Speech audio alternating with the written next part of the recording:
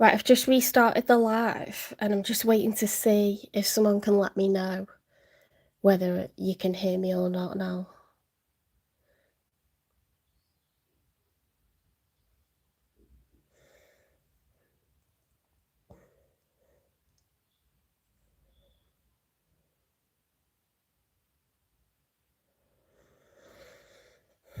So it's the weekly AllSigns love reading. I just started the Aries reading. I've got the Aries card up and I just pulled the first couple of cards for how Aries is feeling. If someone can let me know whether I can be heard, that would be great. I don't think anyone's come in yet.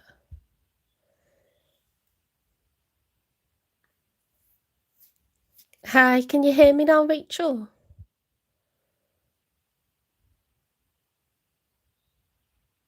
Okay, good. I hope everyone comes back in. So the cards that we got out for Aries are must have just glitched when I went live. The Two of Pentacles reversed and the Two of Swords reversed.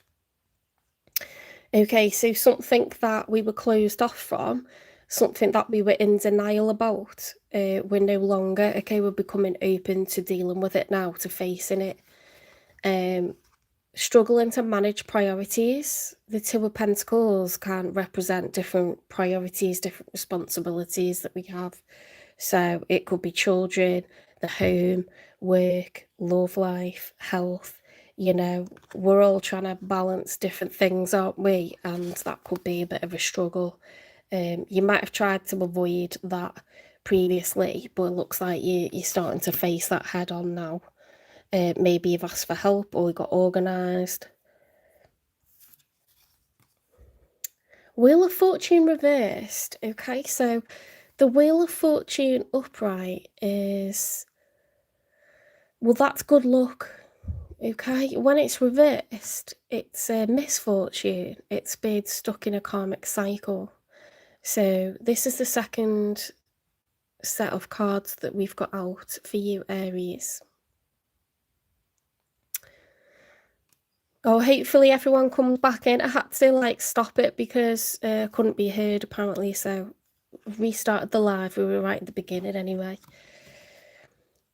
The Wheel of Fortune reverse. Yeah, so we're getting bad luck. We're getting karma because you could be ignoring red flags in what someone else is doing, what a lover is doing, or a love interest. Or you could be acting toxically towards someone. Okay, so that needs to be addressed. Let's get one more.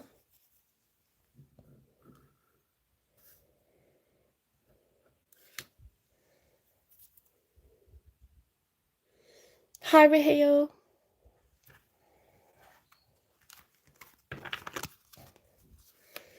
This is the Desert Dreams Tarot deck. The box is in the background there. Very, very nice. And we've got the Egyptian cat oracle deck. I've got a new cute little Disney type lantern that reminds me of like the dirham coins. And what else have I got? I've got a new romantic love oracle card deck as well. I've got loads of new stuff, but I'm not going to give it you all at once. We've got to space this out. Right, one more for how Aries is feeling.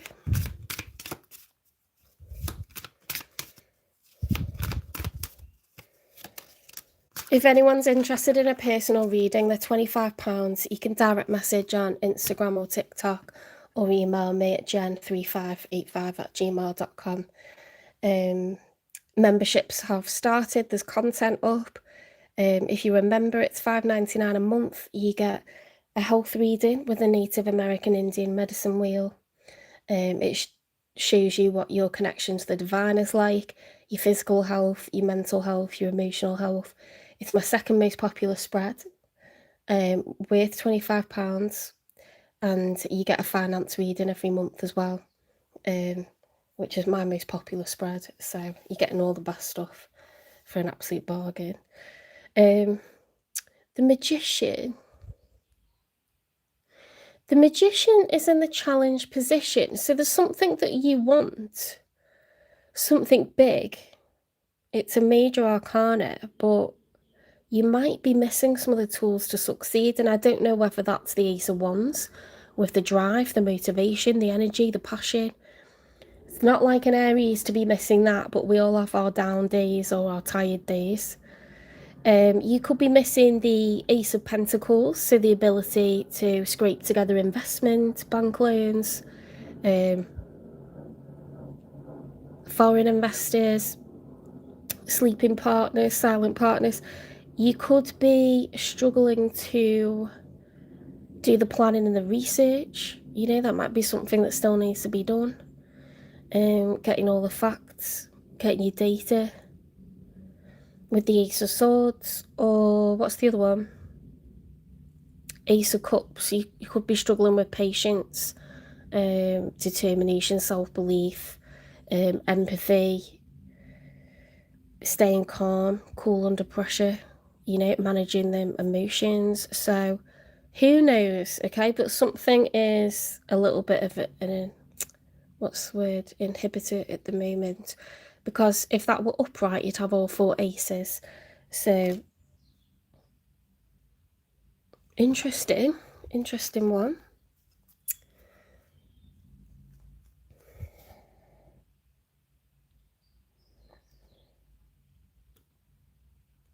Right, I don't know why you're spamming.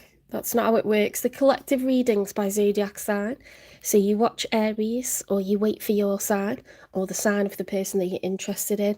You need to watch each week, okay? Because my attitude towards relationships this week is going to be very different to how it's going to be next week, okay? If I am grieving the death of someone in my family, I'm not going to be thinking about sexy times, okay? If I lose my job, I'm not going to be offering myself to another, presenting myself to them and their family, you know, for a relationship. So external circumstances change, okay, and that affects whether we are open to a relationship or not, okay? Sometimes we have arguments with people and we go right off each other and it's just temporary. So don't ask for a card pull, don't ask for a question to be answered, because I don't do that. I read energy week to week, so you need to follow the long-term narrative by watching your sign and or the sign of your person, okay? My readings are about 45 minutes minimum per sign. So if you want a Taurus reading, come back in half an hour. If you want the Gemini reading, come back in an hour and a half. Okay. Same for like the other signs. I'm only going to do 6 signs tonight because I can't sit for like over 6 hours. I can't do that. I can't sit for 12 hours. So I'll spread the other signs out across the week. Okay. So if you want Libra or any signs after that in the zodiac wheel, I won't be doing them tonight. You're welcome to stay and watch anyway. Or you can click out of this live and look at my last lives. They should be time stamped. Or you can look at the individual readings. I split them up and put them on as individual readings as well. So that'll be in the love readings playlist. Otherwise, keep me company and stay on.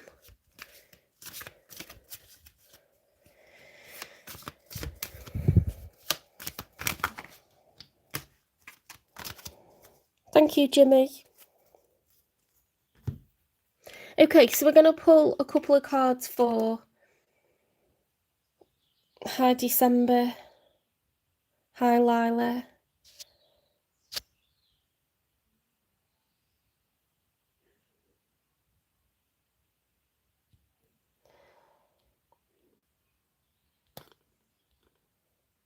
I'm just going to hide anyone that's spamming because I've only got a tiny little window where I can see the chat. And it makes it really hard for me to like say hi to people if you like use up all the space by spamming questions, and I don't like that anyway. Hi Matthew. Okay, so Aries, we've pulled your cards. Now I'm going to pull the cards for the one that's showing up for you. So this is someone that you're thinking about, someone that you're actually dealing with, or someone that you're manifesting in the future. So we've got the Hierophant reversed with the Queen of Swords upright. Straight away, this is giving someone that wants to break up or divorce. The Queen of Swords can be a card of severing ties, bringing connections to the end. Hi, Shamika. I hope I said your name right. Tell me if not. With the Hierophant reverse, they could be a Taurus or they could be an air sign. They don't have to be. This could just be them feeling like, you know, instead of them being the wise one, they've gone against their better judgment with something, and now they're cutting contact, they're cutting the relationship down, they're severing ties, okay? So Queen of Swords is, you know, air energy, Gemini, Libra, Aquarius. I'm analysing the facts, I'm dealing with the facts, doing my research, I'm speaking the truth, I want honesty. It's not lovey-dovey, it's not weak at the knees, it's not, oh, I'm so emotional, woe is me, please stay. It's nothing like that. This is very like, I want the facts, I want the truth, and I want it now. It's a bit brutal, okay? With that Hierophant card reversed, it's someone who feels duped. They feel like they've made a stupid mistake and that mad at themselves. And okay, they think the mistake is the relationship with you. And I don't know if it's because you haven't got enough time with that, struggling to manage priorities, find balance. I don't know if you if you're distracted, you just haven't got enough hours in the day once you dealt with the kids and, you know, work. Perhaps you've got no energy left, you know, to date or whatever. So sometimes people can feel like they're wasting their time. I mean, that can happen in relationships, can't it? We can get complacent. Let's get a couple more cards out. Hi, Anthony. You're watching from Dubai. That's cool. Look, I've got a whole Arabic theme going on. Doesn't that look like what people drink their tea from? Looks like the dirham coins, doesn't it? I used to live in Dubai. I hope you're managing to stay safe. It's scary times, isn't it?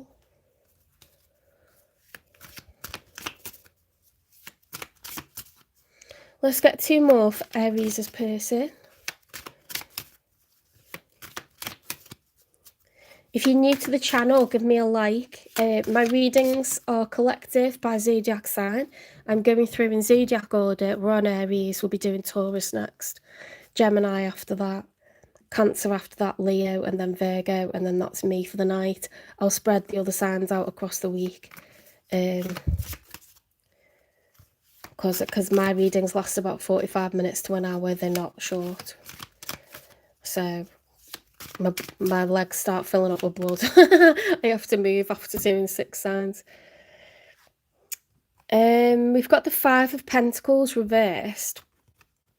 The Five of Pentacles, when it's upright, is someone who's poverty-stricken, they're destitute, okay?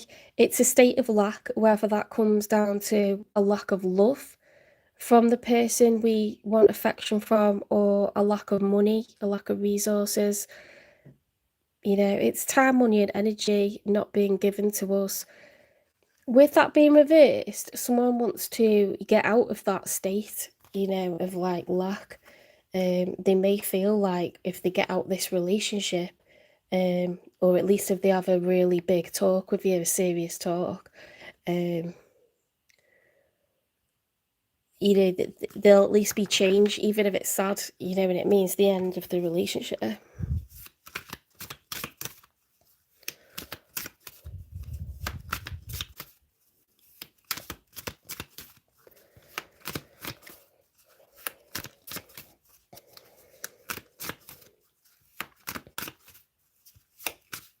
I think someone's looking for more attention from you.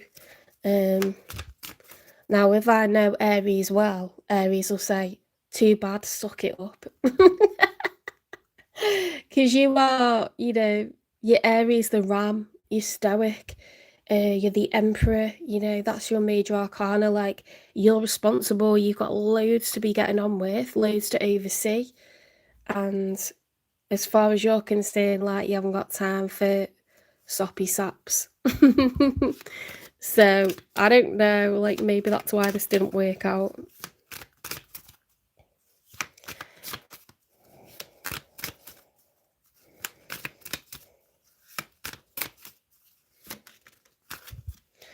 Seven of Wands is the challenge. So this kind of defensiveness, this kind of competition. These cards are beautiful, aren't they?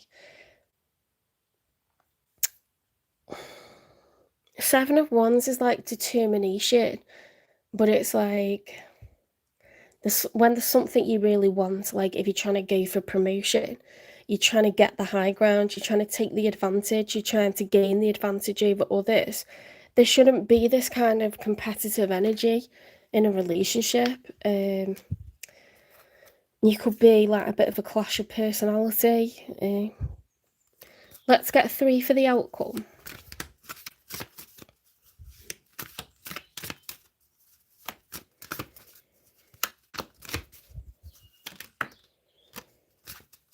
We've got the Justice card and another one flipped out with the 6 of Cups. What is going on here? Okay, so the Justice is the major arcana for Libra.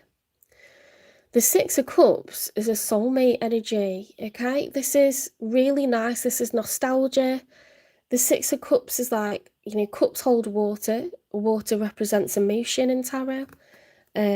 These are feelings that have built up over years. We can feel like, even when we've just met someone, we can feel like we've always known them.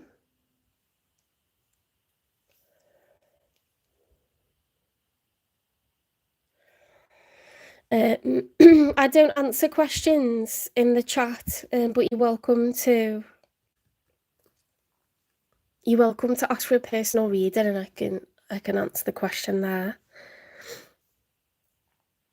If you want a personal reading, you can email me. It's in the channel description, but it's £25, okay? Because these are love readings, and I use the time to deliver those, so I'm not going to interrupt it, okay? Yeah, so it's soulmate energy. You can feel like you've known someone for a lifetime, or you can actually know someone, you know, since you were born. Like sometimes you get a brother and sister on these cards. It's when you hold someone in such high regard, like they become your family. You make a little family with your partner in life, don't you? So it's a really nice, positive combination here. So something's going to be made fair, something's going to be made right, something's going to be made just when it comes to a soulmate. That's in the outcome, guys. Now that's a card for Libra, and we've got a card for Taurus. So I don't know if you're dealing with a Taurus or a Libra, or it's just indicating like what is happening in the reading. If it's more about, you know, like what that card represents. Let's get 2 more, because they were a combo. So we get 2 more cards for the outcome, and then we'll clarify and get messages and some advice.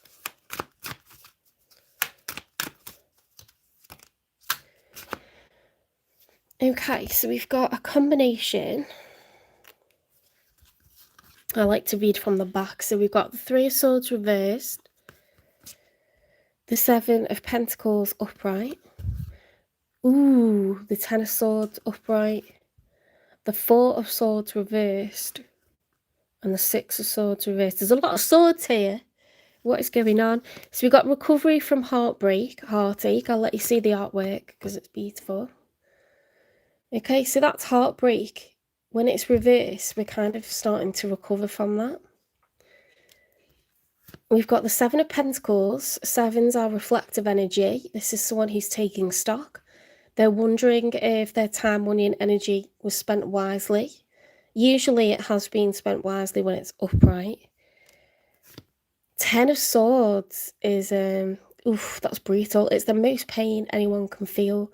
In tarot, the numbers run from 0 to 1 to 2, all the way up to 10, and then they have to reset back to 0. We can't sustain any more pain than the 10 of Swords, okay? It has to stop. So the good news is we've reached the end of a cycle. The 4 of Swords reversed is a restlessness, okay? Because upright, it's taking much needed rest. It's meditating, it's lying down, resting the body, resting the mind, okay? Because it's needed. It's like between battles, you've got to, collapse and sort of lay down your sword, lay down the armor, remove it. You've got to recover a little bit before you keep on with the battle. So when it's reversed, it's like refusal to rest, like it's a restlessness. The Six of Swords reversed is unfinished business. I can't get over this. My emotions are, they're with me everywhere I go. I can't stop thinking about it. I can't get over it. I can't move on. Six of Swords is moving on. Six of Swords reverse is I can't move on. Okay? So we've reached the end of a very painful cycle. Someone's not saying that they malinvested. Okay? They're starting to see the light. But what they want is, I don't know if it's you or them, but they want this crazy thing called love to work out. So let's get another one, because they were one big combination.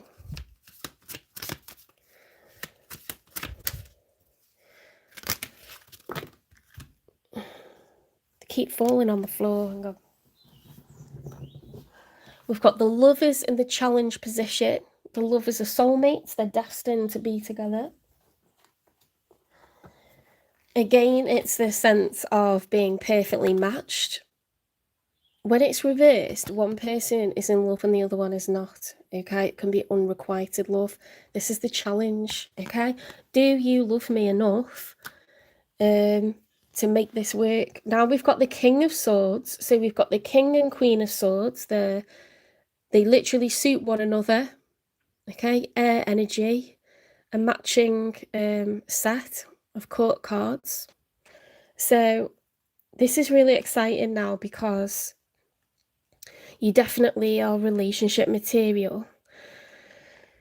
Now we've also got the King of Pentacles upright, the King of Cups reversed, and the Page of Wands upright. What is going on here? With the Lovers as the challenge. King of Cups reversed is someone who's over-emotional or under-emotional. The King of Pentacles is someone who likes reliability, they like predictability, they like to feel secure in the relationship that they have. The King of Swords is someone who's going more logical. So we're thinking with logic and practicality. We're trying to take emotions out of it. They want a rebirth, but I don't know if they know whether it's going to be with you or a new person. They just want change. Look, we've got the Queen of Wands and the Ace of Pentacles. Wow, new beginnings. Something we've actively manifested. The universe is meeting us halfway. The Queen of Wands is... Did we have the King of Wands or not? See, we haven't got the King of Wands. We've got the Page of Wands.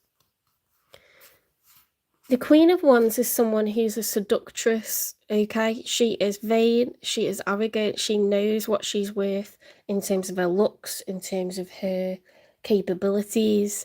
She's wily. She can be seen as the other man or the other woman, okay? She knows how to take down her bait, take down her prey.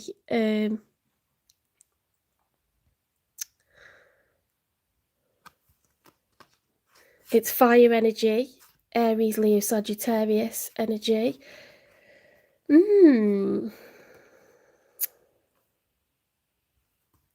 Why is it Queen energy?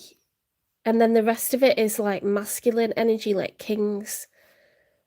There's 3 kings there. So someone would be an emperor, but they actually want to be chased. I think this person's looking for a sign. If it's them, they're looking for a clear sign from you. Oh, hang on a minute. They had the Queen of Swords. See, this must be you, because you've got the match to that, which is the King of Swords. And if there's 3 kings, then you're the emperor. You want to be courted traditionally. You know what you're worth. I think you might ask them for a new beginning, and this is going to feel like justice to them. You might be like, no, you don't. Where do you think you're going?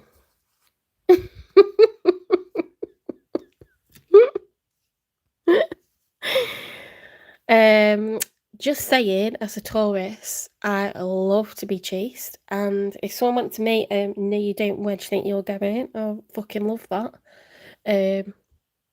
So let's hope this person likes that, because they're showing up as Taurian energy, aren't they, with the Hierophant? They're going to be pissed. If they feel neglected, they're going to be pissed if they're a Taurus. They need attention, okay? So you kind of like stepping up into your masculine role and approaching this person is it's gonna be like exactly what's needed. And we have got the Justice with the Six of Cups, okay? So this person's very hurt and they need hi Earth Angel.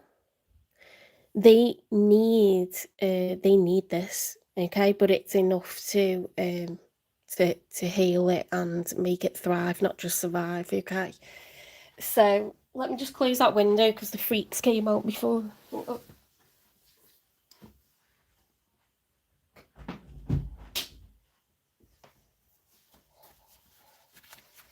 Someone was walking around absolutely off their head drunk, and it's not that kind of area. Just saying. So I was a bit taken aback. But we're on ground level and I don't want the window wide open if there's freaks walking around. I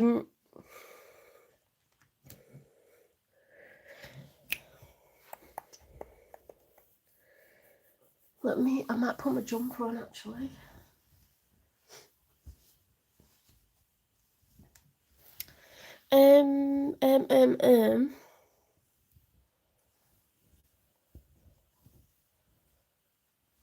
I'm going to use the new Oracle deck.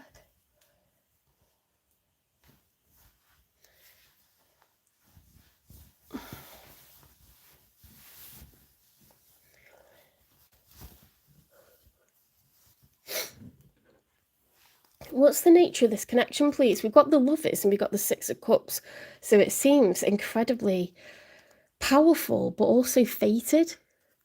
It seems like you made a contract with one another in the 5D and agreed to carry it out in the 3D. You could feel like you've known this person your whole life, and they could feel like that with you. Oops. They're a bit bent these. Oh, I'm excited to have something new to play with.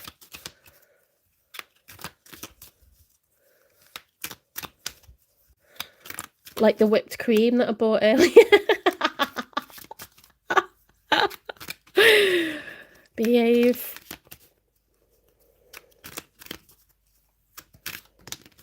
Ow, they're really sharp.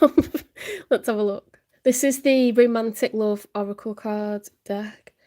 Celestial signs encourages you to notice synchronicities and signs from the universe. Ooh, this is definitely fated. Sexy sunset.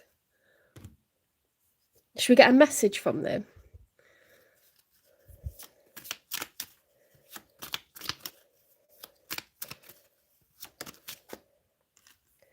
Tears, when I think about you, I cry. Oh. Oh, they're going to be so happy when you come, like, galloping in on your horse, Aries. Let's get a confession from them.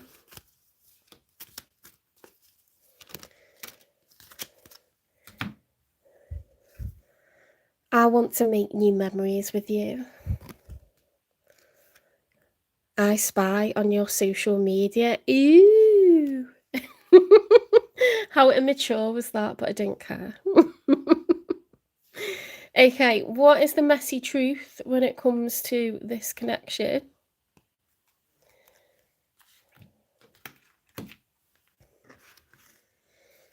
This is the Messy Truth deck. I absolutely love it. Only when convenient.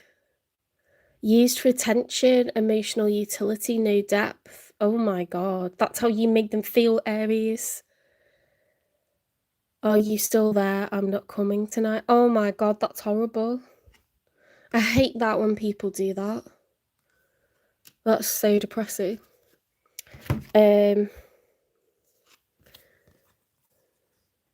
Nothing adds up. Inconsistency, suspicion, gut knows.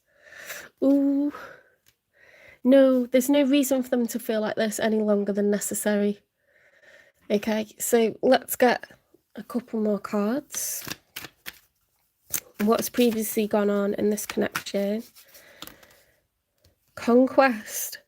Just another notch in the headboard or the real deal. Actions speak the loudest. They're waiting for a grand gesture, Aries. Like, they're waiting for that, like, you know, rom-com movie moment where you chase after them, like, in a taxi in the pouring rain, or, like, run down the street, or get to the airport before they leave. Throw rocks at their window. I've always wanted someone to do that, but my dad would kill them. Not because no one's allowed to meet up with me, but because he didn't want rocks scratching his window.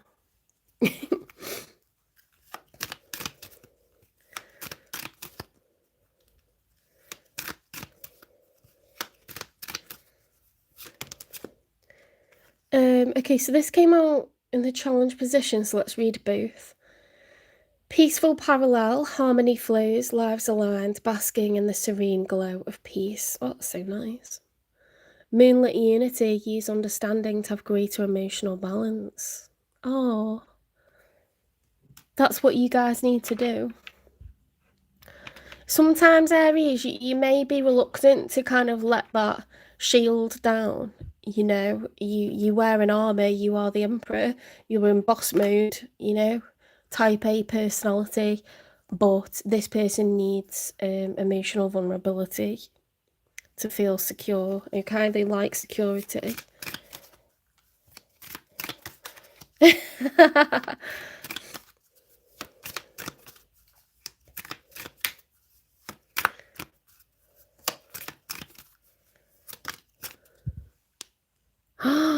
Have you been keeping them a secret, Aries? They wanna, I tell you what, they don't want a relationship in the shadows, okay? They want to go steady. They want to put a label on it. They want to lock it down. They want to be exclusive. They want to be out with you and feel proud to be out with you, you know, like all of this.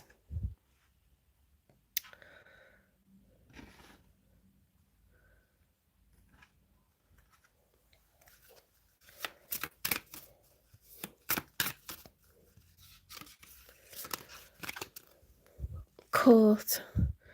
Red-handed. Caught red-handed, secrets exposed, surprised, shocked. They think you're seeing someone else. Or they know that you're flirting with other people or keeping your options open. The roles could be reversed, but basically this is like, these are the issues that are coming up, okay? Could be trust issues if you're not, you know, talking to anyone. They want to make sure, like, they want to know. They don't feel like you've got that situation on lock at the moment.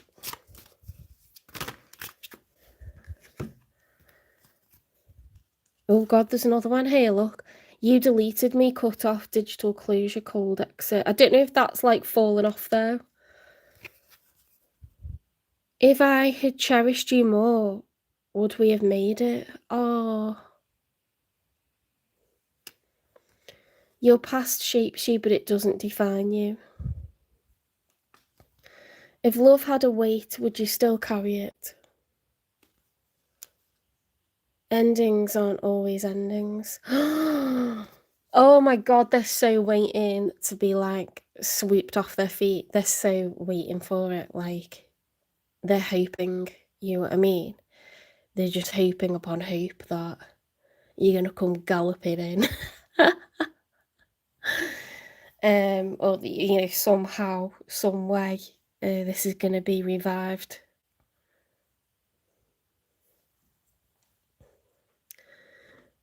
Oh, I know what I'm missing.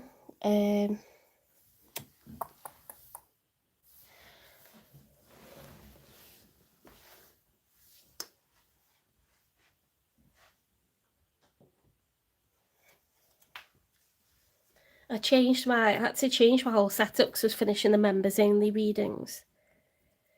That's freaking me out. What's that on the floor? Nothing. I thought I'd stood on a spider or something, but I don't know, something else. I think it's a coffee splat. Hi, Sarah. Yeah, we've got mods in the house. Why is this happening now? This is the Whispers of Why Oracle deck. Why is this reconciliation happening now between these two lovers? I mean, it says it's destined. You might be noticing signs and synchronicities. This is like a contract that was made in the 5-day. Yeah, you're destined to be together. I'm just on Aries. Okay, it says because you're holding on too tightly. So, you know, we were talking about emotional vulnerability and you being in emperor mode, you know, stoicism, keeping like your vulnerability like hidden. Don't do that, okay? Because people feel like you don't care that much or you haven't really got room for them in your life. You know, sometimes when we're fiercely independent, it's intimidating to other people because they think, well, they don't need me. I'm just going to like, you know, be something that they like it, but they don't need it. What do I really bring to this picture? You know, it's already complete kind of thing. So, you can keep being, you know, a force to be reckoned with, whether you're male or female, but sometimes the other person needs to see where they fit in, and if you don't say it, they'll assume that they're not needed, you know, that they're surplus to requirements. I think you need to say it or show it somehow, you know, be explicit.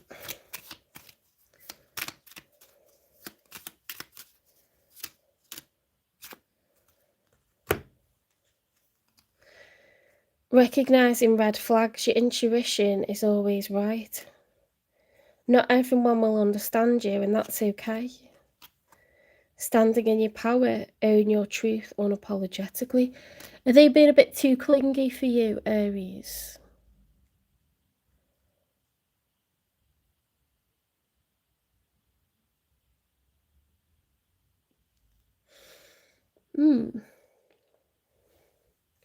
Let's get a message from the universe.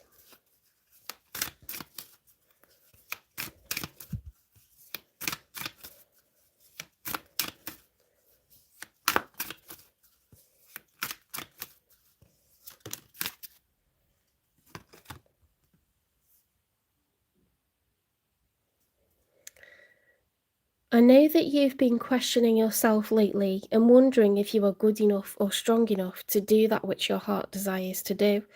This message is here to remind you that you really are more than capable of doing it.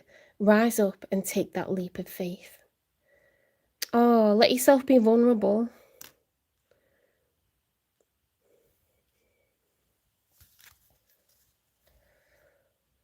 Maybe you're afraid to, like, if you've been independent for a long time, maybe you're afraid to, like, you know, be half of something again, because then you would feel like codependent on someone rather than fully independent. But you won't be, you know, if this person adds stuff to your life, then it can't be wrong.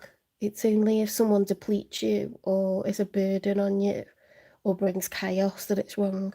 Okay? Don't be afraid. Let's get chakra whispers.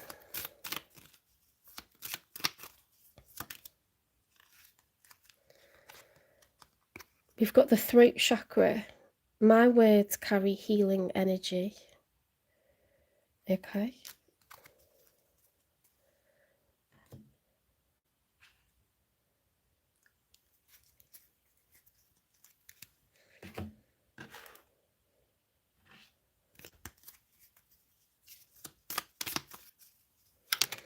Let's get you some advice. My potential to success is limitless. Visualize your version of success for 5 minutes, okay? So don't think about what could go wrong. Think about this relationship and being a power couple and being two people that enhance each other's lives, okay? Because it does seem to me that this is destined.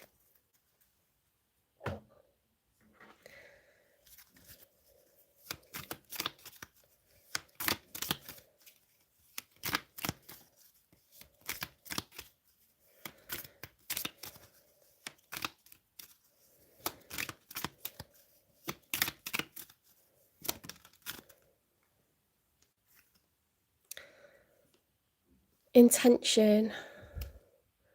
What if the only resolution you made was to love yourself more?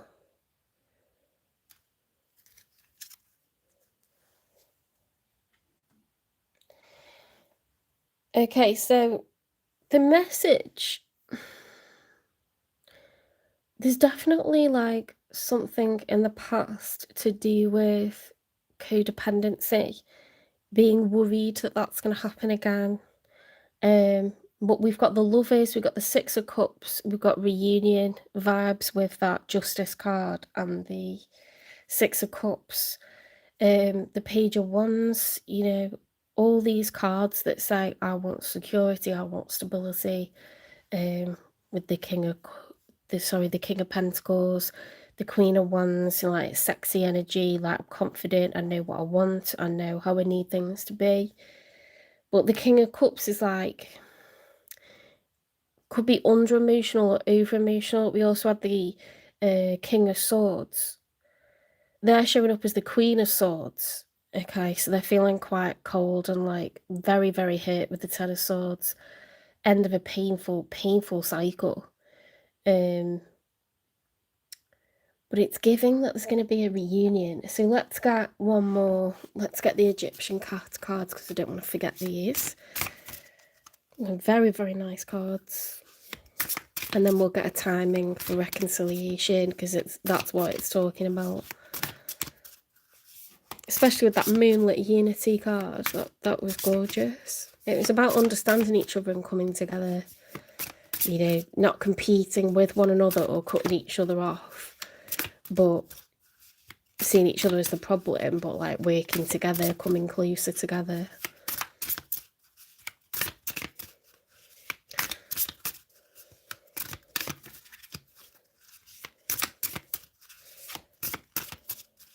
Advice for Aries, please.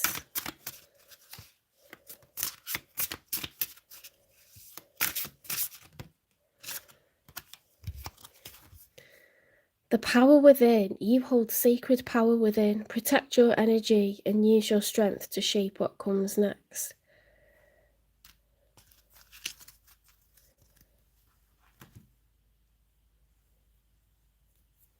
Seems to me it's talking about speaking positively, visualizing the relationship being a success. Think about, you know, what it would look like if it was like its absolute best and what you want it to be like, and, you know, speak it into a reality. Let's get a timing for reconciliation, a timing for reunion, coming back together as lovers once again. In August, okay, it's going to be the summer of love. Okay, so in August, it looks like there's going to be a rebirth for these lovers, these two people that are fated to be together. Endings are not always endings. Okay, that was your reading, Aries. I hope you liked it. Please give it a like, share, subscribe, follow, repost, support the channel, hype the channel, and I will see you in the next one. If you want a personal reading, you can direct message on Instagram or TikTok, or you can email me at jen3585@gmail.com. Personal readings are £25. You can pay by PayPal or directly. I'll give you my bank details.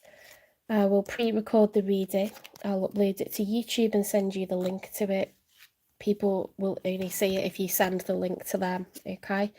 completely confidential, but it means you can watch it on the telly as well as on your phone or your iPad or your laptop. With it being on YouTube, it's nice to watch it like that.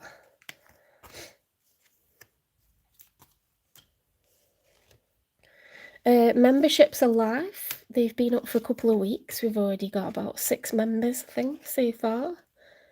You get a monthly finance reading, a monthly health reading, and how to read tarot series. Okay, so the health readings, the finance readings are up, and I'll be putting up some how to read tarot videos soon.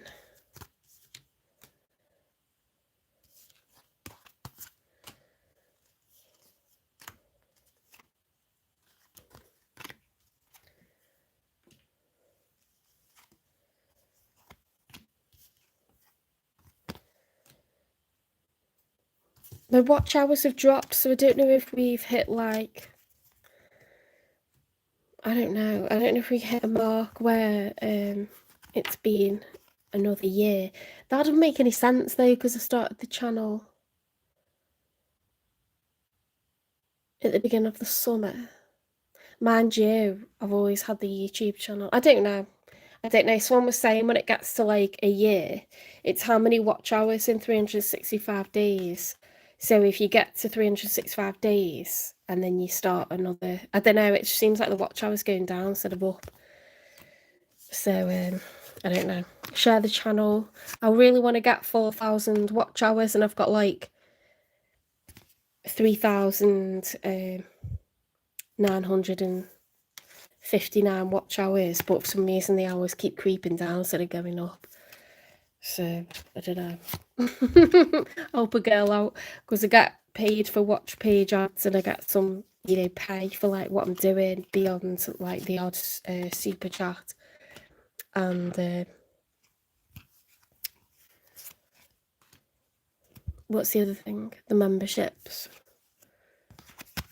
It would be nice to get paid for, ad clicks, because I do spend a lot of hours doing this and I love it, but it'd be nice to get some payment for it. Done 2 years of graft, and I was so close. I thought, oh, it'll be in a few days, and like it was going up and up and up, and then it started to go down again, and I'm like, what is going on? Very frustrating.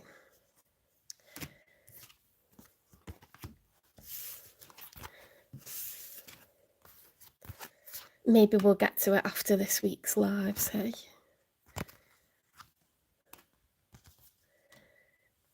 Okay, on to Taurus. I didn't do my nails because I've got pottery tomorrow, so they're going to end up getting wrecked anyway.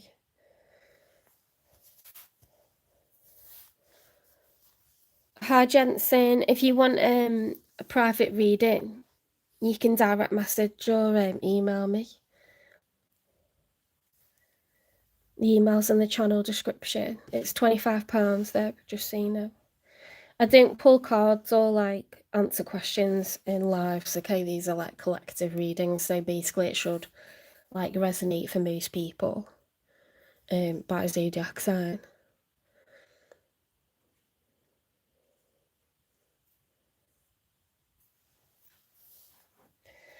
Right, so we've got the Taurus card. Let's secure that in.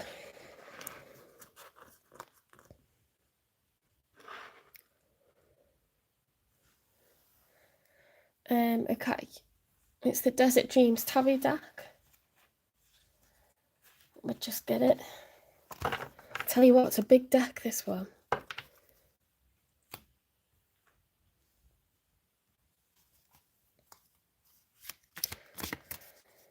Hi, Ingby.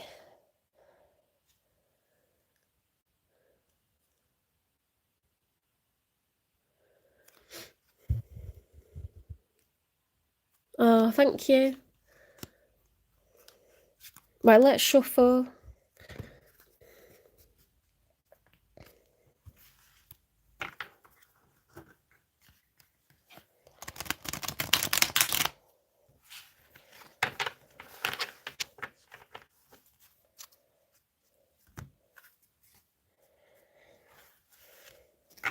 Yeah, a lot of channels won't do advice just to keep it shorter, but I like long readings, you know.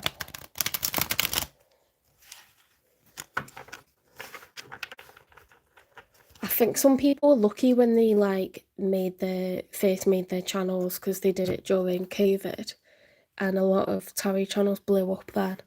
But I mean, there's still like plenty of room in the market. It's just, I think it's a growing platform, isn't it, for tarot, but could be getting to saturation point. I don't know. I think there's so many channels, it's hard to get into the algorithm. So hopefully by being live for a long time at the top for longer.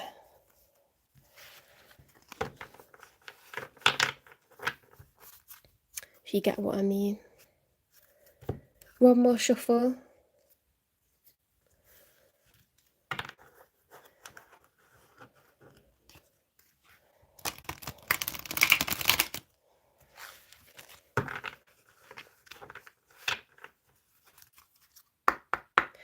Spirit guides, universe and angels, please stand beside me and guide me for Taurus's highest good. How is Taurus feeling in this final week of March 2026 with regards to the one they're thinking about, dealing with or manifesting in? 3 cards how Taurus is feeling, please.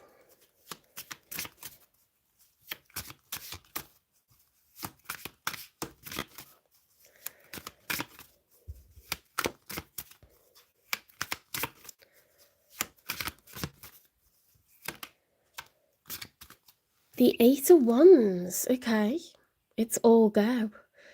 So the 8 of Wands is fast action, progress, fast communication. Okay, all guns blazing there. The torches are lit. Something's progressing nicely and you're happy about it, Taurus, in your love life. Oop. The 2 of Cups is in the challenge position, so you might be unsure whether you could be really excited and you could feel like there's progress. Perhaps you're back in touch with somebody, but you're not sure if they feel the same as you do. Okay, you're not sure because it's in a challenge position. 2 of Cups is the beginning of something. It's when you're first dating or you're first involved with someone and there's a lot of passion and excitement and thrills, but you just don't know how strongly they feel about you or whether they're on the same page as you. Okay, so that's what's challenging at the moment.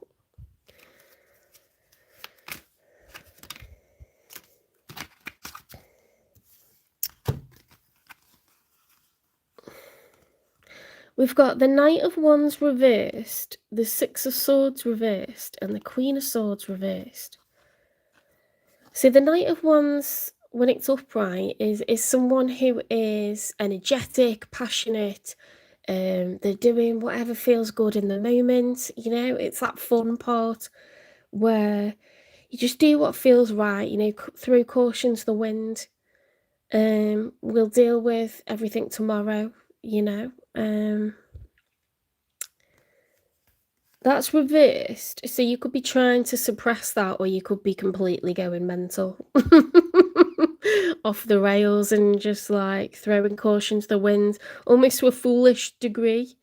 The 6 of Swords, when it's upright, is being able to move on, you know, to sail into calmer waters, to feel the sun on your face and to be calm, to, you know, be slow breathing deeply, to lie back and rest, knowing that water is well and truly under the bridge. You could feel like there's unfinished business. You can't quite get something situated or dealt with, put to bed. The Queen of Swords reversed. Now, the Queen of Swords upright is a very kind of transparent energy. Let's cut the crap. Let's have open talks about this, dealing with the facts, wanting the truth, the whole truth, nothing but the truth. you know, logic, reasoning, planning, strategy, you know, life's a game of chess. It's that air energy, Gemini, Libra, Aquarius. When it's reversed, it's using that intellect against people, okay? So it could be like, I'm going to block someone, or I'm going to ignore their messages, or I'm going to say things to manipulate them, to persuade them to my point of view. It's using powers of communication against someone, using the facts against someone. So, bit of a tricky energy there.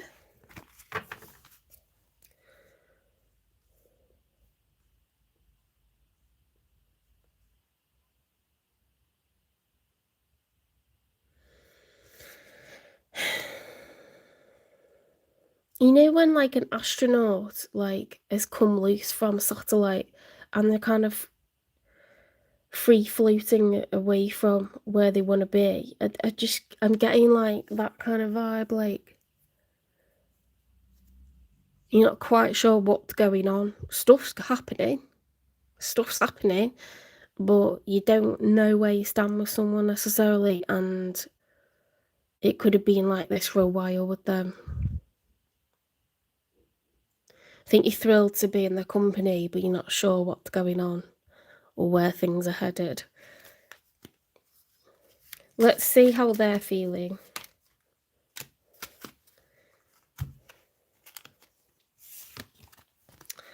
They've got the King of Swords. Okay, so we've got matching, we've got counterparts, okay, because we've got the King and Queen of Swords.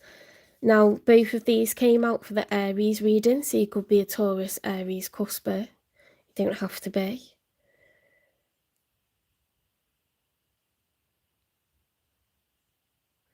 Who was who? You were the Queen of Swords, weren't you?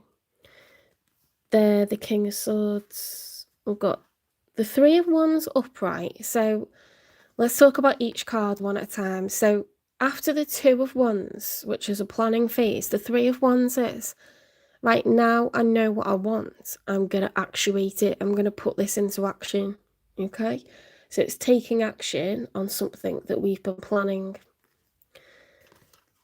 The Three of Pentacles reversed is, well, when the Three of Pentacles is upright, it's everyone putting in, it's teamwork, everyone putting in increments of time, money, and energy to make something work.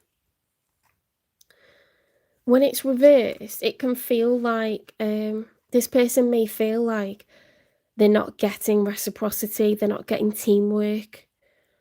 Something's more difficult than it should be. Because this is their feelings on this side. It's how they feel about this situation. King of Swords reversed.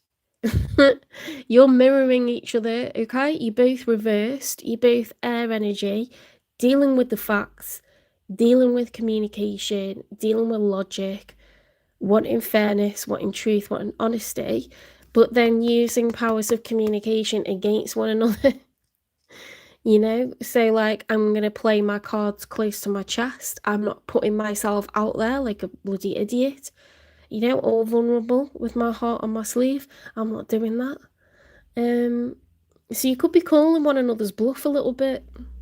But the hilarious thing is, they want to take action. And you want to take action.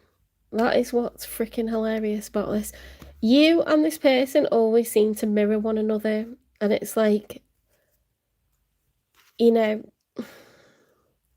you can't have insurance for everything that you do in life. You know, sometimes you just got to throw caution to the wind and go for it, or, you know, put all your cards on the table and be like, I'm in.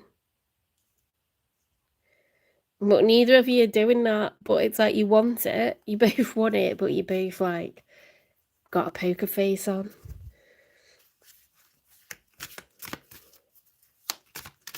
You seem to be dancing the dance, okay? There's some sort of like contact interest and involvement at the moment with this 8 of Wands energy and the 3 of Wands energy. Again, they're both fire energy. They're to do with taking action. You can't have the same card twice, but they're both progress. It's mutual, guys. There's mutual effort being put in, but you kind of hide. It's like you're wearing a mask. You kind of hiding yourself emotionally a little bit. 8 of Cups reverse, 6 of Wands upright, and a 5 of Cups reverse. So someone doesn't want to lose you, Taurus. Okay? The 8 of Cups upright is when you walk away from a relationship. The 8 of Cups reversed is when you try to stop the other person from leaving. So they don't want to lose you, okay? They want to persuade you that, like, you're like, to keep seeing each other, you're to keep being involved. This connection needs to continue. The 6 of Wands is success, victory, recognition, feeling like you've just won the lottery, you know? Like, we've made it, I've got there, I've got what I want. It's a really nice, you know, look at her, she's just living her best life. Really nice card to have upright. The 5 of Cups reversed is a positive reversal. So the 5 of Cups is, you know, grief, sadness, loss and regret. They're coming out of that state of grief now, the state of sadness, regret. They feel amazing because they've got you back. They've got you back. There's no need for them to feel down anymore, you know. They're on top of the world once again. Let's get 3 for the outcome. Oh, wait. Were they a combination? So we need another one for how they're feeling, don't we?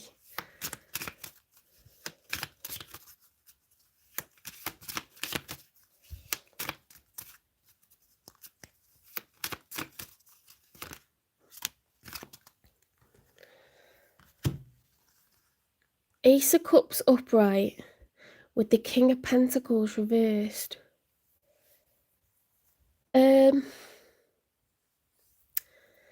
They're choosing love over money. They're choosing love over stability. This person's in a very romantic mind space, okay? Whatever they're getting out of this in terms of emotional fulfillment, it comes at a cost for this person, okay? They don't have the security that they once had. They don't have the safety that they once had, but they don't care, okay? This is what they're picking. They're prioritizing well-being that comes from emotional fulfillment, emotional well-being, okay? They could have Earth in their chart if this is like one of their sort of main concerns for them. Let's get 3 for the outcome.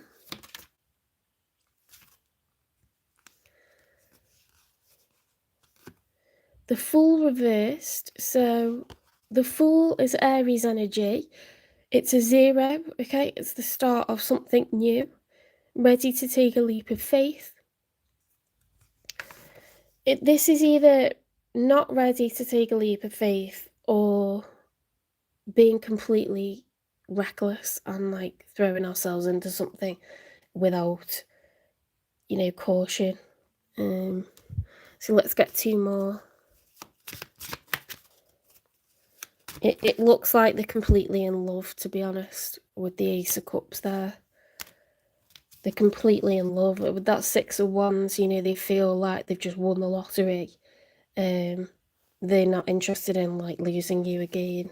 They're so happy to be back on.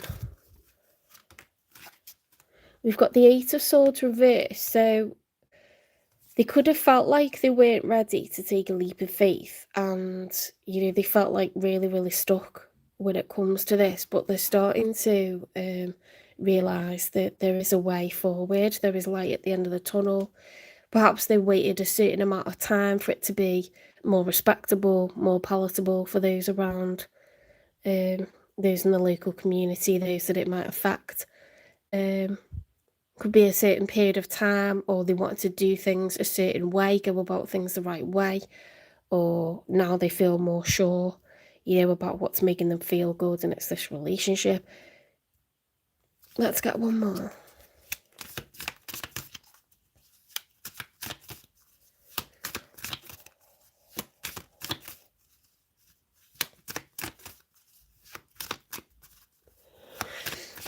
Oops, jumped out of my hand.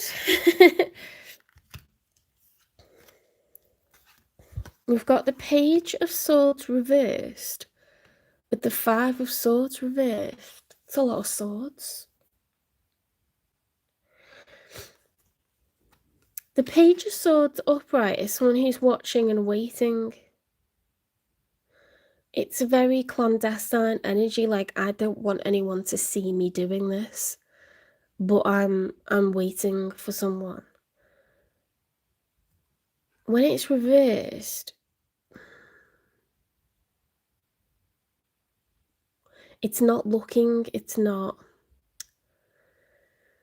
when you're like, this will be like looking at someone's social media or keeping an eye, trying to ask around about you. They're not doing that.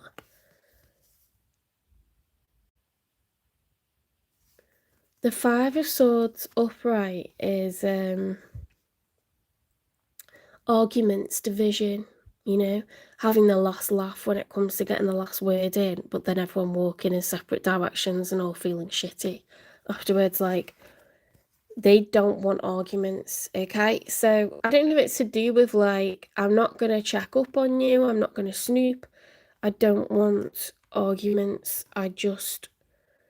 well, if you're not having to check up or find shit out, it kind of says trust, doesn't it?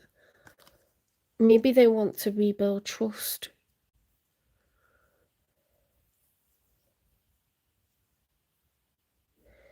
Maybe there's more trust this time around, there's less arguments, there's less fallouts, and so it feels more stable, easier, effortless.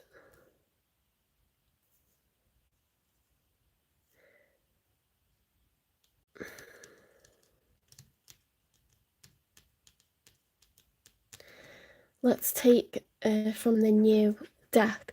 What's the nature of this connection, please? This is the Romantic Love Oracle card deck.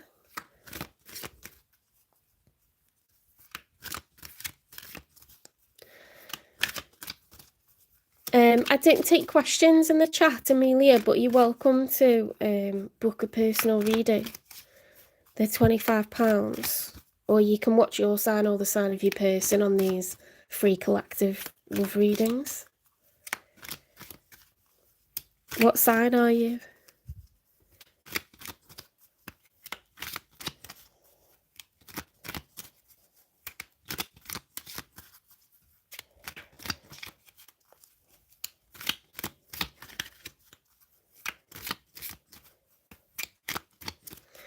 What's the nature of this connection, please, for Taurus and the one that's showing up for them? Love's alchemy and journey within. Let's have a look. Oh, this is hard to read because it's on a light background. Love's alchemy symbolizes the transformative power of love to turn challenges into growth. Ooh. Well, that's like through finding one another, you kind of becoming better versions of yourselves. It's very like twin flamey, that, isn't it? Journey within encourages introspection and self-discovery to enhance your bond. You're learning how to be calmer with each other. You're learning one another's personalities. That's kind of cute, I really like these cards. I think they're visually spectacular. You're getting to know each other better, and you're learning how to manage one another and read one another. I think there could have been like poor communication previously because you were both not wanting to be vulnerable. That's what it seemed like. You kept mirroring each other and not talking to each other, or arguing. but you might be starting to understand each other better now.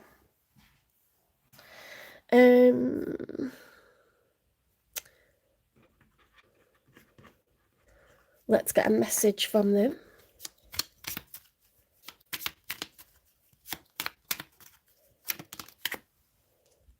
Father wounds.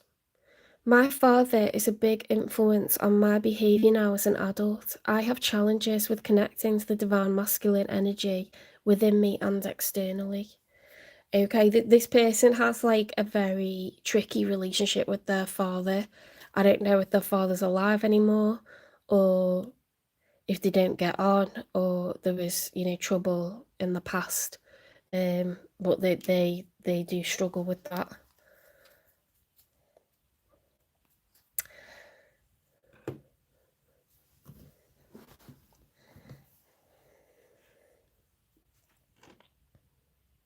Should we get a confession from them?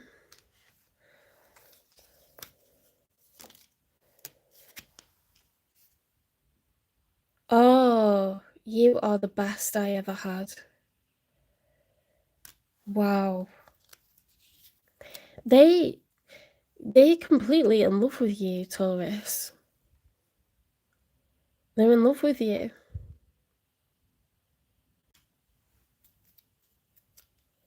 This connection is healing, it's growing, it's evolving in the right way.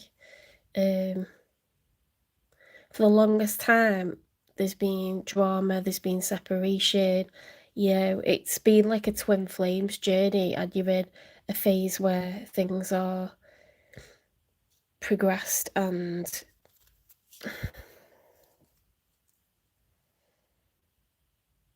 oh yeah, make sure you get your sleep. I'll still be here. You can come back to me. Thanks, Earth Angel.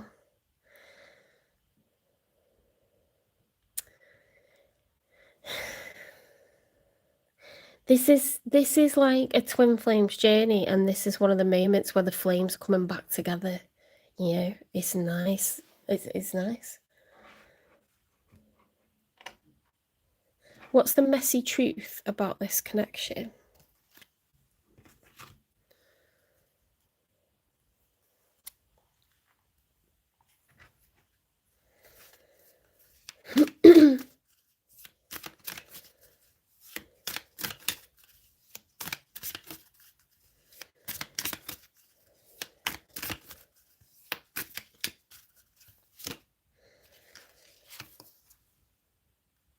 I never meant enough, unseen, unchosen, rejected. Okay, so at one point or another, one of you or both of you has felt rejected. Okay, like you're not good enough.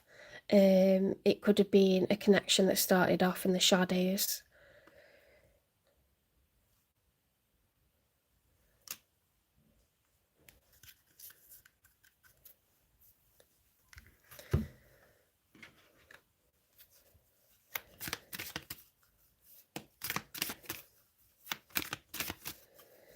It could still be a connection that's on the DL, you know, but it doesn't always mean because things are being done that way that it's because you're not important enough to be out in the open. A lot of people will say that as if it's just black and white, but if there's other people to think of that would be hurt by the situation, then you can't just do it, you know. It's not about victims and villains, it's about being responsible, being mindful, considerate, and doing things the right way. There's the right time to evolve things and go public with stuff, and this may not be it for reasons of protecting others. Okay. Forgiving, they didn't mean to hurt you, but you are holding on to it. Forgiving helps you to get past it. Okay, so one of you or both of you was very hurt in the past, and yeah, it could be time to let go of that. We don't want to resent it, you know, like if this was in the dark at some point, maybe that person was taken or you were taken or both. This person does not want to lose you again. They're in love with you. They feel wonderful. They're prepared to lose the stability that they had to be with you. You are divine counterparts. You know, you're the king and queen of swords. You are matching suits. You literally match one another. And the confession is, you are the best I ever had. Loves alchemy. There's literally natural chemistry here.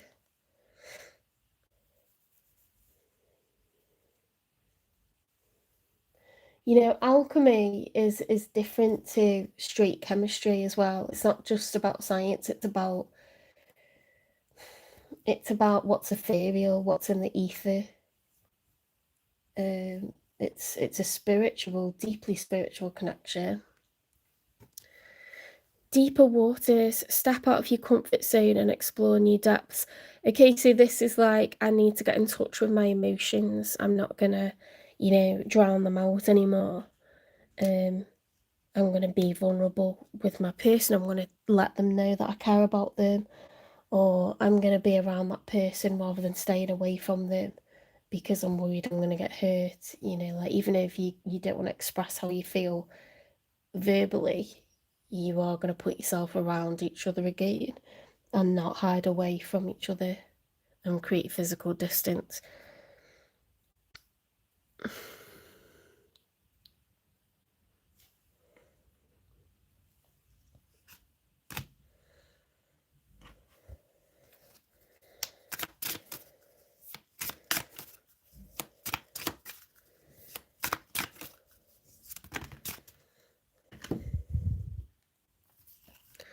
Emotional intelligence.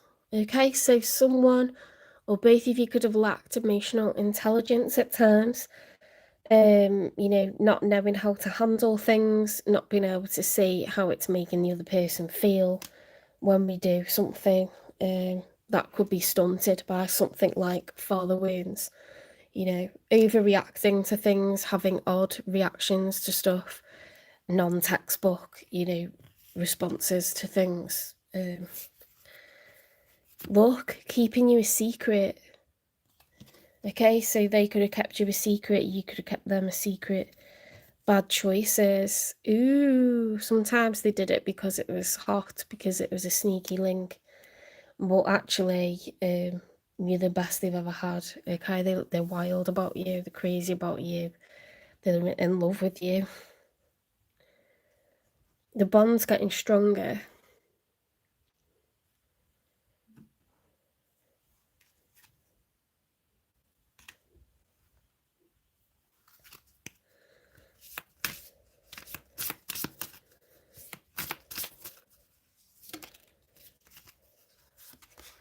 Intimacy, passion, coming into union, chemistry, missing you. Okay, so basically, it's really, really good when it comes to intimacy. There is no doubt about that. We've got alchemy and chemistry, you know, coming into union. You're the best I ever had. Emotional intelligence, you know, starting to manage to understand one another better. You know, love is blossoming. Why is this happening now?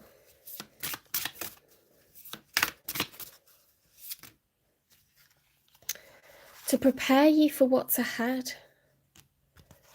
To remind you of your power.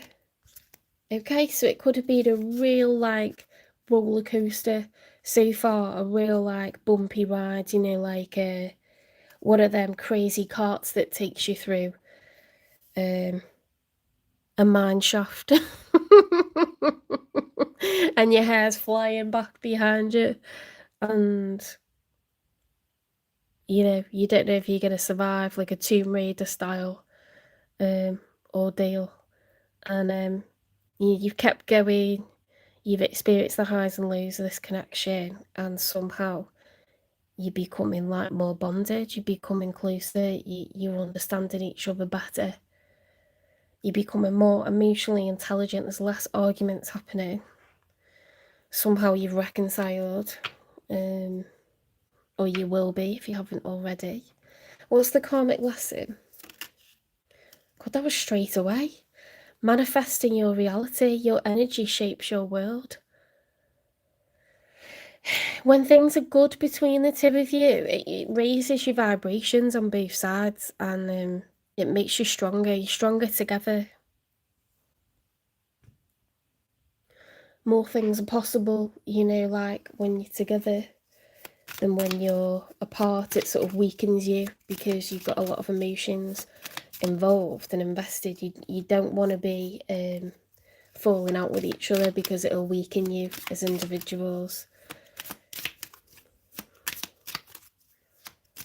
The fact that you'll be distracted, you know, by how upsetting that is, will like make you perform worse in work. It'll make you, you know, like abuse your health. It'll like, it can only be bad for you if you're distressed over, you know, like not getting on with each other. So come together, find, you know, that inner warmth, the light that's bursting out of your heart when you're enjoying everything being calm, happy, you know, together, balanced. I trust my inner knowing. You're going with your gut on this one. You know that this is meant to be, Taurus, and so did I.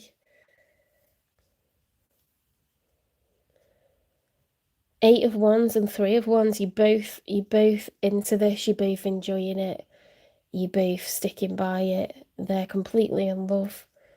You're the best they ever had. Like, you mean more to them than anyone they've, you know, kind of appeared to put before you.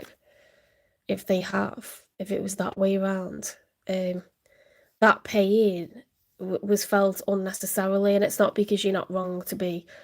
It's not because you're wrong to be upset seeing them with someone else, but that's just like for Facebook's sake. That's just for Instagram's sake. That's just for the outside world to view that. The person who they really love is you.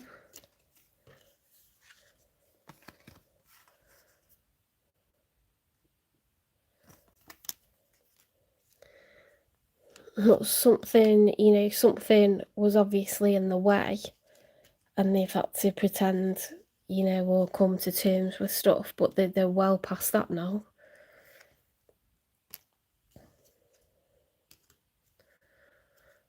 They feel victorious, like to have you back. They feel exhilarated, they feel like successful, they feel seen, they feel adored. You make them feel amazing when you're with them. They're very clear about that. I'm just trying to find all the cards that, you know, they're completely in love. Look, this is how they feel. This is how you make them feel.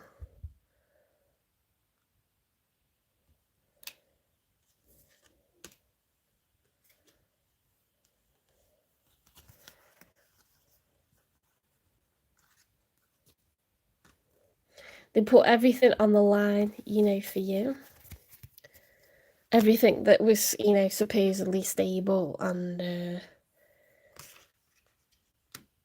reputable, they put it all on the line for you.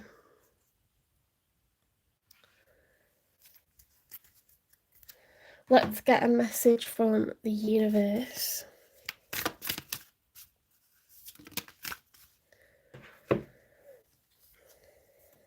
Don't worry, everything you've been waiting for is on its way. Progress is being made even if you can't yet see the results. So much is happening behind the scenes for the creation of your dreams. Trust the process. And it says manifesting your reality. And we've got gut. Trusting your gut, manifesting your reality. You are the best I ever had. Like, you knew that this connection was like special. You knew that wasn't a fling. You knew it wasn't what other people were wrongly identifying it as. You knew that was profound. You knew that this person was going to love you more than they've loved anyone.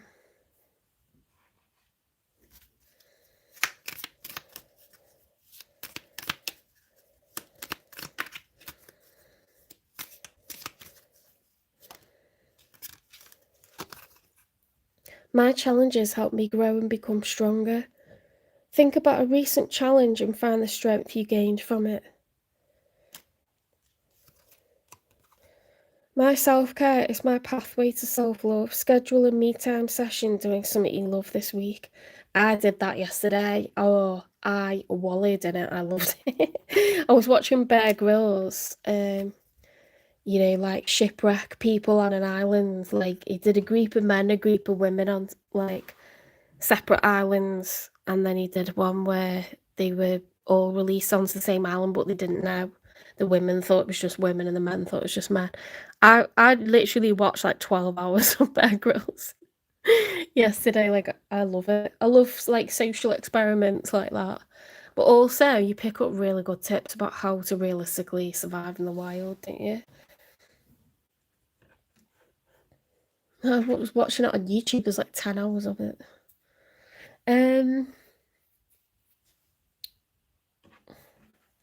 Let's get you some advice.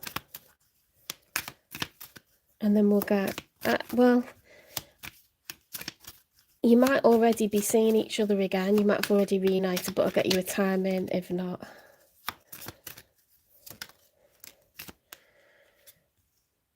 Kindness. What if being kind to yourself really could change everything? Okay, so it looks like, you possibly like turned yourself inside out, or like into not, stressing out about the situation, or like kicking yourself over how it's going, or things that you've said and done in it, or agonized over it, but it's actually progressing, Taurus. Hi, Sadiqa.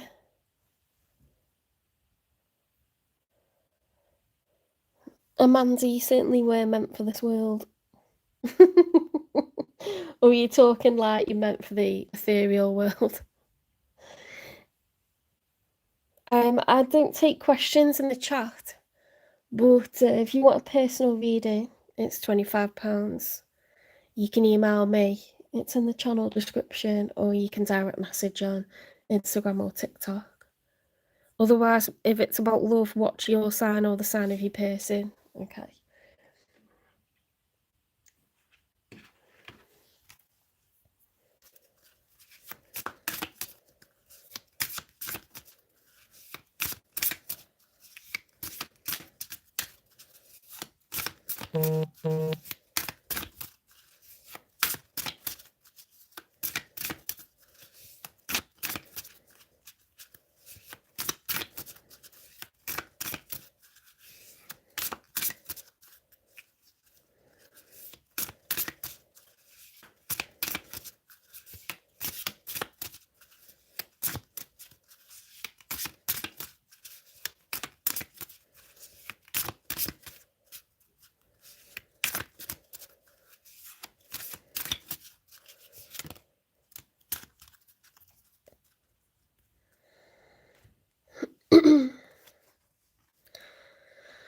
The sarcophagus guard. Guard your sacred space. What is buried or sealed holds powerful energy waiting to awaken. Ooh. I think you're going through some sort of like ascension.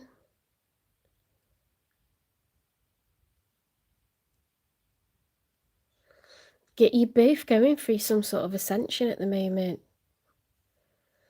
Not only have your souls recognized one another, but you're growing and expanding, like reaching a higher state of like awareness, more knowledge is being gained.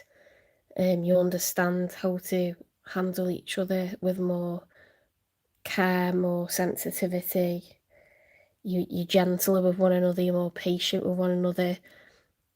You're okay that you make mistakes, that they make mistakes. But look how lovely that is.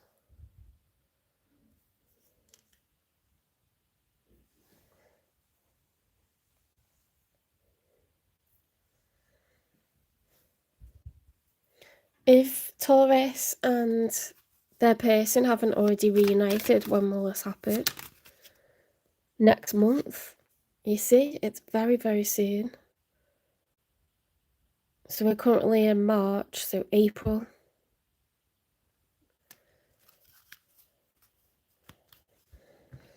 Alright, Taurus, that was your reading. I hope you liked it. Please give it a like, share, subscribe, follow, repost, support the channel, hype the channel, and I will see you in the next one. Personal readings are £25. You can email me, it's in the channel description, or you can direct message on Instagram or TikTok. Payment is by PayPal or Bucks. I can give you my bank details. I pre-record it, put it on YouTube, and only people with the link can see it. So unless you send the link to anyone, because you want them to watch it, no one knows it exists, okay? It's completely confidential, and you can watch it on the telly as well as on your phone or tablet or whatever.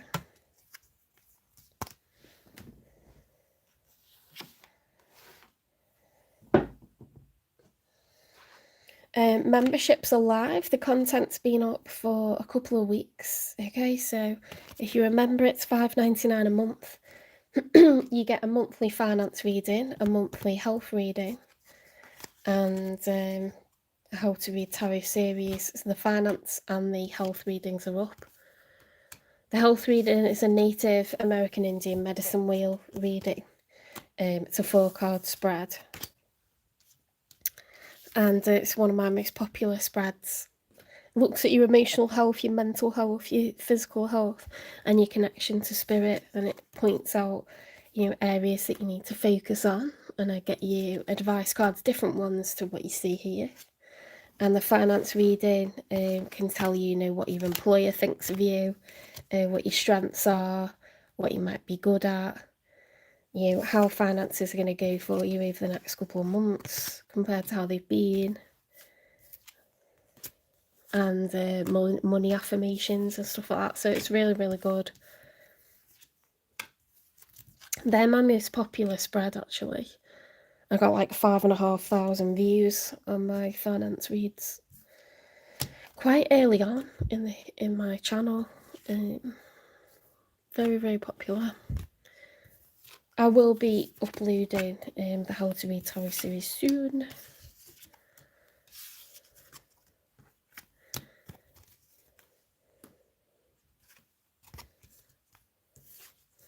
Okay, we are going on to Gemini next.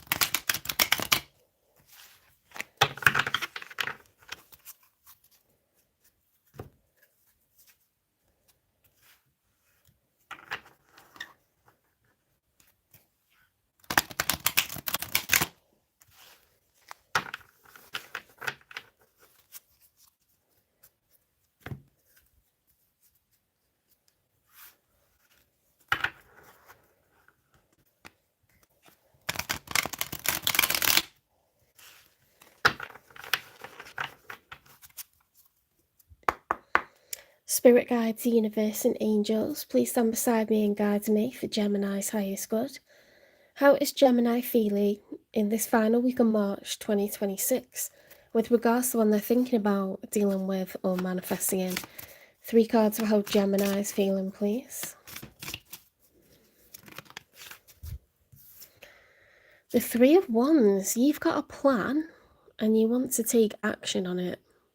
Okay, you're beginning to take action on the plan, put it into motion, actuate it. What is your plan when it comes to love? Can you plan for love? 2 of Cups reversed. So you may feel like something's unrequited, you know, like you've got your eye on someone, you've been chatting to someone, talking to someone, dating someone, and you don't know if they feel the same, or it's, you know, petered off and you're like, no, they've gone cold on me.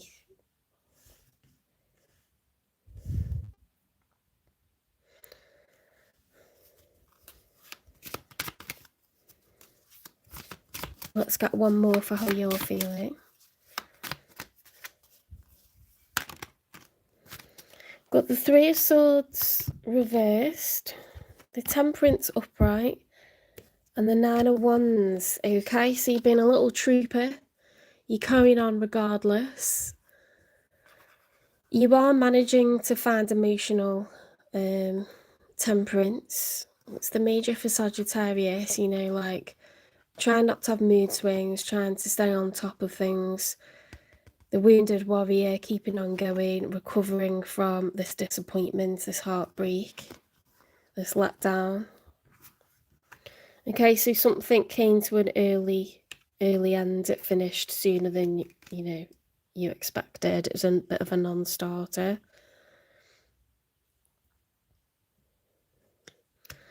Let's see who's showing up for you.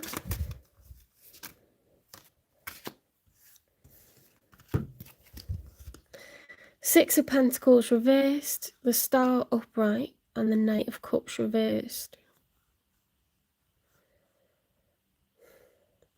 This person did not, they didn't feel like you were as invested as they were. Because this person was looking for equal give and take. There should be 3 pentacles from you and 3 pentacles from them. 6 is an even number. Pentacles are increments of time, money, and energy. And with that being reversed, they felt like you weren't, you know, giving as much time, money, and energy to this as they were. They've been in a period of healing with the Star card. They could be an Aquarius, but they don't have to be. The Knight of Cups reverse is like holding back your emotions, protecting yourself, because the Knight of Cups, when it's upright, look at that artwork, that's fabulous. The Knight of Cups, when it's upright, is someone who's galloping towards, you know, their love, and yeah, they're carrying that cup so carefully, that cup full of emotion, the feelings that they have, you know, it's overflowing like a chalice that's overflowing with emotion. This is like heavy romance, like Romeo and Juliet, Jasmine and Aladdin.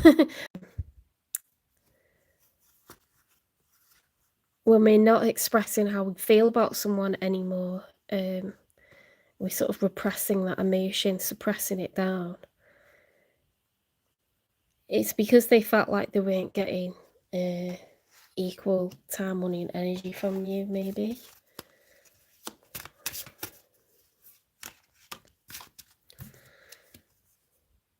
We've got the Emperor reverse. This has really thrown this person, you know.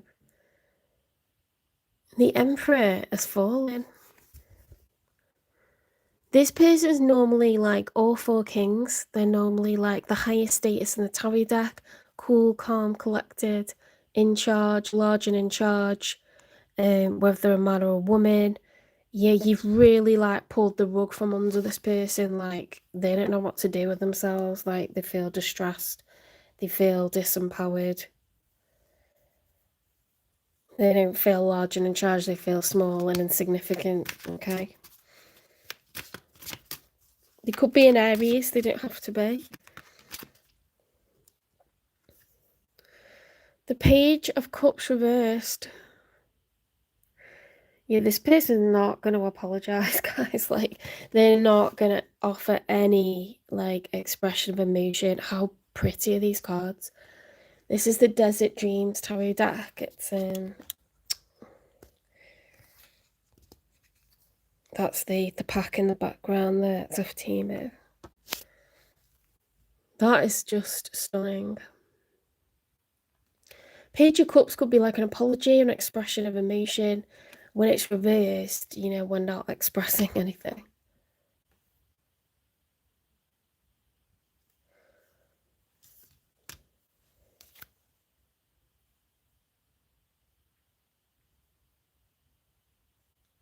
Let's get 2 more for the outcome.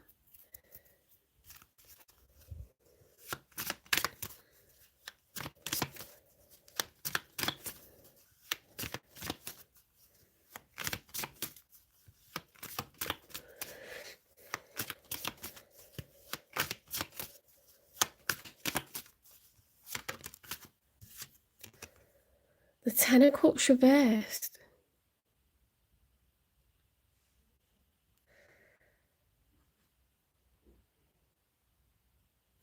I don't know if you lived with this person, if you had a family with them.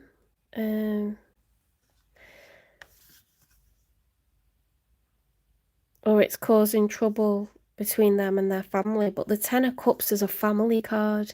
You know, the 10 of Cups is everyone's cup is full of emotion. Everyone's happy, satiated, contented.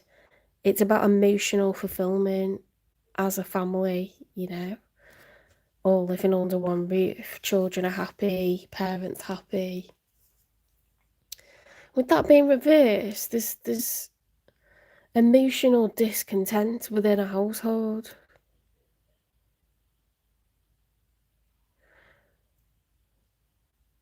Does this person have a family already? Or were you a family with this person? Were you living with this person? I don't know. Let's get one more for the outcome. Or their family don't approve of this connection.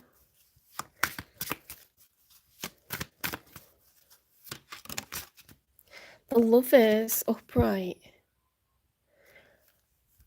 I mean, that's the major arcana for Gemini, isn't it? It's the twins, the Lovers. If it's upright, you are a good match for each other. This connection is destined. That's very confusing, though, to have the 10 of Cups reversed. And the Page of Cups reversed. This person's very upset and you've been very upset. Let's get a message from them, because this is most intriguing. Hang on, what's the nature of this connection? Let's do that.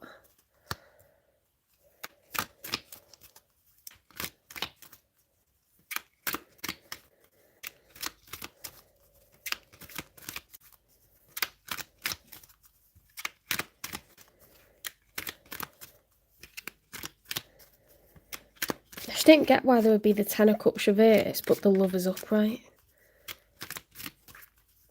Are you two wanting to be together, but there's other people in the way, or they've got a secret family they're not telling you about, they're not divorced yet, or something? I don't know.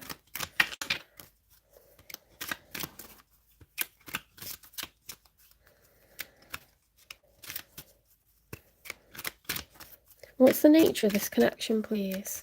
Oh, these cards are really sharp. I might have to cut the corners so they're like rounded off, because it's like spiky as.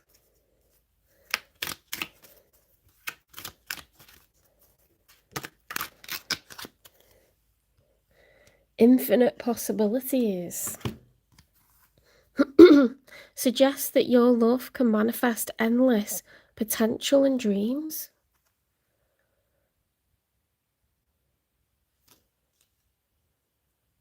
Joyful union reminds you to celebrate the love and happiness you share.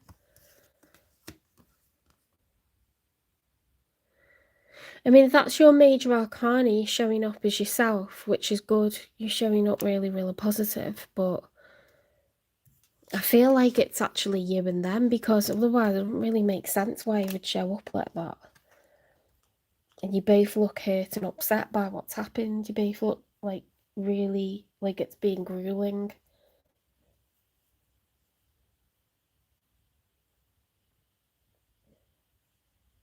I would definitely get a time in for a reunion here, because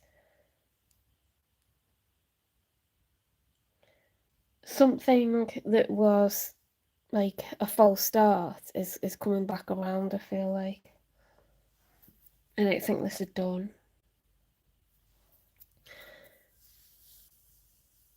Let's get a message from them.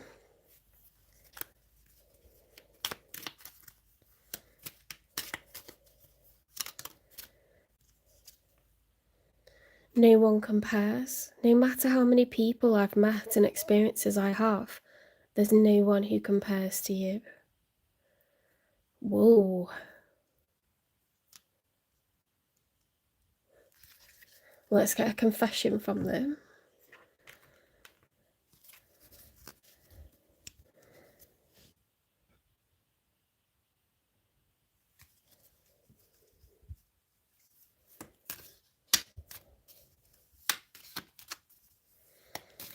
I don't take messages. I don't sort of answer questions in the chat.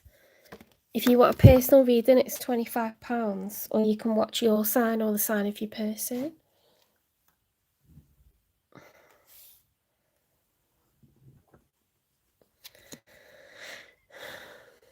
I have never felt this strongly about someone before. This person is heartbroken over you.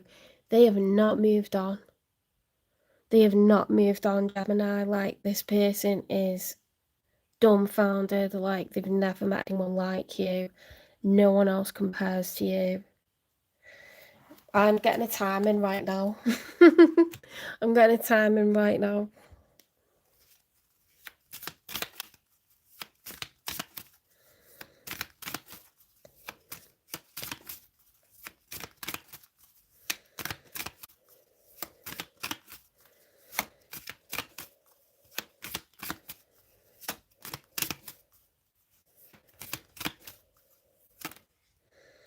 January.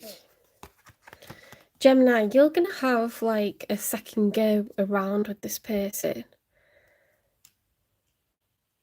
in January. I mean, that might seem like a long way off, but if it's going to be a joyful union, you know, I don't think a year's that long to wait for the love of your life. If you feel like, wow, that was weird, like, how have we crossed paths and come together, and then, you know, it's already done, like it's like a false start, it's because it's not over. It's not really over. What's the messy truth about this connection?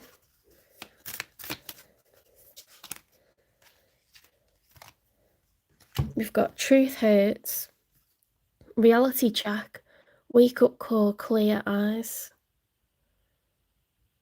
Could have been really painful, you know, to realise like this is over before it's even begun. Rehearsing the past, mental scripts, guilt, self-blame, I should say. You're wondering, or they're wondering, if like things would have turned out differently if you'd worded something differently, or you'd not lost your temper, or you try to, you know, handle things differently, say things in another way. This isn't over.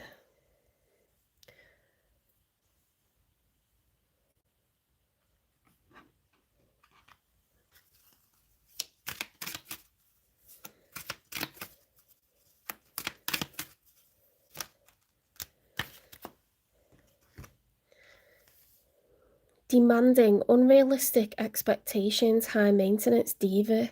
So you or them, you or they could have felt like this was like too much at the time, like this person asking too much of me, I haven't got the time, or they wanted things to be a kind of way. The timing could have been not right. Two-faced, playing with your emotions is insincere, not who you think. They could have love bombed a little bit, or, you know, tried to come across a kind of way, and then, you know, couldn't sustain it or something like that. Deeper waters, step out your comfort zone and explore new depths. They could have been someone that tried to be like in control, tried to like mask emotions, tried to like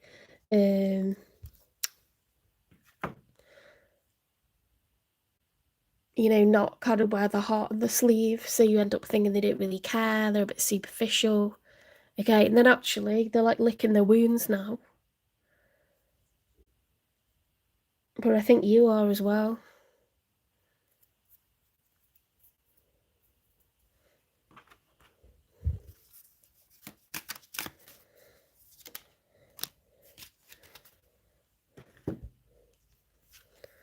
Lipstick stains. Ooh. You could have felt like this person was a player. There could have been a lack of trust here because, you know, if someone's a bit superficial, often when people are good on paper and they kind of act like they know it, they're coming across with a bit of an ego. You just don't trust them, do you? Or they could have given you could have trusted them and then they've given you a reason not to trust them, okay?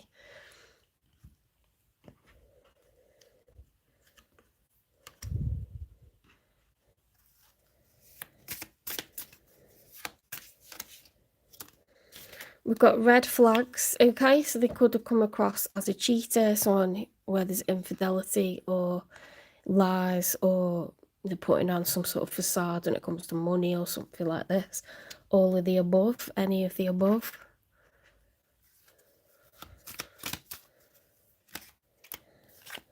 Look, I told you, endings aren't always endings. If love had a weight, would you still carry it? Your past shapes you, but it doesn't define you. If you've been cheated on previously, you could have had a bit of a panic on and thought, oh my God, it's happening again. You know, thought that you'd seen the signs of a cheater, and you know, actually it's not. It's this person, if they did cheat, they're in huge regret, and I'm not saying they have done, but it says no one compares. No matter how many people I've met and experiences I have, there's no one who compares to you. So they could have tried to move on and they can't, you know.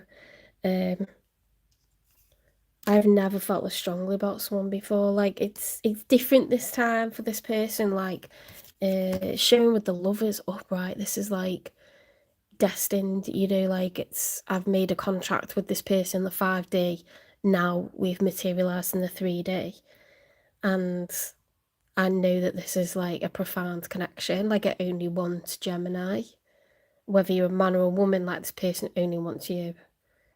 They're trying to date other people and it's just like vanilla, do you know what I mean? And it's like, I'm not talking about the sex or anything, I'm saying like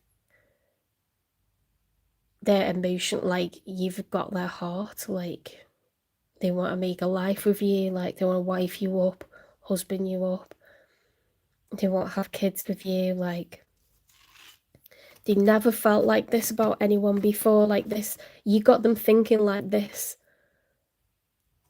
You got them thinking like this, okay? No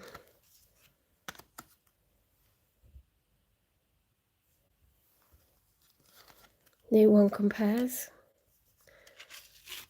And you're clearly upset over them, so I don't know if it was like ego in the way or what, but yeah, neither of you are over. This ain't over. This ain't over. Why is this happening now? See how that jumped out there? To teach you to surrender control, okay? So you didn't get to be in control of this relationship.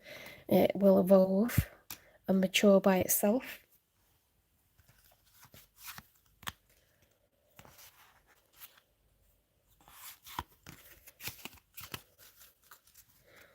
What's the karmic lesson? Unconditional love. Okay, so someone can have flaws, someone can have faults, and someone can be short-sighted or superficial, and then they can awaken when they meet the right person.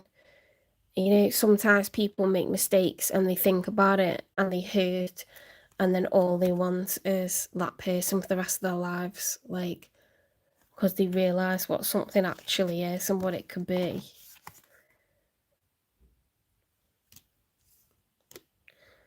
Unconditional love, you know, it's a love without expectations. It's like, well, if I can't be with you, I still want the best for you, no matter what. Like, It's not like, well, I'm only like gonna wish good things for you as long as you're married to me. It's not about that. It's not about just what people look like, or as long as you got money, then I love you. It's nothing to do with that. As long as like you look like this, I love you. No, it's unconditional love. Like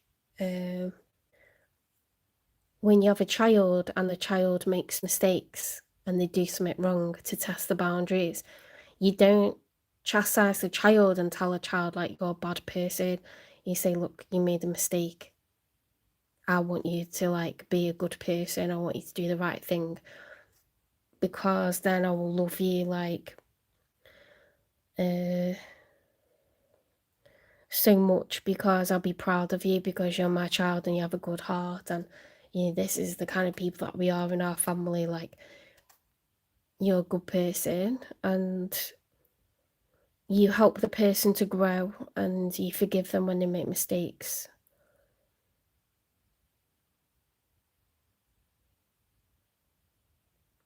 Just because something doesn't hit it off the first time round doesn't mean like it can't.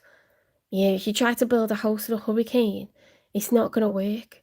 But when the storm passes, the conditions clear, and and then you can be successful, and maybe it can work the next time.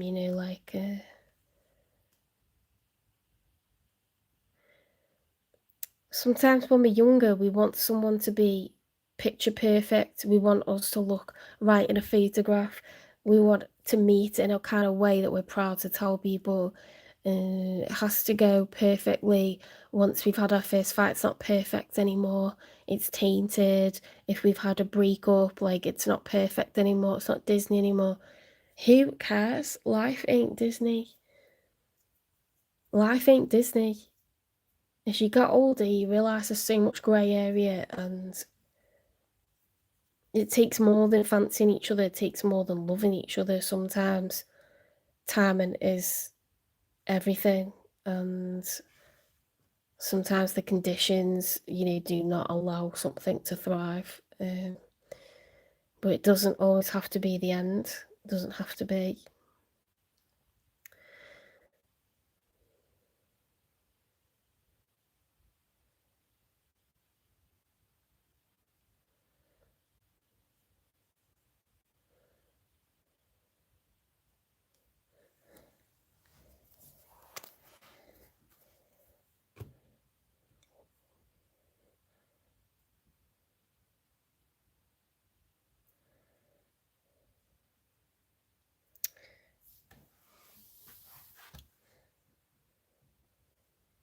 I'm just thinking, I haven't disappeared. I'm just thinking like what to pull next, because I've gone a little bit out of my order here. Let's get a message from the universe.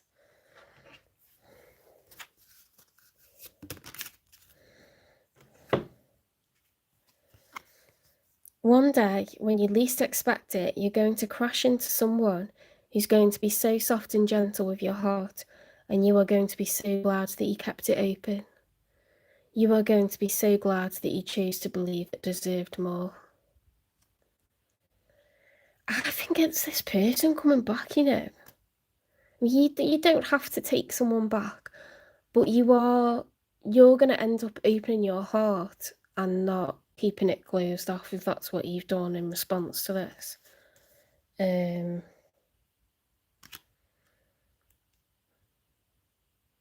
You're going to get your happily ever after. Trust me. Wait, let's get chakra whispers. You're definitely going to see this person again in January.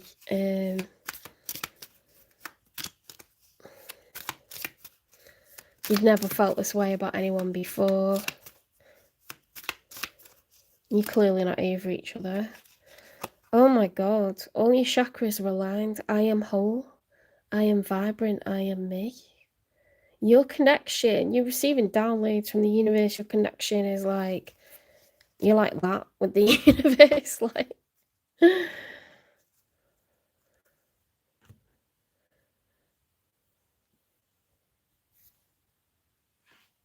Let's get you some advice.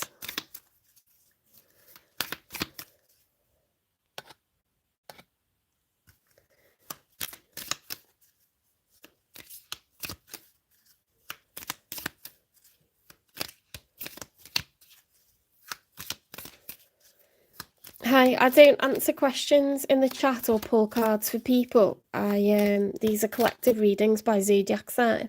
We're most of the way through Gemini. I've done Aries, Taurus, Gemini. I'm going to be doing Cancer, Leo, and Virgo tonight after this one. You can watch your sign or the sign of the one that you're wondering about, or you can buy a personal reading for £25. Taking time for myself is necessary and important. Prepare a healthy meal for yourself. Okay, so nourish yourself. Take care of yourself, Gemini.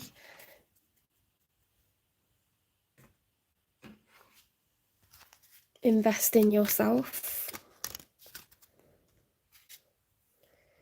Optimism. Stay optimistic.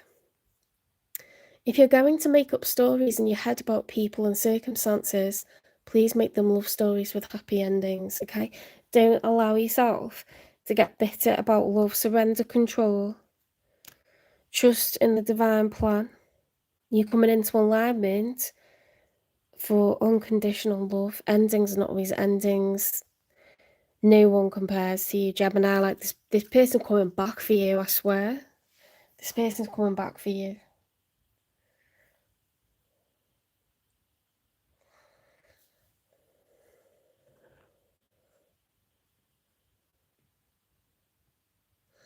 I mean, sometimes if you put healthy boundaries down, you call someone out on their bullshit.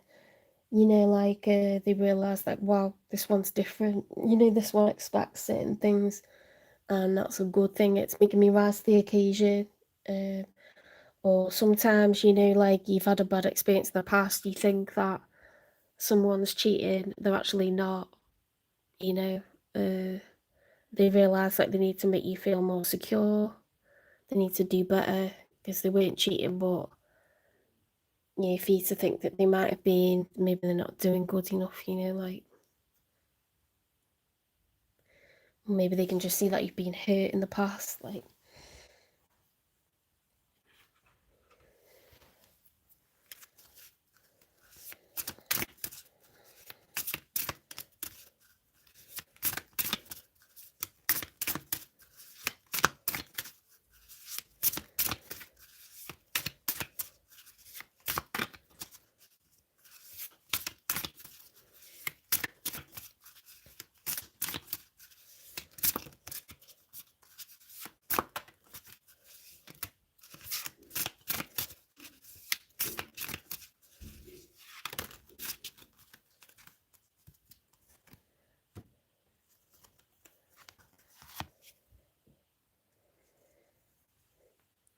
The Beauty Keeper. True beauty is timeless. Let your presence carry grace, strength, and the power of quiet elegance.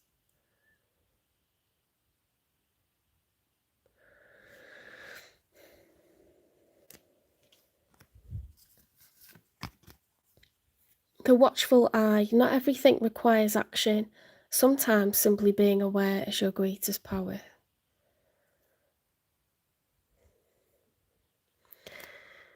There's a lot here about surrendering control. Time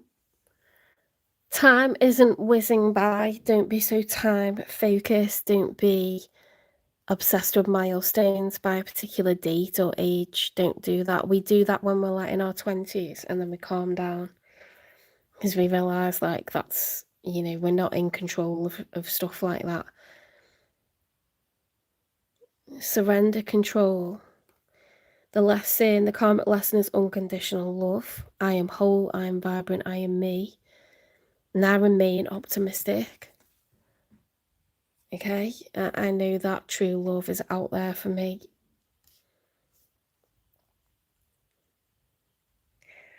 Something significant's happening in January, and I think it's this person coming back. Okay.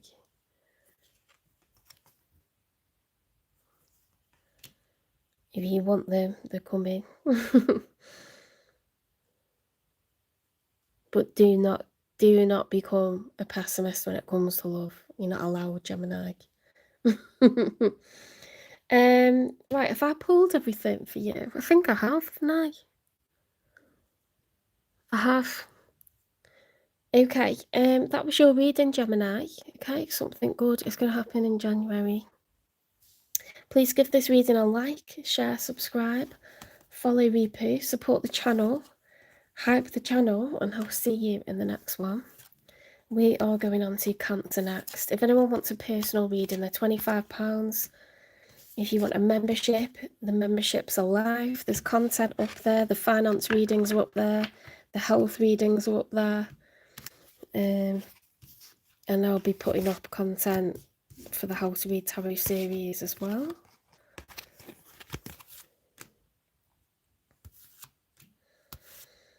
The collective love readings will remain completely free.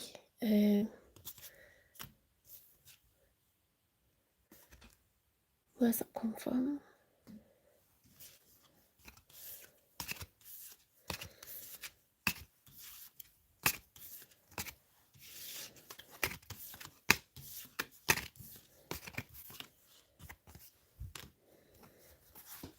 Thank you to everyone who drops a comment, drops a like. It doesn't cost a thing to do that, but it helps me out so much. Please remember to hit like for me.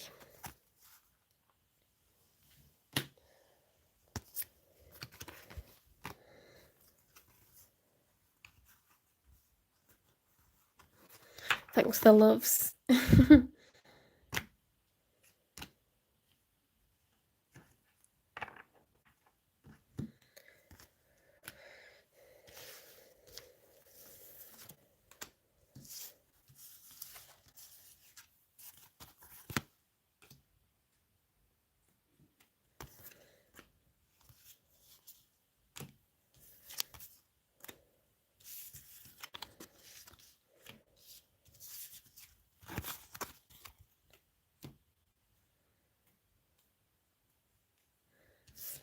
I can't believe all of your chakras are aligned. You're coming into alignment with your true path, you know. To have all your chakras aligned like that, Gemini. Your connection to the divine is like on point.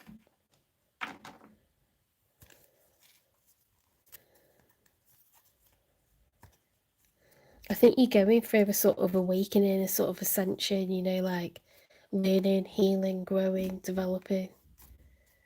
You're learning about unconditional love, you know, not expecting someone to be perfect.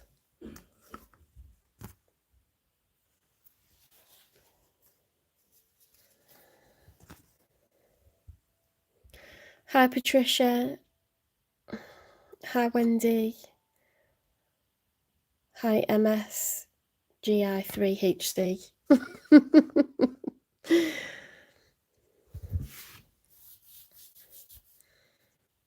That's not an easy name to say. I'll call you MS. Right, right, Cancer reading. Okay.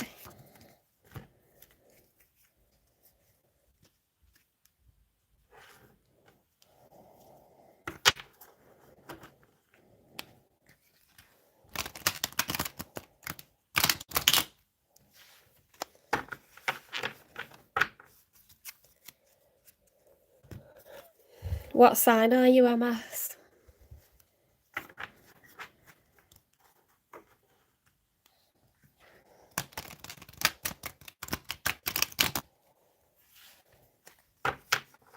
Sagittarius.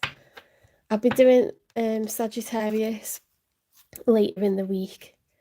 What's the sign of your person, or is there not someone that you're wondering about in particular?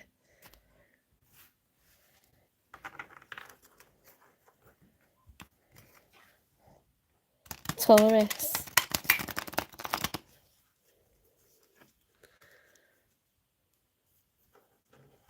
Scorpio I'll be doing later in the week. I don't know if if you're new to the channel, but I've put readings up today for Sagittarius and Scorpio. that were filmed last week. So if you're new, you could click out and watch them. Oh, it's nice to have a crush on people. It's nice to go bright red over someone.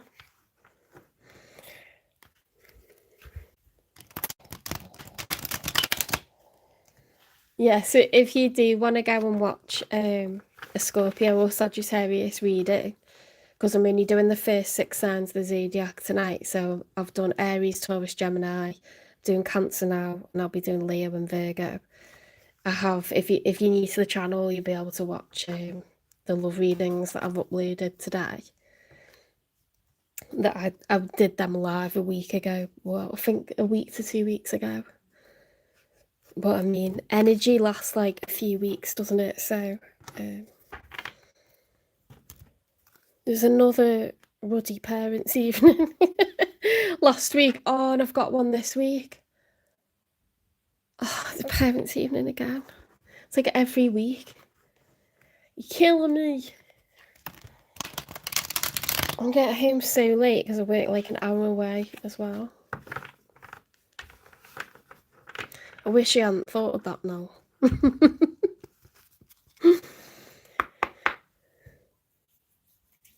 Spirit guides, universe and angels, please stand beside me and guide me for Cancer's highest good. How is Cancer feeling in this final week of March 2026 with regards to one they're thinking about dealing with or manifesting in? 3 cards for how Cancer's feeling, please. I made these mugs in pottery.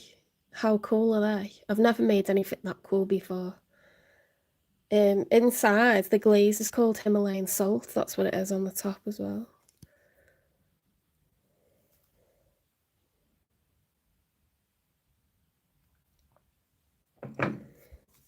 My mum would kill me if she knew I was drinking cold coffee. She thinks it's disgusting. I don't think it's disgusting because I used to live in Italy, so in the summer you don't want a hot coffee. Un caffè ghiaccio.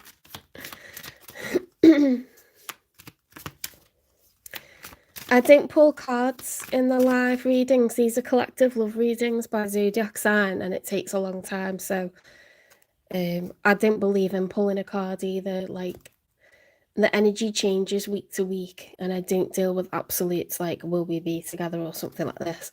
You need to watch your sign and the sign of your person week by week, because their circumstances change, like the mental health changes, the financial health changes, the resources that they have, whether they're feeling, you know, hormones of happiness and they think everything's optimistic because they slept well.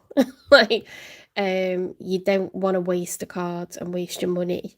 You need to watch week in, week out and see what's going on in this person's life and whether things are more likely or less likely to happen this week. Do you know what I mean? Three cards for Cancer.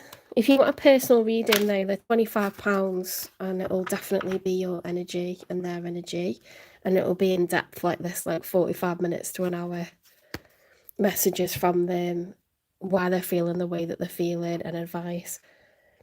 Timings, the lot. If anyone does want a personal reading, email me. It's in the channel description, jen3585@gmail.com, or you can direct message on Instagram or TikTok. It's pre-recorded. I upload it to YouTube, and only you can see it because you've got the link. No one else knows it exists, unless you send them the link.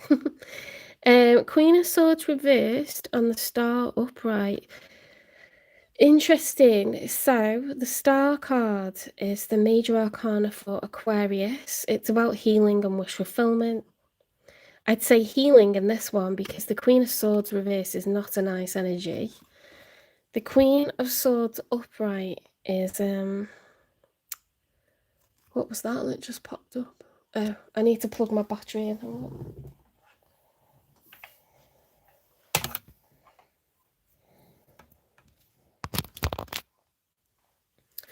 The Queen of Swords upright is Gemini, Libra, Aquarius energy.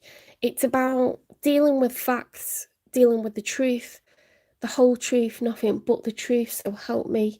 You know, I will do something really, really bad to you if you try to cross me. So it's not an energy to mess with. When it's reversed, it's like, damn, that person's swinging that sword to, you know, to do some damage. Like, whether that's like using manipulation, using communication, or facts against someone, it's not a nice, it's a hostile energy. This is like, just tell me the truth. This is like, get out of my way, I never want to see you again. Do you know what I mean? It's terrifying. So I think you've kicked someone's ass to the curb, if I'm honest. Thrown their clothes out the window, cut them up. The clothes, I mean. Anything else. Good riddance to bad rubbish kind of vibes. Yeah, look. Tipping out the chamber pot as they leave the apartment block. You're like pouring the dirty water out the window and it's landed on their head. Like, this love is gone. The love is gone from this situation. Good riddance to bad rubbish.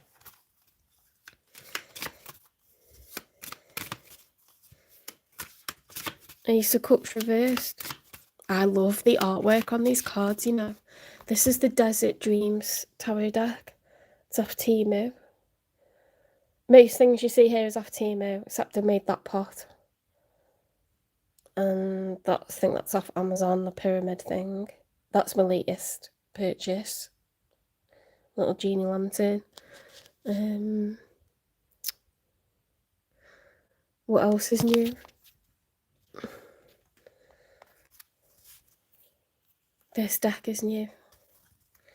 Pretty much everything's off Temu because I'm obsessed with Temu. Let's get another one. How's Cancer feeling? 8 of Wands. You're like, oh my god, let's climb on and move on. You are not looking back in the rearview mirror. You are sticking your foot down, putting your pedal to the metal.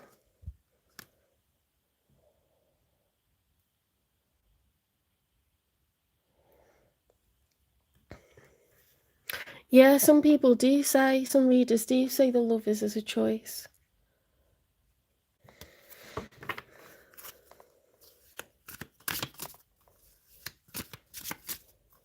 You're like, Cancer, you're like onwards and upwards. I'm over it.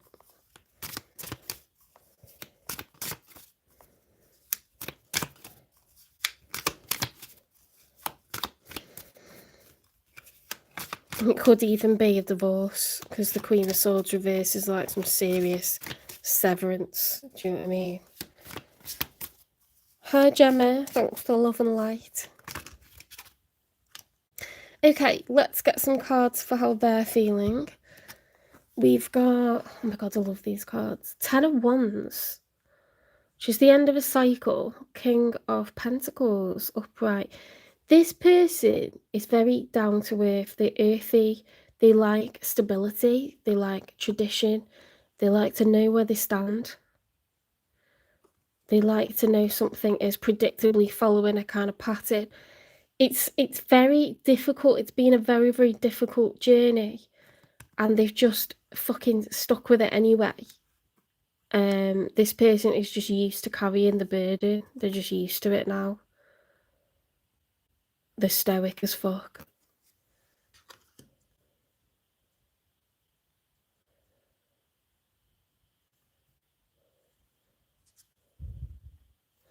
There could be an earth sign, Taurus, Virgo or Capricorn, but they don't have to be.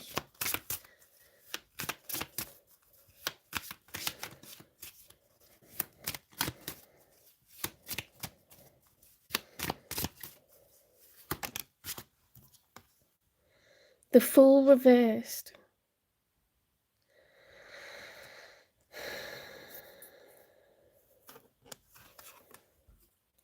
See, the Fool upright is like, I am so ready to take a leap of faith into a new chapter. I'm excited and feel like I want to throw caution to the wind and just jump off the ledge. Let's just go for it. You know, feet first, let's just go. Reversed, it could be like a recklessness that's just ridiculous, you know, this is a huge risk. Or it could be like, I'm not prepared to take this risk. Like an unwillingness to jump.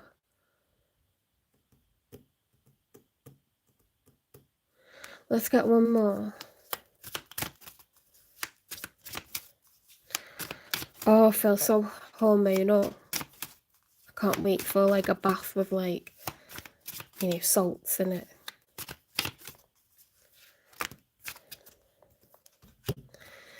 We've got the Nine of Cups upright. The Lovers upright. This card's coming out so much today. The Page of Wands reversed. The Nine of Cups is like contentment, self-satisfaction. I'm happy within myself. I'm happy about this love situation. It could be you could be a Gemini, Cancer, cusper, or they could feel like they've met the love of their life.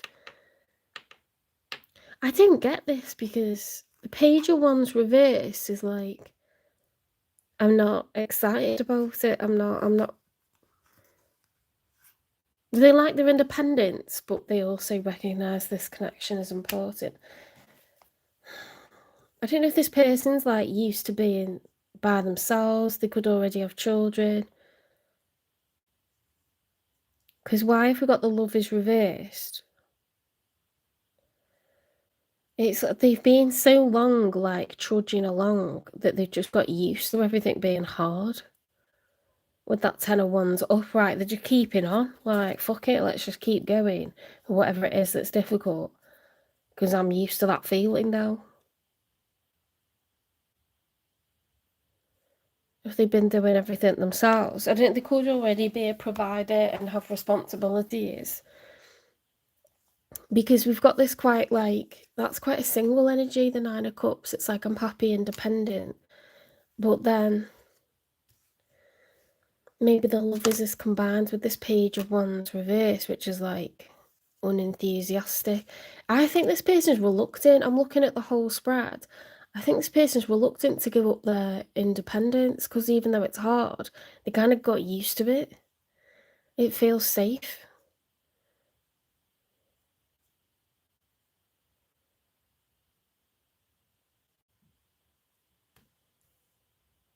I don't think this person...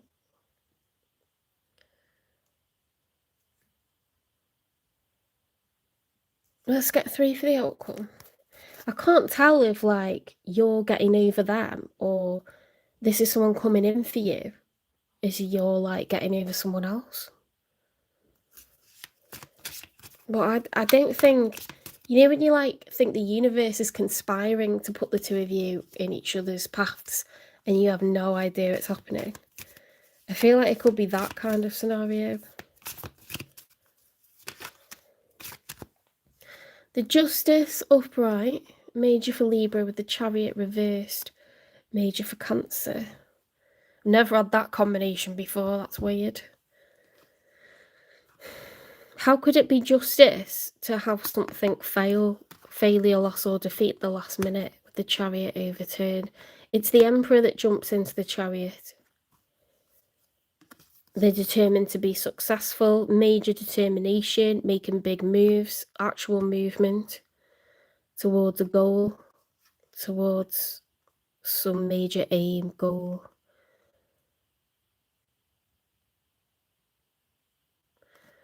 How is that the Justice? I didn't get it.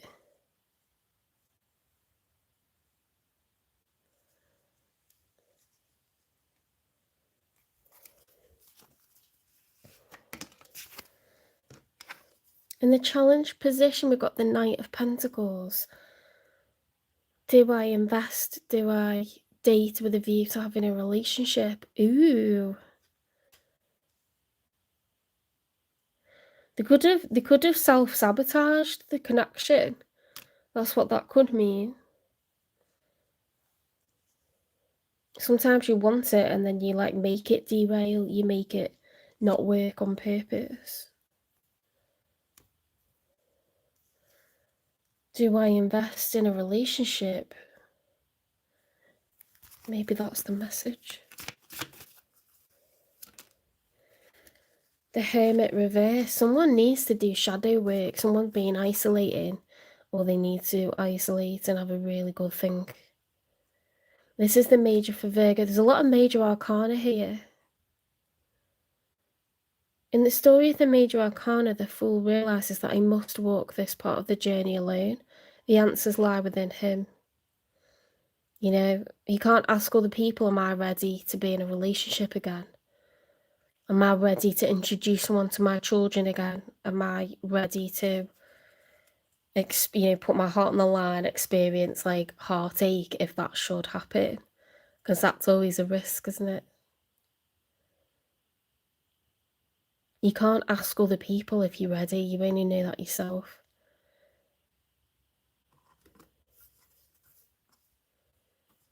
There's either a need to hermit or someone's coming out of hermit energy. Ooh. To be or not to be, that's the question. What's the nature of this connection, please?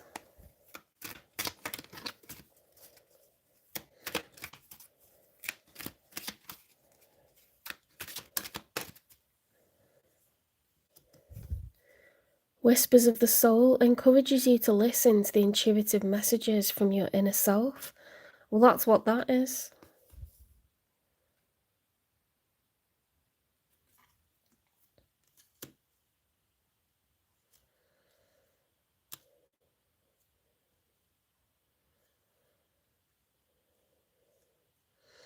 The very fact that this person's questioning whether they should be in love again, be in a relationship again, yeah, there's definitely been enough to prompt that way of thinking, that line of thought.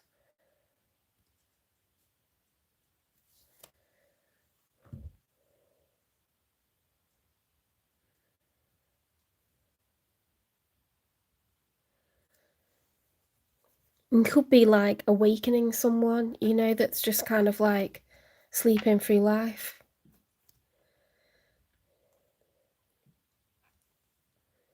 Let's get a message from this person.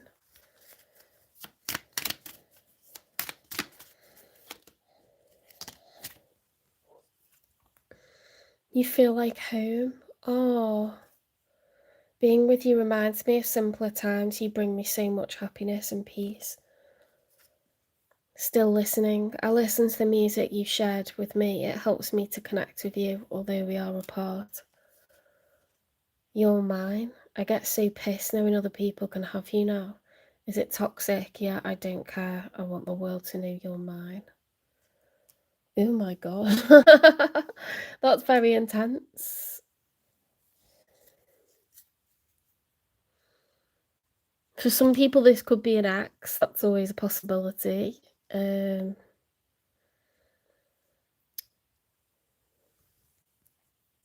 Because we do have the Queen of Swords reversed.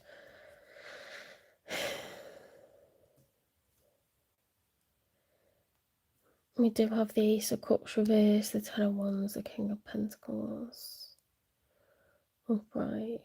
The Nine of Cups, the Lovers. Page of Wands reversed. Could be an ex that's hung up on you.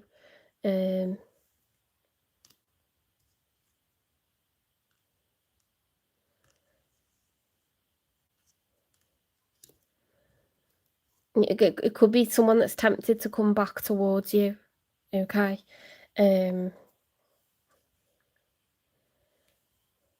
If not, then it's someone who the divine's put in, in your path. If it's someone from the past, let's get a confession from them. They're certainly feeling very possessive over you. I want to spend more time with you. What's the messy truth about this connection?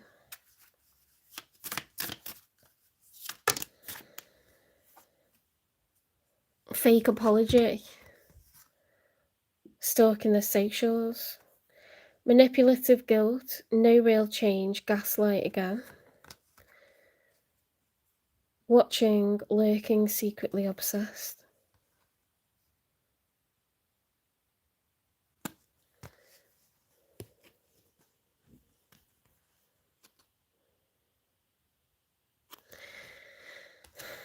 This could be an ex, and those won't apply if it's someone new coming towards you, but I'm actually not sure.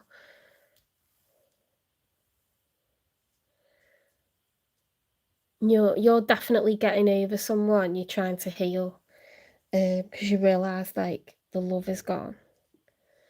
So it's either you're trying to get over this person, or you're getting over someone else, and then someone new coming towards you that's kind of quite independent, and they're contemplating whether they should be in a relationship or stay independent.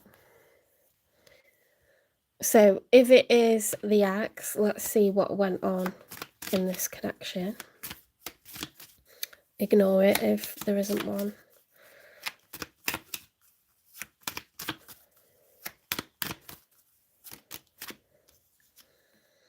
Being burned, afraid to love someone again, unhealed trauma runs away.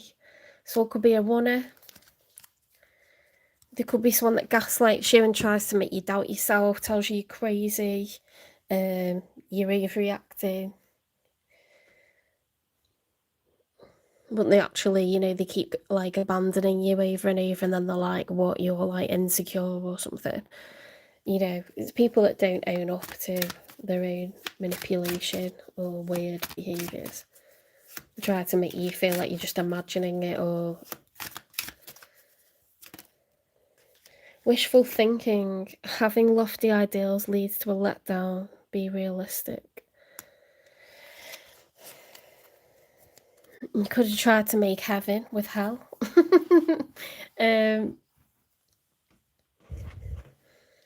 If this is someone from the past, that is not if it's a new person, obviously.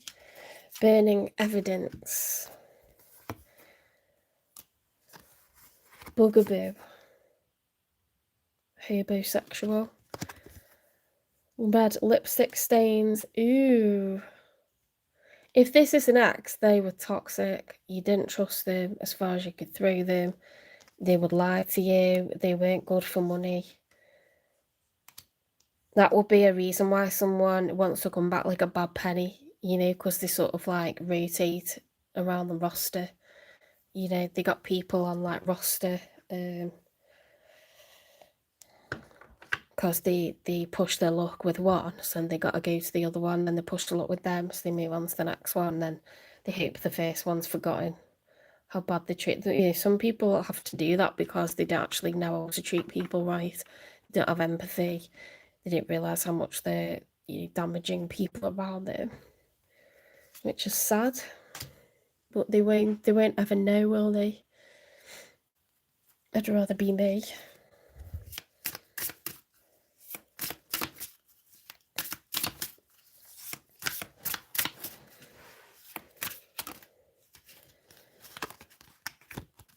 Avoidance, in hiding, feeling guilty, no communication.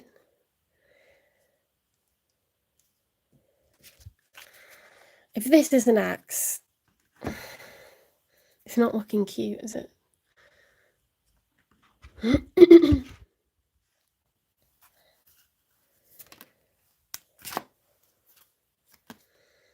I won't lie, I still check up on you sometimes.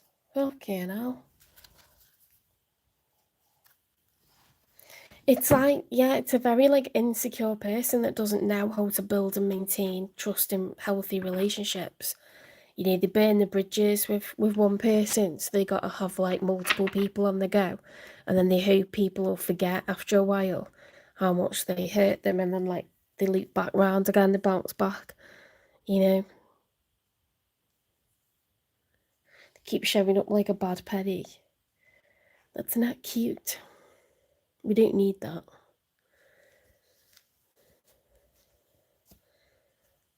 If you like, no, I don't have drama with anyone like that, and I highly doubt that someone from many years ago would be, bringing that to me, then ignore all of that clarification and just know that there's someone that's very independent, that already has a lot of responsibilities, that doesn't know whether they're ready to date again. If they do, it's because they want a relationship again. They're still thinking about it.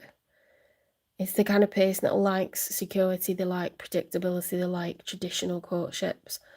If they start dating again, it's going to be to get into something serious and committed.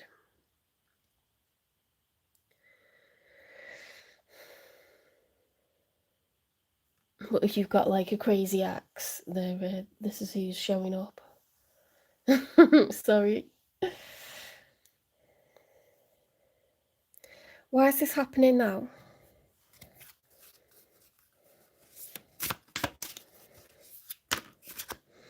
To show you what truly matters, because you need to move at the pace of peace.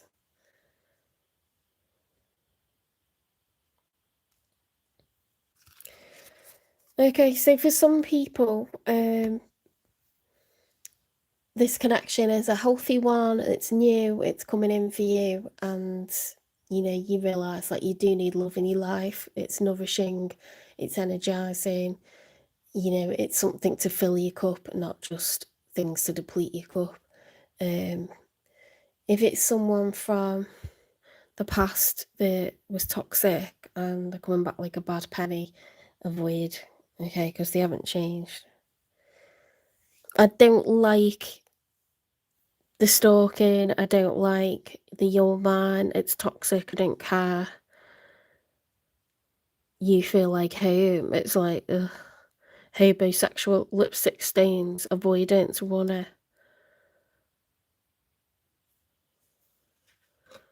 Lofty ideals leads to wishful thinking and letdowns.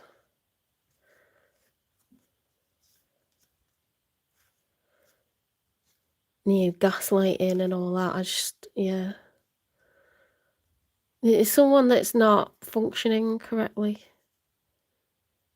It doesn't have to be that dramatic, but it's not giving stability. So they've got like some sort of unhealed trauma, haven't they, if they're like behaving like that and then they can't see what's wrong with it, or they know it's wrong and they can't stop. They need to like work on themselves. Let's get a message from the universe. Oh, hang on, what's the karmic lesson?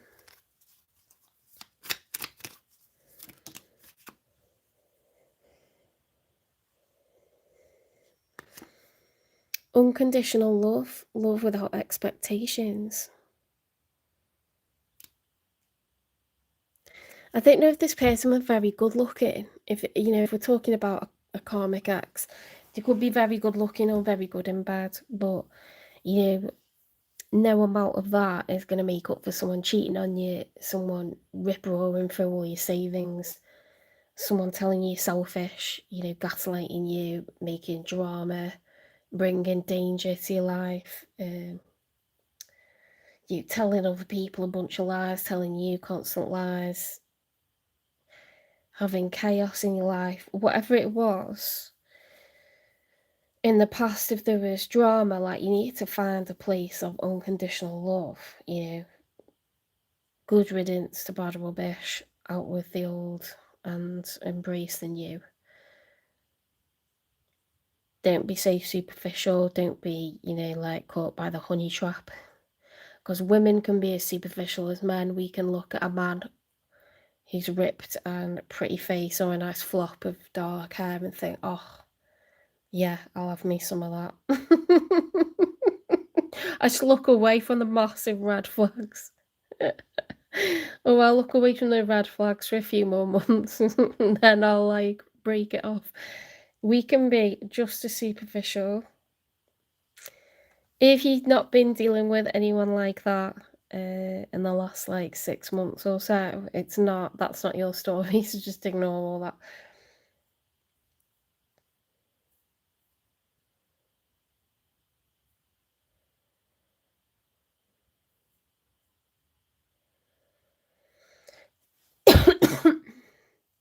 If you don't feel like you needing to stay away from a karmic. This could be someone new that's coming towards you, and you know, you're going to be the person that sort of convinces them to have a relationship and open the heart to love again. And you might just be getting over someone, you know, like from your past, and they're sort of like used to being very independent, and then they meet you and they want to be in love. But it just takes them a little bit to sort of like work out that they do want that. But some of you have got a crazy karmic that you need to swerve. You'll know which one you are.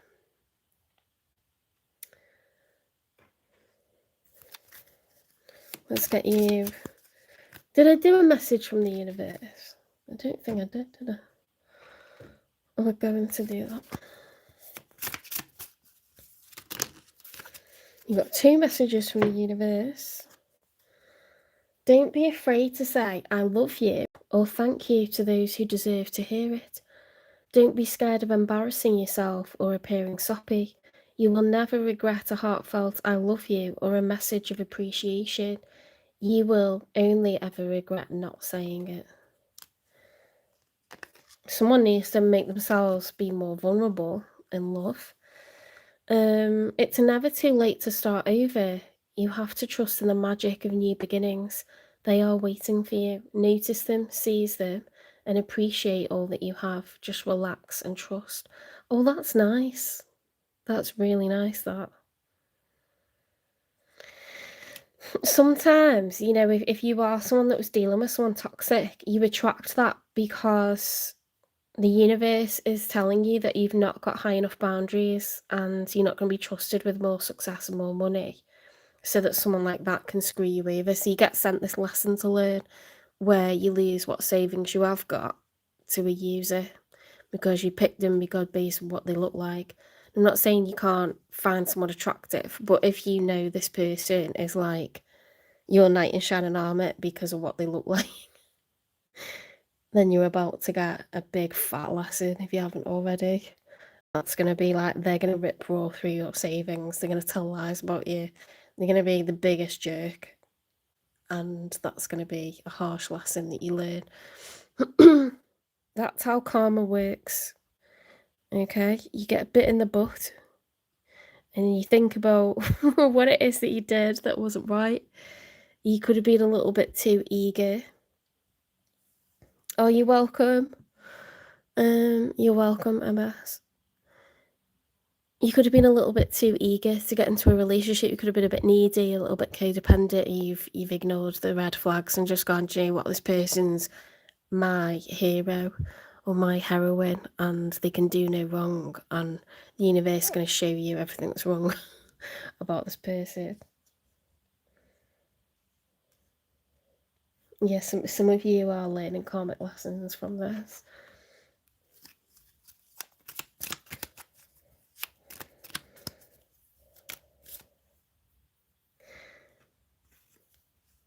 I breathe in peace. I breathe out tension. You've got peace twice, you know. Don't feel anxious or like, you know, the clock's ticking or anything like that. As long as you do that to yourself, you're going to take huge risks on people that you shouldn't be.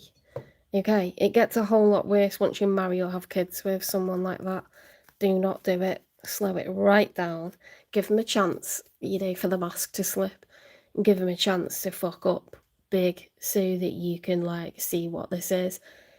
If everything's working like clockwork, the courtship is just completely like textbook. There's never any drama. You meet the family, you meet the friends. They're always good for money. You know, you're half and half with everything. You feel safe around them. They're a gentleman or a lady. Like, they're very respectful towards you. Like, they're interested in you. Obviously, if everything's going great, you can proceed, can't you? But you don't ever want someone to be mentioning babies or marriage in the first few months. If they're doing that, it's because they're trying to trap you.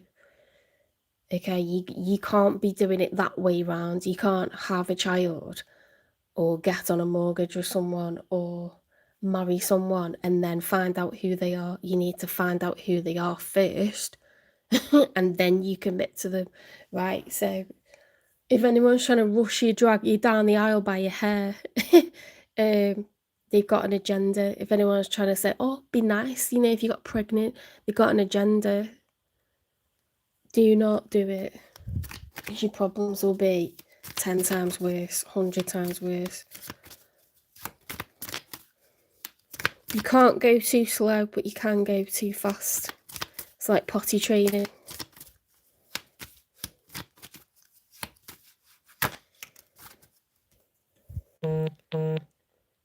Self-worth and self-love.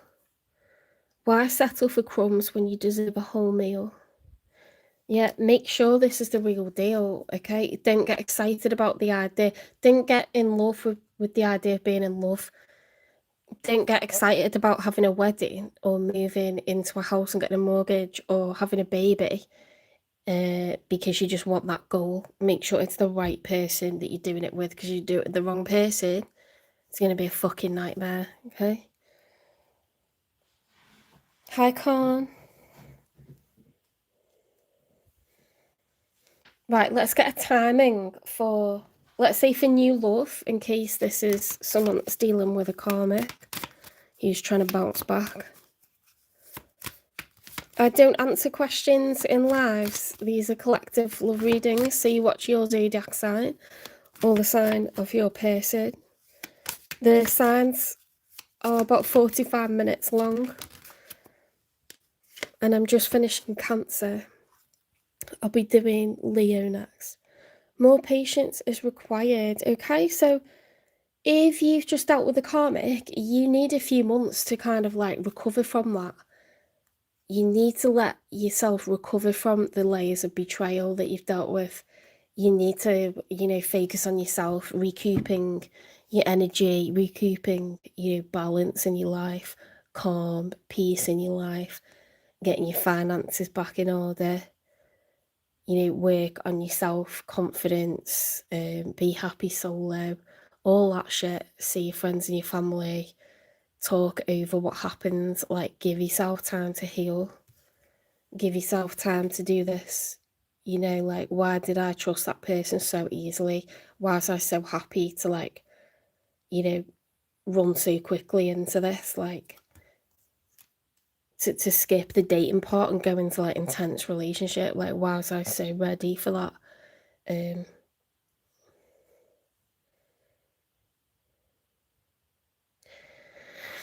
If this is not an ex and Cancer's getting over someone and there's a new person coming in, when's that going to happen? When is that new person going to come in? That's fiercely independent, has responsibilities, but is ready for new love potentially. Not the right time yet. That's mad, that, isn't it? Timing's a big deal, whatever your situation is here, okay? It isn't the right time, Cancer. Maybe it's because that person's not ready, but it's just asking you to calm down, like slow your row. Move at the pace of peace. Don't try to force anything, because you're going to end up, shackled to the wrong person. And that's going to be regrettable.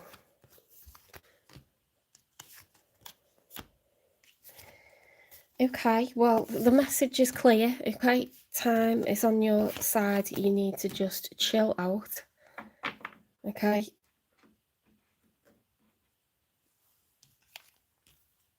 It's no good saying, right, I want to be, married by this age. I want to, like, have a wedding with this many people in it. I want a baby by this age. It's no good doing that, okay? Like, it needs to be done with the right person, or it could be a fucking nightmare.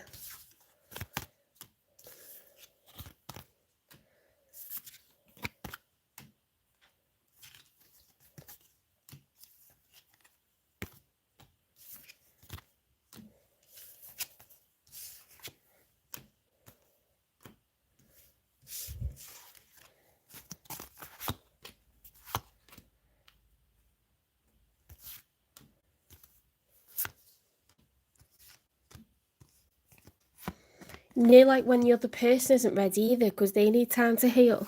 You're going to end up being their rebound, or you're going to end up having a false start with someone. And it's not because they're a bad person, but they're just not healed yet. They're not emotionally available.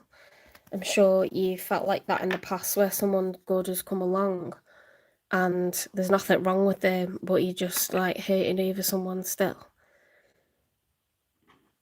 So you're not really entertaining it. It's like that's, that could be like what the situation is right now. So someone else isn't ready. Healing all around, healing vibes. I tell you what I didn't do. I didn't get you. Did I get you one of these? Or was it the one that was... I think you had that one, didn't you? I am whole. I am vibrant. I am me. I think you're like in a relationship with yourself for the next 6 months for sure.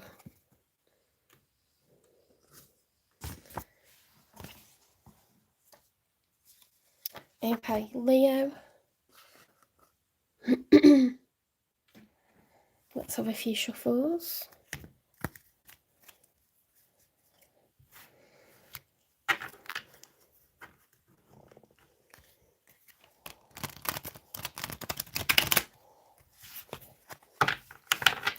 We're doing good for time.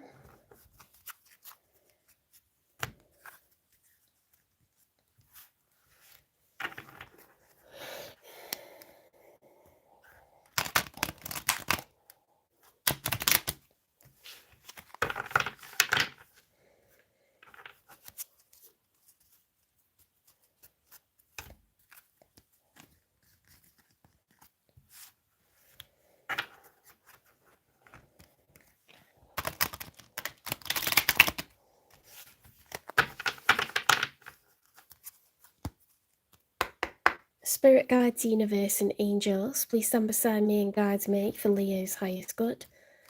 How is Leo feeling in this final week of March 2026 with regards to the one they're thinking about, dealing with, or manifesting? 3 cards for how Leo's feeling, first of all, please. The Tower reversed. Look at that artwork, that's insane. This is the Desert Dreams tarot deck, by the way. The boxes in the background there.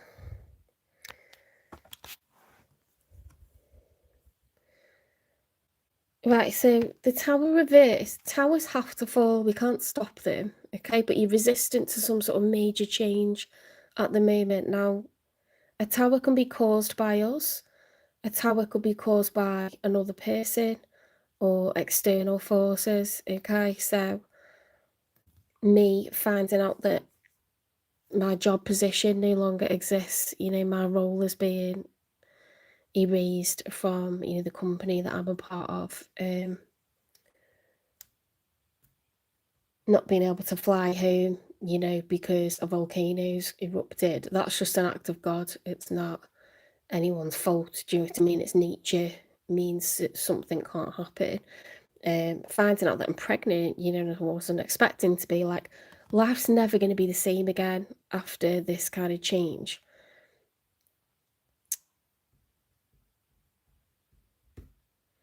Finding out someone's cheating, like, it's something huge. It's something like it's going to change the landscape of your life, and you're resistant to it. But towers have to fall. The good news is, when the tower falls, what replaces it is better, stronger, more superior. A white ivory tower that's diamond encrusted.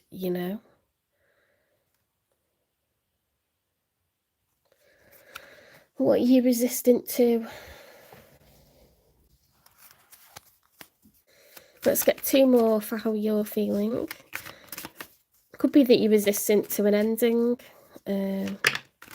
or getting into a relationship at all, or to being independent. You could have found out someone's pregnant and you don't want the baby, like, if we're honest, sometimes it happens in life. Four of Cups reversed with the Seven of Cups reversed. You're strongly fantasizing about being in a relationship again.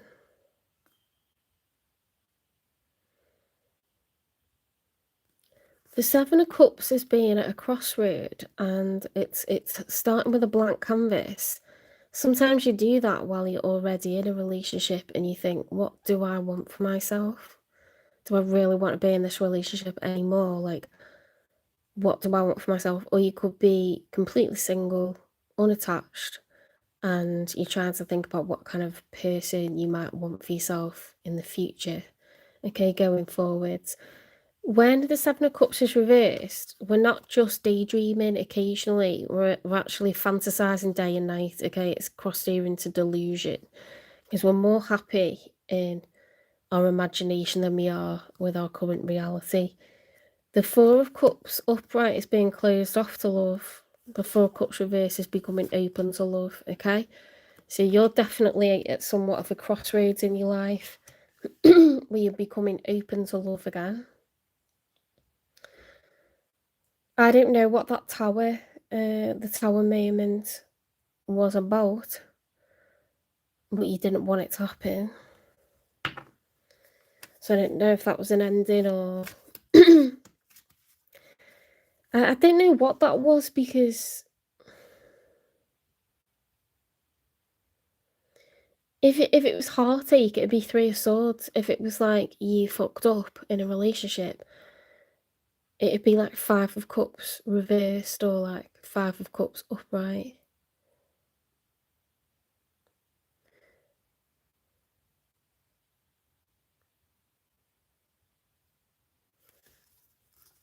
Let's get one more. We've got the Fool and the Knight of Wands. Oh my god.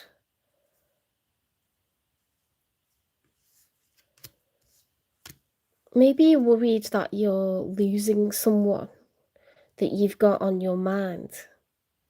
They're distant from you, that they're into someone else, or they don't kind of think about you like as an option, and you're trying to change that and you're obsessing over them, and you're thinking about, you know, how to seduce them, how to like court them.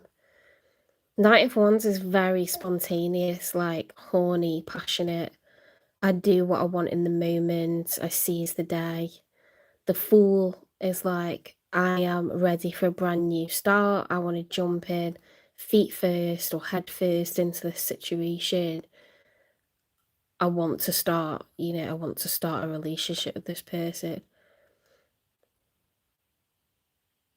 You're hot for someone, Leo. Like, you are absolutely hot for someone. It could be someone that you worried is like moving on, or yeah, past person that you thought might remain an option. You realising like they could get snapped up by someone. I don't know, some sort of like tower that you didn't want to fall. But you're hot for someone, you're definitely like thinking about how to start a relationship with them. Let's see who's showing up for you. So we've got the Major Arcana for Aquarius. It's the Star card. This is wish fulfillment or healing. I love this artwork, you know. That's the challenge. So someone could be healing, or they could be falling for another person.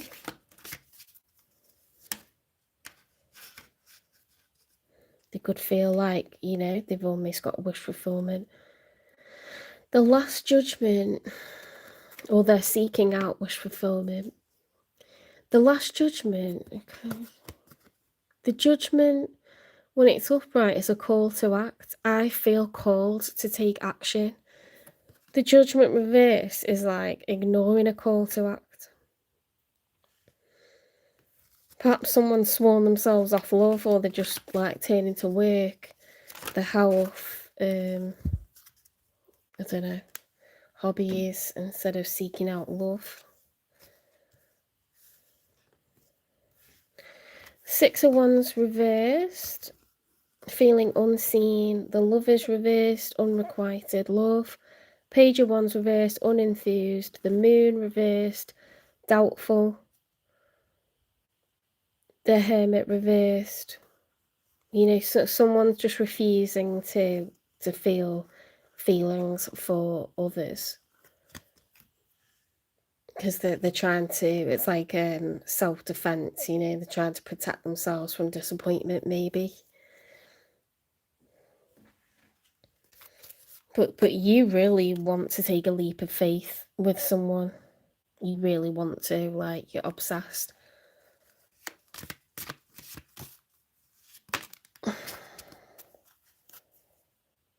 I don't take questions in the chat. You can buy a personal love reading or any kind of reading, finance, health reading, but they're all £25. These are collective love readings by zodiac sign, so I'm currently on Leo. But you watch your sign or the sign of your person, the one that you're wondering about. And if you do that weekly, and these readings are collective and they're free, you should have a good idea of whether something's more likely or less likely each week. You know, because if we don't have a job, we're less likely to present ourselves to someone in their family as a suitable partner for a relationship. We might just put love to the side. On another week, we might secure a job and then think, right, I'm ready for a relationship now. You know, it just depends what's going on in someone's life, the circumstances. So I wouldn't pick a card or deal with absolutes and say yes or no, this is your person, because it doesn't really work like that. I don't do absolutes. So I prefer to do like weekly readings or a personal reading where I can tap into your energy and your person's energy and not just what's happening to anyone of this sign. But it's still going to read the energy of how it is this week. Do you know what I mean? It's not an absolute answer. Ooh, Leo. You got the Four of Wands upright. That's the outcome card. The Four of Wands is the 1111 card.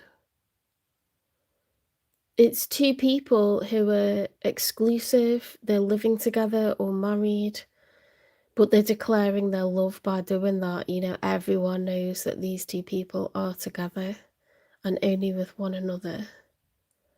It's four's the most stable number in the tarot deck. It's like a wonderful card to get in the outcome.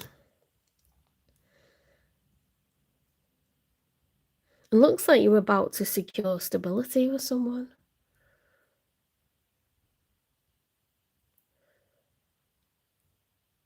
You could be about to ask someone to move in with you or marry you or go steady with you, put a label on it, change statuses, you know, some sort of declaration. This is my person. We're together. They're only with me. I'm only with them.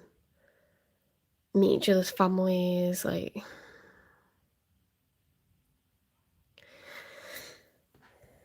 if you do want a personal reading, you can email me. It's jen3585@gmail.com. It's in the channel description. Or you can direct message on TikTok or Instagram. We can arrange that. If not, just watch your sign or the sign of your person. These readings are about 45 minutes to an hour though, so there's probably about half an hour left of the Leo reading, and then I'll be doing Virgo, and then that'll be me for tonight. I'll do the other 6 signs throughout the week. If you want to watch the signs from last week or previous weeks, you can look on the love readings playlist and just click the most recent one, or go on the lives playlist and click the most recent one that's time stamped.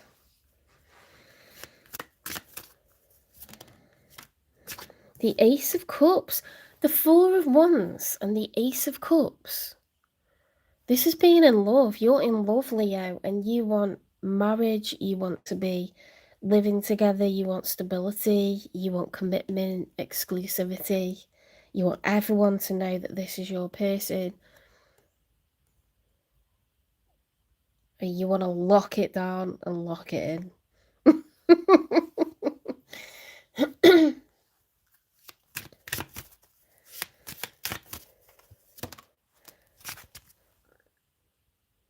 The Two of Pentacles reversed. The Two of Pentacles upright is the Juggler. It's like when you're trying to keep multiple plates spinning, you know, it could be different responsibilities, different priorities, work, home, your body, love, children, hobbies, side hustles, parents, you know, to look after, old parents to look after.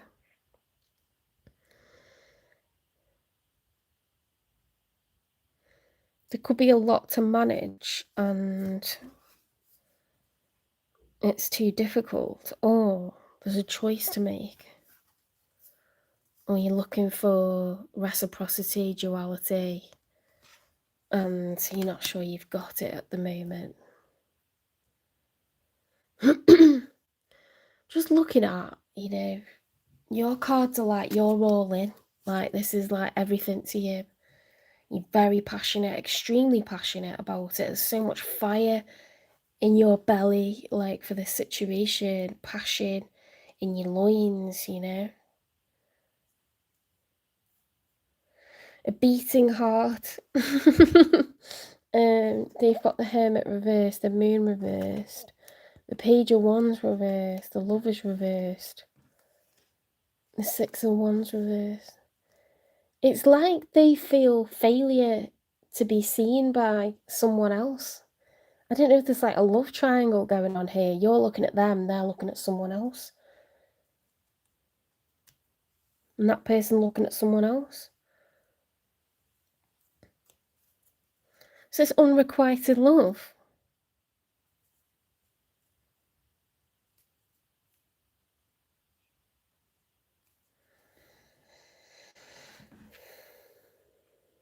What's the nature of this connection, please? As they're showing up in your reading for some reason. They could be an Aquarius, they could be a Virgo, they don't have to be. They could be a Pisces with the moon. They could be a Gemini with the Lovers. There's loads of major arcana. But a lot of them are very negative, I'm not going to lie. They're quite negative cards, the way that they are. The Last Judgment, the Star card. It's like they're so distracted by, you know, like someone else that doesn't.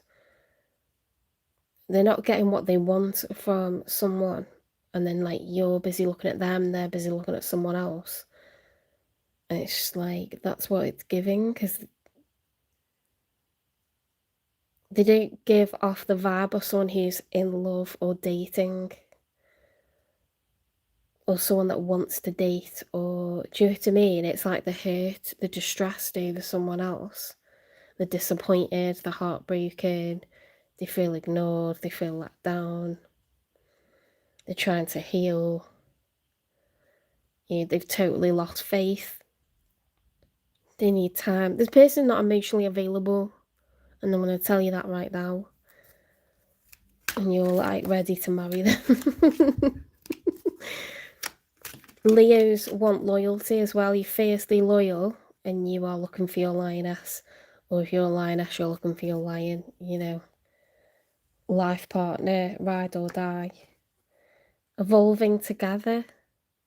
Highlights the importance of growing side by side in your journey. This could be a slow grower, you know. This could be someone who you've known for a long time. You've become really fond of them. You know, to the point where you see them being a really excellent life partner, and they could have at times felt that way about you, or maybe they've never seen you that way, and there's potential for that in the future. But you hold this person in very high regard. You see like their worth, and you would happily like be in a relationship with them that's heavily committed, you know, exclusive, public, assets involved. You see stability with this person, you see love with this person.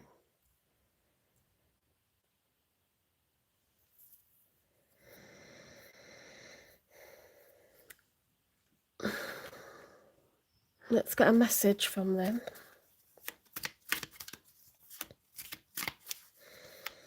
This could be someone that you've known for a really, really, really long time.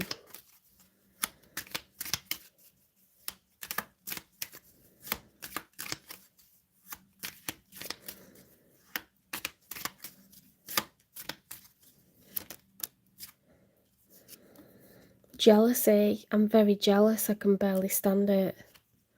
Focused on money. I'm currently focusing on my career and finances. My main priority is financial stability.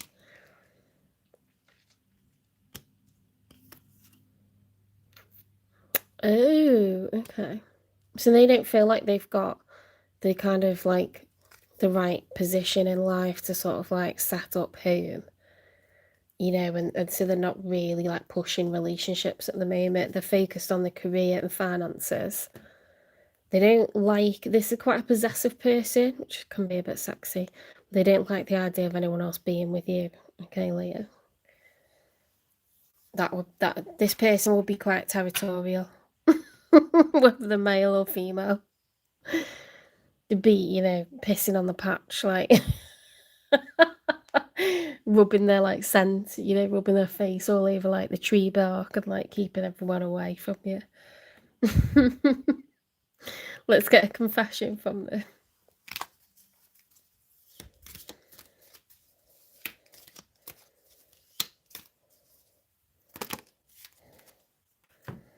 Oh my god, look at all this. I want to talk to you, but I don't know what to say. I think you're very funny. I'm sorry for being so toxic. I'm thinking about reaching out. I have trust issues from previous pain. I don't feel like I'm good enough for you. Ew.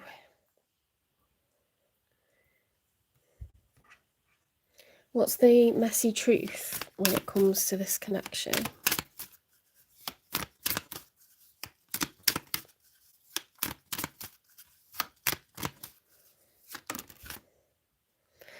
I choose me. Self-love, emotional maturity, clean break. You could have, like, in the past, you could have had to, or you could have done this with each other. You could have, like, just thought, I'm moving on. Like, I can't be in this emotional roller coaster, or I don't want the games. Want this about this person over time, like, you're, like, actually crazy about them. Like, you would make a home with this person, you would, like, you know you get, like, solid commitment with them. And you know it would be, like, very, very stable. I think you can definitely see a future with this person. Of course, everything looks good when it's perspective, you know?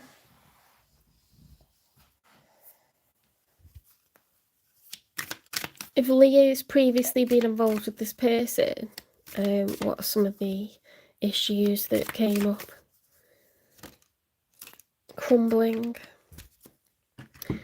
What you've built feels like it's falling apart. It's okay, you have the strength to build anew.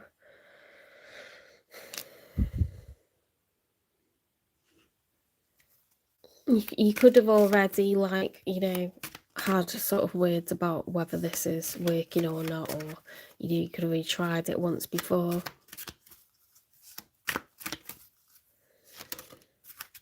And it didn't work out. Liberated destiny. With release comes freedom, steering faith towards an unwritten future. Flight plan. Sometimes things fall apart for better things to come.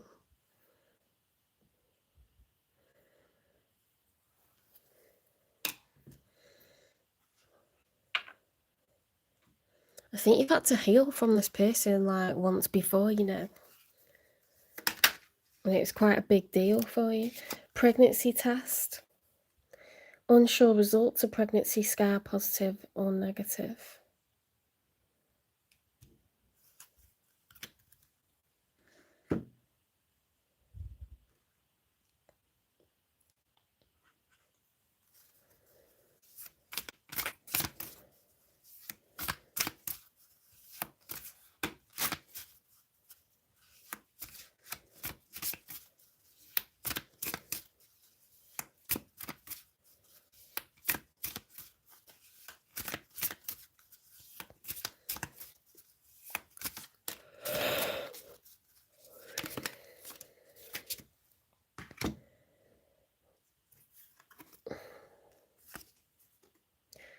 Chaos, job loss, everything crumbling.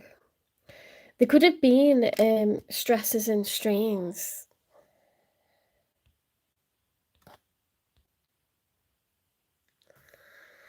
But isn't just pissing me off. You could have had stresses and strains with this person, like, you know, 1 minute it's off, the next minute it's on. Sometimes you're in contact, sometimes you're not. Sometimes you feel like they're really into you, sometimes you don't feel like that at all. Communication, conversation, expressing feelings. Sometimes this person shows you feelings, sometimes they don't. Sometimes they seem like they really want to be with you. Sometimes you feel like they just don't need you at all. Like, it's a bit messy, isn't it? It's messy.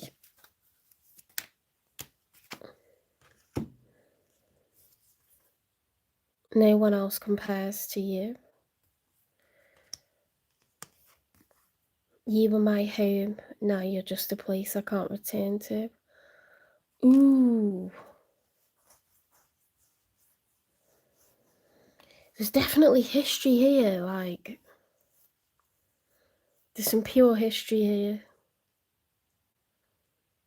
I think it spans decades, to be honest.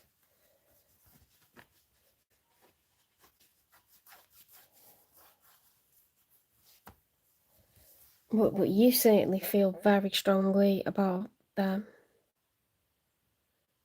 And I know it's you, because all that on their side is very, very negative, pessimistic, depressed, like, and feel unseen. You're probably hung up on someone else. And you're, like, planning your wedding. This person, like, picturing how the house would look. You know, when you buy a house together, like, fucking committed as. Why is this happening now?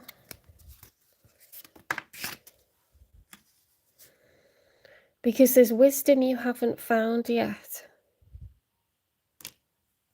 Okay, this person's focused on money. They're not emotionally available. They do get territorial over you. Okay, but it's not really more than that at this point.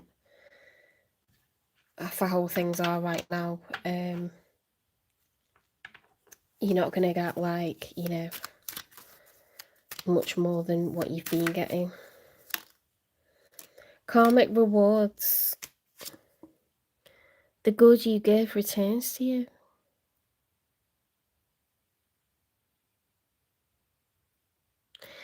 You could have been, like, a very good, like, you could have been like a rock to this person, like a very, very nice friend to them.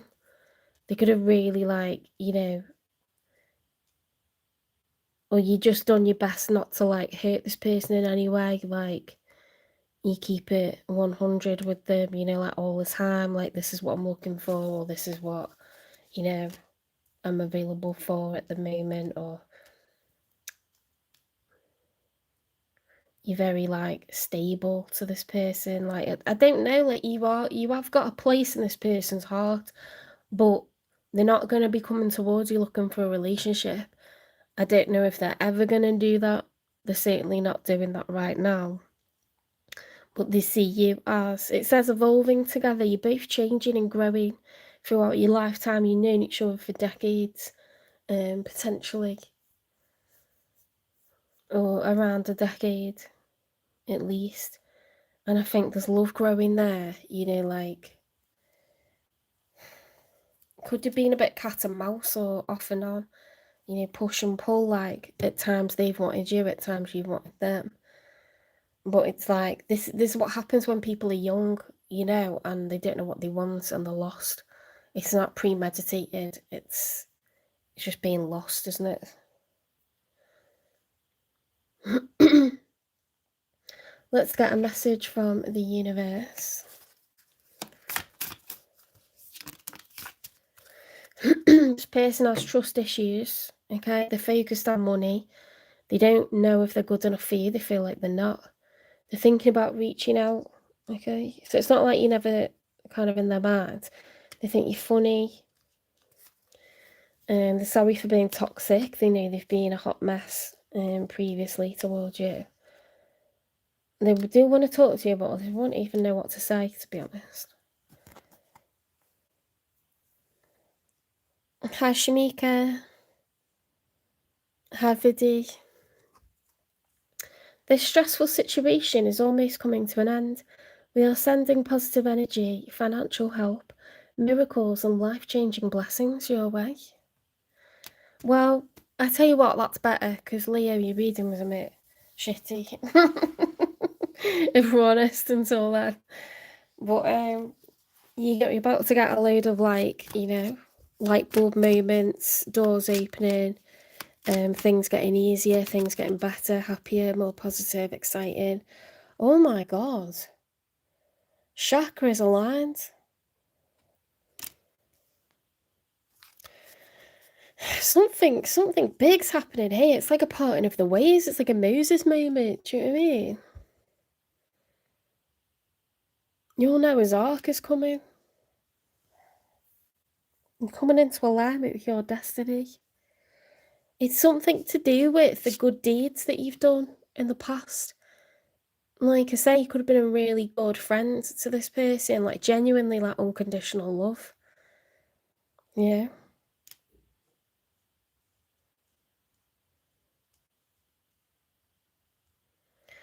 So it's kind of sweet, to be honest. You could be a bit of a sweetie.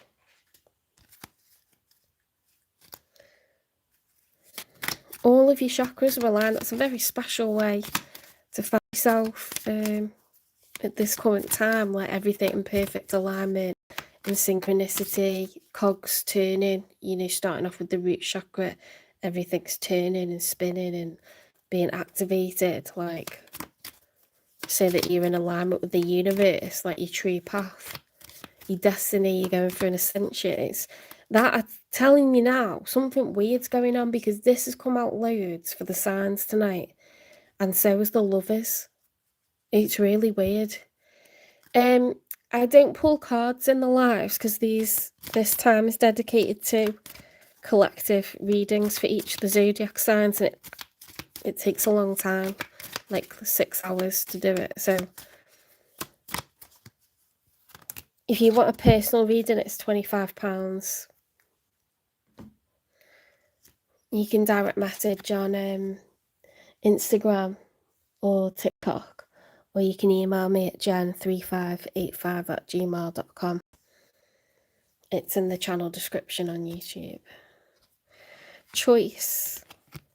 Worry less about making the right choice and more about being strong enough to handle any outcome. Okay, because you're you. No matter what happens, no matter who you end up with, you're you. And you do have some control over your life, okay? Priorities. The quality of your life is determined by how you spend your time. Make sure your schedule reflects the life that you want. Okay, so yeah, you can have your workaholics, you can have your hobosexuals, you can have your people who never go anywhere or do anything, and people who are constantly addicted to their hobbies and don't get anything useful done. The secret to life is balance, okay? Do a bit of all of that. Don't be too extreme in any one direction, or at least not for long. I'm going to take my hair out because I don't like having it in a ponytail. Oof. I'm just going to turn my radiator back on.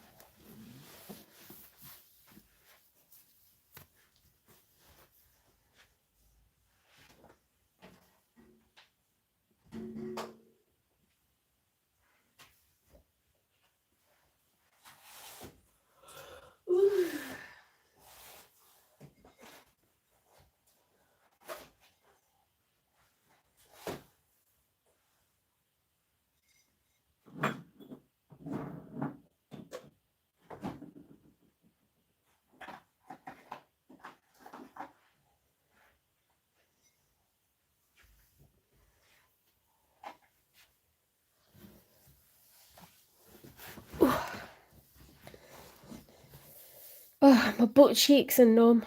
I've been sitting for too long. Right.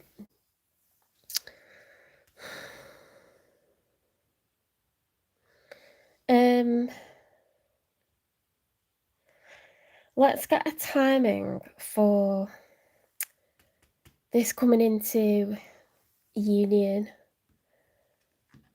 Is this person going to see Leo as the one or be romantically involved with Leo if they're not at the moment?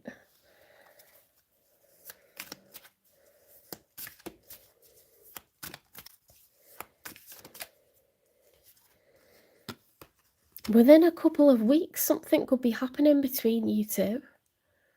I was not expecting that. Not expecting that.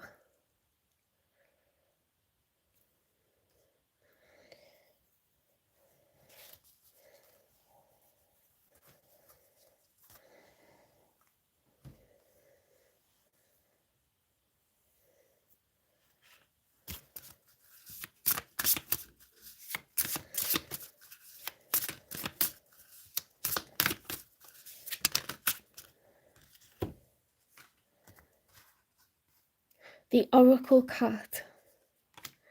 Your soul has already seen this moment. Trust what you know before you understand how you know it. Stop it. Stop it. Oh my god, that's weird. The inner sanctuary. You're in a place of meaning. Let your surroundings remind you of who you are and what truly matters. Oh my god, guys, what is happening? What is happening? Karmic rewards within a couple of weeks. Oh my god.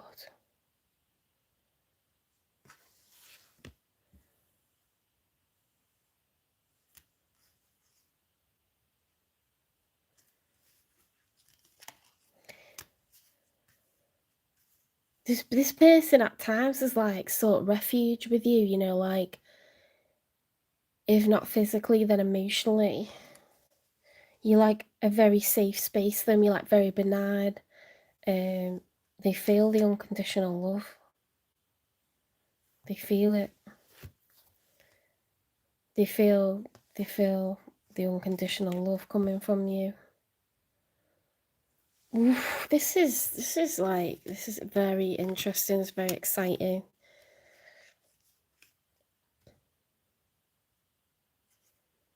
They wouldn't like it if you got with someone else, you know. They will not like it. They don't like the thought of you being with anyone else.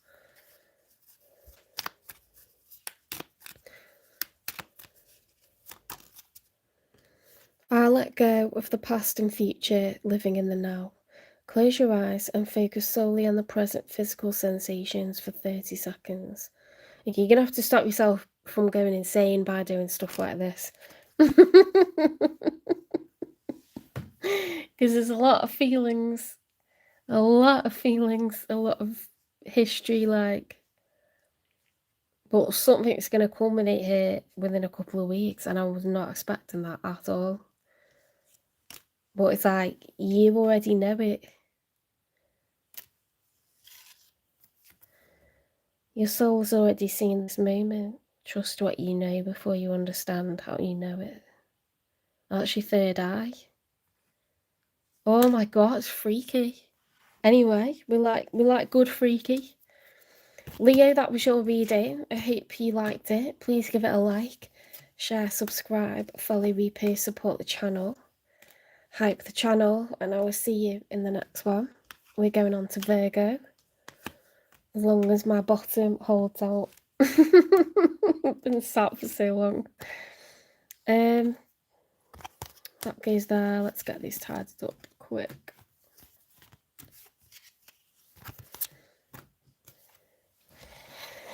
Ooh.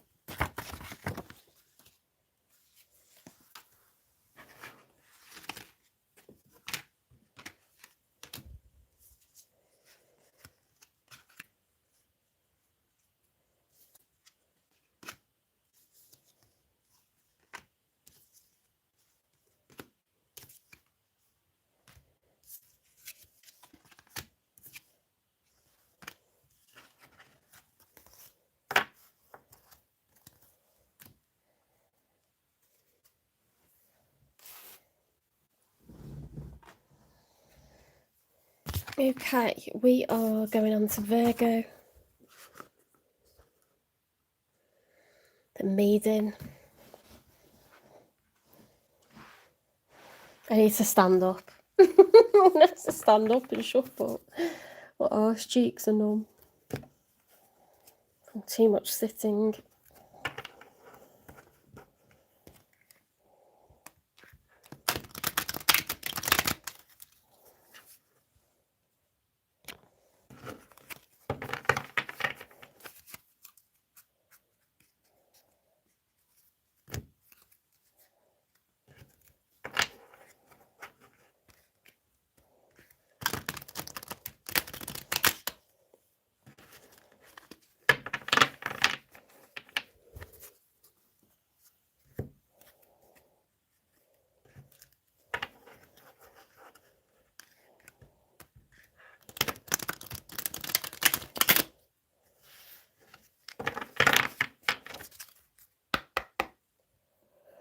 Spirit guides, universe and angels, please stand beside me and guide me for Virgo's highest good.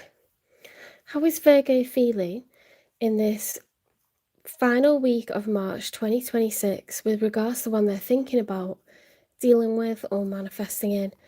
3 cards for how Virgo's feeling first of all, please. Right, we've got the Star. The Star card is the major for Aquarius. It's about wish fulfillment and or healing. That's the challenge. Okay, so I don't know if you're healing from something at the moment, Virgo, or there's some sort of wish fulfillment that's not being met yet. Something you really like, something you're hoping for, trying to manifest.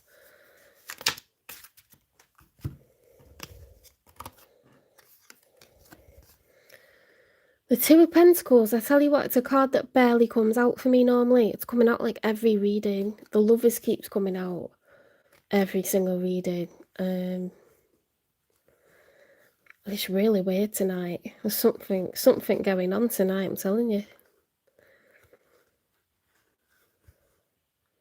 The Knight of Cups reversed. Two of Pentacles reversed. King of Wands upright. And the Three of Cups reversed. This is giving third party, like, you know, situationship.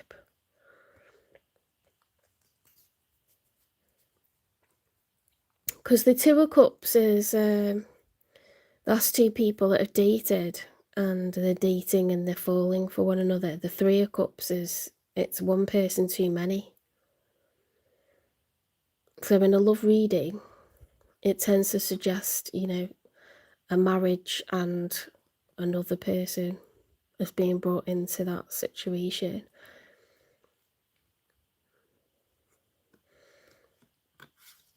The King of Wands is fire energy. It's a masculine energy.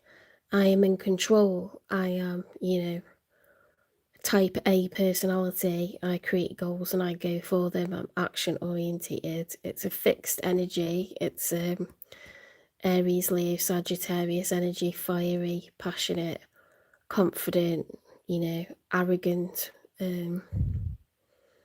domineering, stoic, action orientated, highly driven.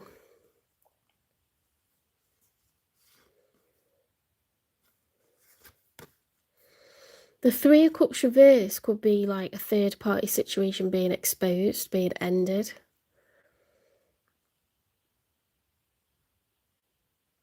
Knight of Cups reversed.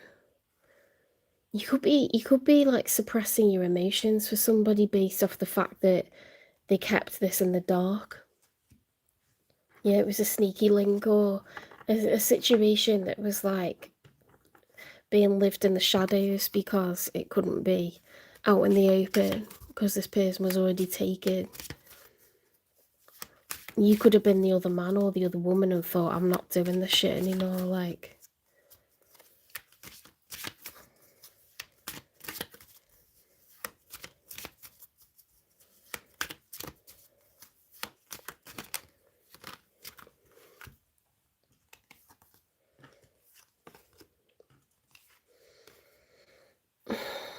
Yeah, the Seven of Swords is deception, lying, cheating. Hi, Rezia.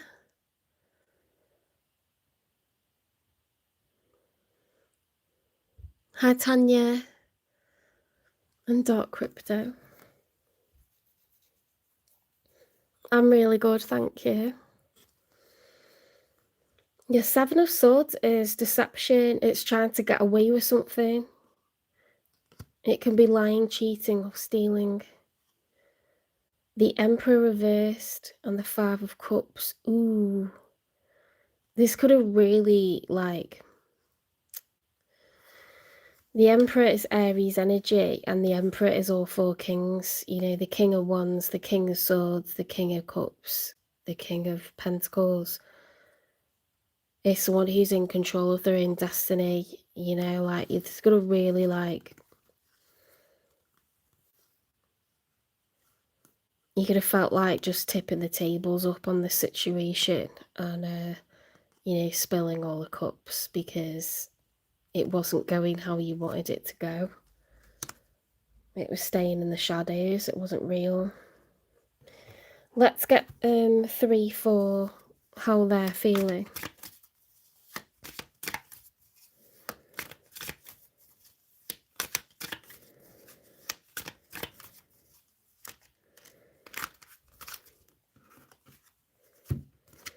King of Swords reversed with the Chariot upright.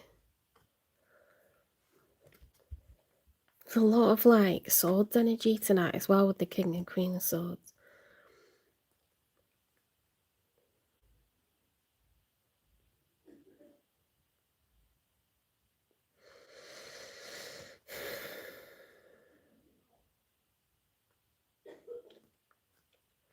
This is a bit confusing because the Chariot is like... The Emperor jumps into the Chariot. The Chariot is something that's, you know, very protective, defensive. You jump into it, you go towards what you want, a major goal or aim, huge determination. You need to expand an empire, to defend an empire. It's something that we're dreaming of. It's travel, it's movement, it's determination to get something done, it's fast movement. The King of Swords is air energy, Gemini, Libra, Aquarius. It's a thinker, someone who's a strategist. They think about everything for months before they tell anyone else about it. A fantastic writer, orator, speaker. When they use that knowledge against people, it's dangerous. Okay, so they can shut communication down and go really cold. You know, go off the radar.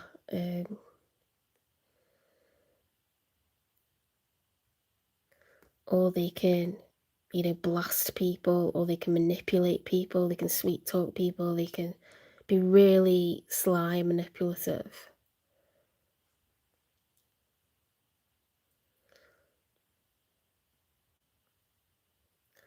This person got something that they want to achieve, and they're going to be really, like, manipulative about it, calculated.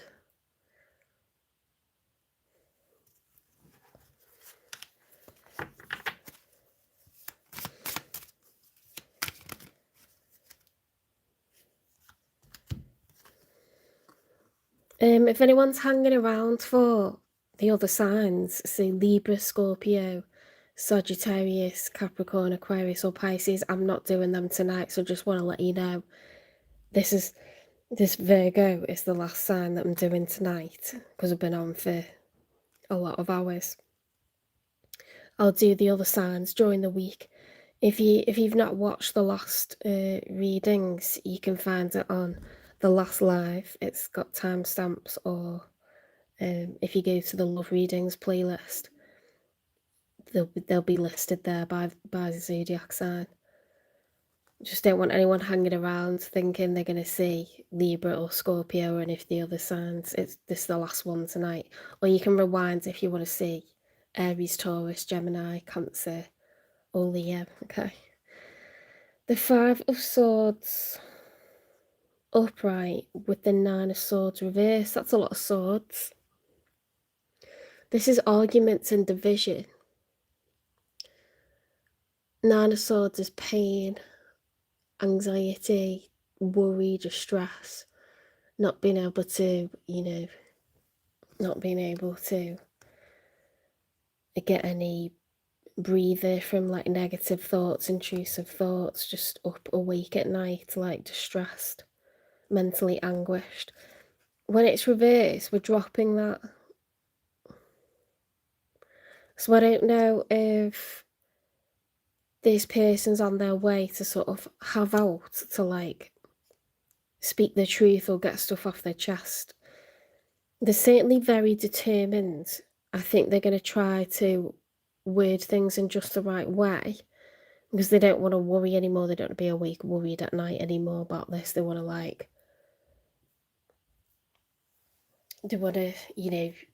do what they do best, which is like use their words to solve this problem. The Hanged Man reversed is like stubborn energy. This is someone who's turning themselves upside down to try and see things from another perspective. They don't want to make a wrong move. They're keeping themselves fixed. You need to really think things over. It's an open-minded energy. When it's reversed, it's like stubborn, closed-minded.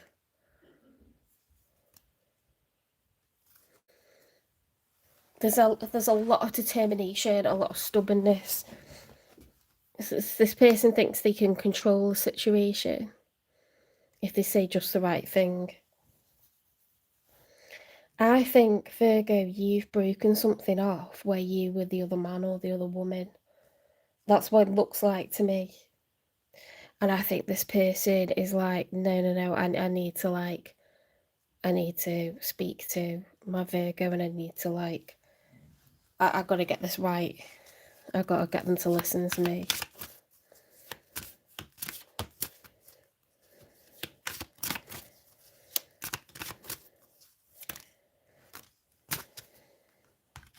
Ooh, in the outcome, 8 of Cups, walking away from a relationship. The 5 of Pentacles reversed. You don't, I think you're walking away, I think you just hate the sense of lack. I think you'd rather, if it means that the church doors open by you like abandoning this third party situation, you're prepared to do it. Because otherwise you're just destitute. There's no growth, there's no openness here, and it's making you feel, just like this. It's making you feel like this all the time.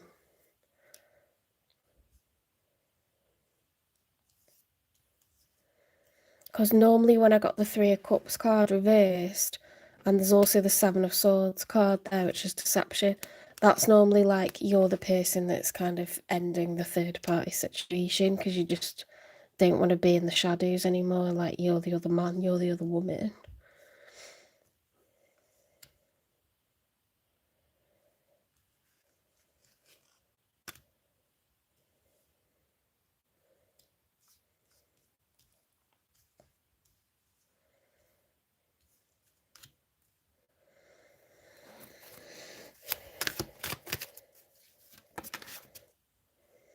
In the challenge position, we've got the Empress. We've got the Emperor and the Empress, guys.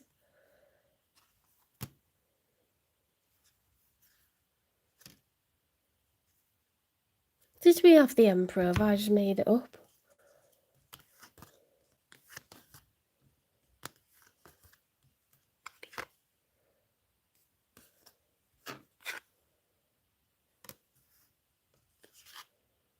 Yeah, we have. You're the Emperor.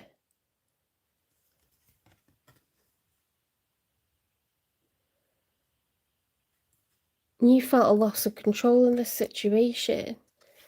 See, this is them.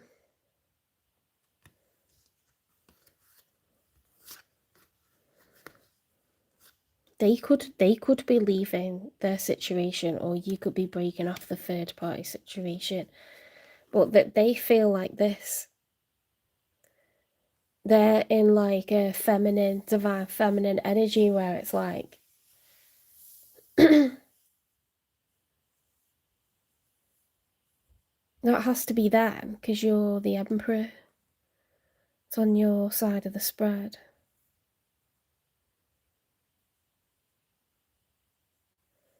Or you're becoming the Empress.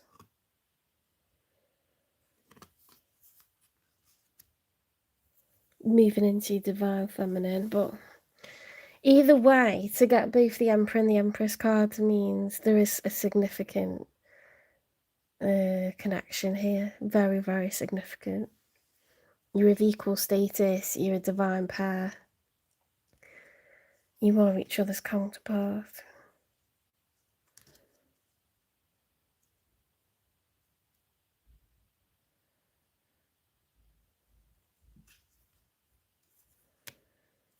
When the Empress is in the challenge position, we don't feel ourselves, we don't feel good enough. We don't feel worthy. Like, we are the Empress, we are all 4 queens, but we don't feel like it.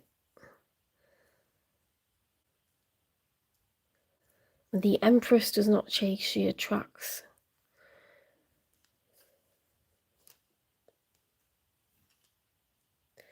You are having to chase this person. And this person, has screwed things over. Screwed things up by, staying in their situation.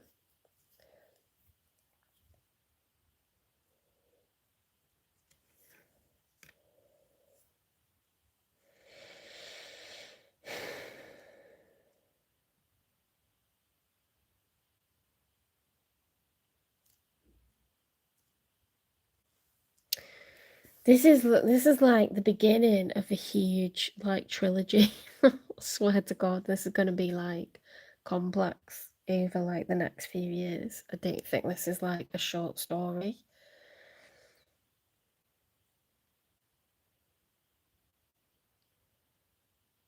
It feels like you two have met under like crazy circumstances and it's not the right conditions to sort of like make a go of a relationship, but you won't be able to move past one another. Like, it feels like something significant, something profound. Like, it's going to wake this person up from their like sleepwalking that they've been doing, sleepwalking through life.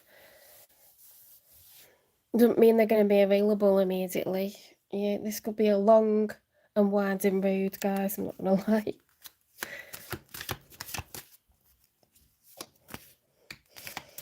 Yeah, Resi, if you email me like you did last time, I can certainly do that. Very happy to. The Fool reversed. The King of Pentacles upright and the Two of Cups reversed.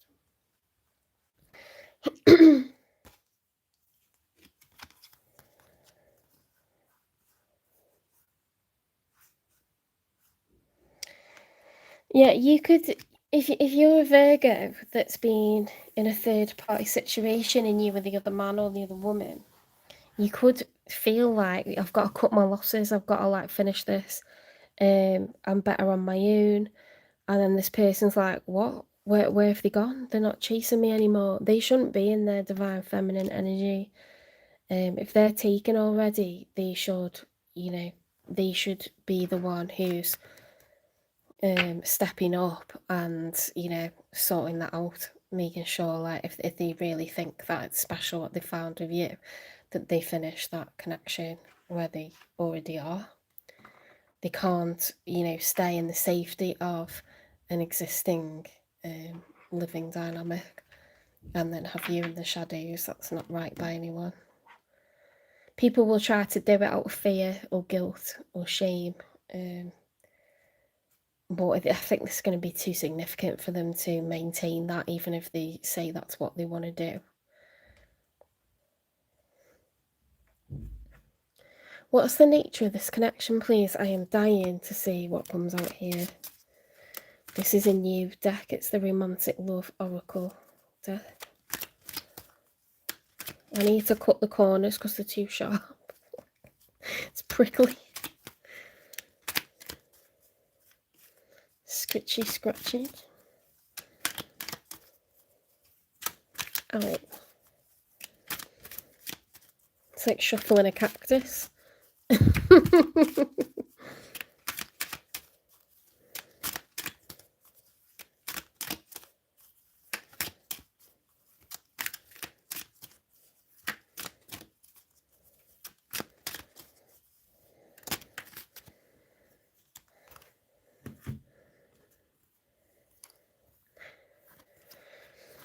Journey to wholeness emphasizes the importance of becoming whole individuals within the partnership. You complete one another.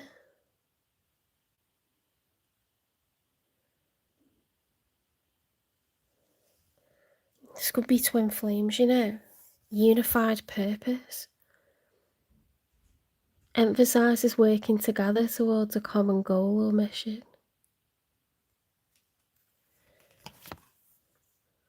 Unraveling mysteries encourages exploration of the deeper meanings of your connection. Joyful union reminds you to celebrate the love and happiness you share. You're the Emperor and the Empress. This is like, it's not like that doesn't mean anything. Of course it means, like, it's just crazy.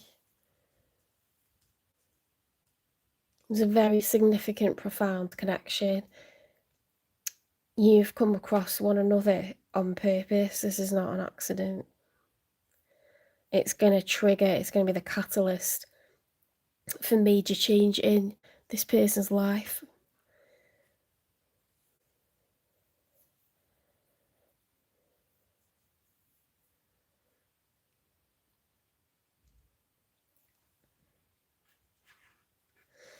And it starts off with you walking away from it, so long as it's in the shadows.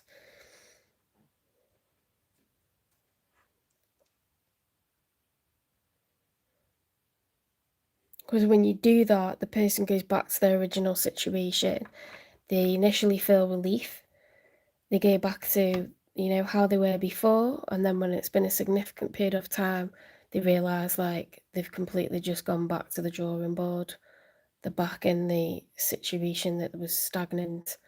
And now they haven't got the joy of, you know, being intimate with you anymore. The excitement, you know, they can't think about a potential future with you anymore and sort of excite themselves with that, tantalise themselves with that. They're back to having zero and being stuck in something they don't want to be in. So, yeah, it's like a weird process that has to happen.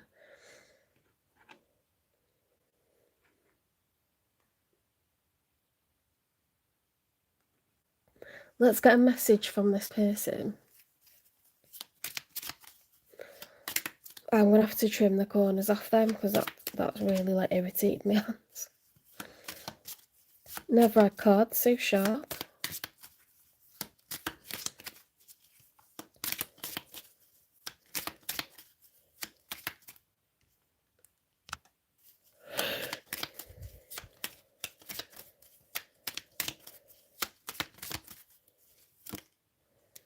Focused on money. I'm currently focusing on my career and finances. My main priority is financial stability. Okay. This person is, I think they're burying their head in the sand. I think they're stressed out. I think there's a lot of drama for them when it comes to this connection. And they're hiding from the upheaval of it all and what it means, you know, like,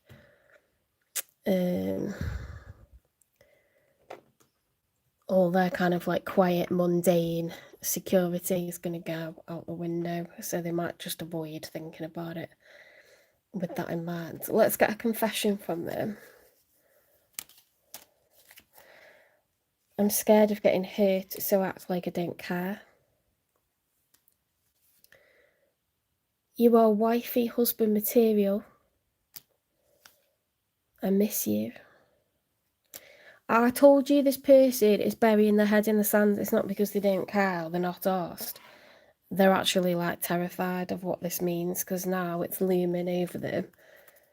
They're gonna have to like raise hell, you know, like by ending something they're already in that's established. I mean, there could be children involved, there will be assets involved, it will be someone they live with already. It's going to shock the whole community, you know what I mean? Like,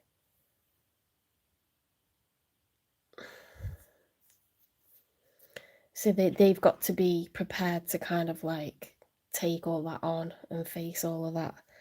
And they've got to think about, you know, how life will be afterwards realistically, and come to terms with that. And if they can't, then they're not going to do it. Some people do it and some people don't. Depends whether this person can live without you or not, really and truthfully.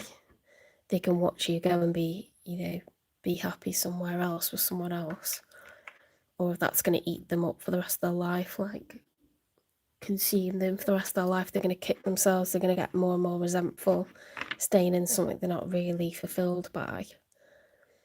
Because it doesn't mean they don't love the children, and it doesn't mean they haven't worked damn hard, you know, to build up what they've got, but once you start to feel lonely within inside a relationship, very, very difficult to kind of feel good, you know, like truly good, like authentically happy, isn't it? You can fake it, but once you've come across someone that makes you feel amazing, you can't really unknow that or unfeel that, can you? It would feel like such sacrifice to sort of like act like that never happened, and I'm sure people do it, but it's not going to be an easy decision. It could be something they go back and forth on for a long time, not gonna lie. What's the messy truth about this connection? Seems like a third party connection. Broken trust, lies, cheating, promises shattered. They could be having to let you down a lot, because they'll say, yeah, we'll meet up, and then they can't do it. Yeah, a person who's married cannot explain their absences to their spouse, to their kids. They're supposed to be always present, you know, always around. So it leads to letting down, you know, a third person, a mistress, or whatever the guy version is, letting that person down a lot, you know, making plans that they can't really stick to, creating false hopes, disappointing you a lot.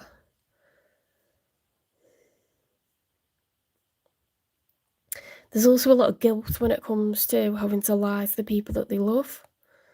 You know, that's pretty weird, having to lie to children, having to lie to a spouse, having to lie to anyone in the wider family about where you've been, why you're late, where you're going, who you're going to see.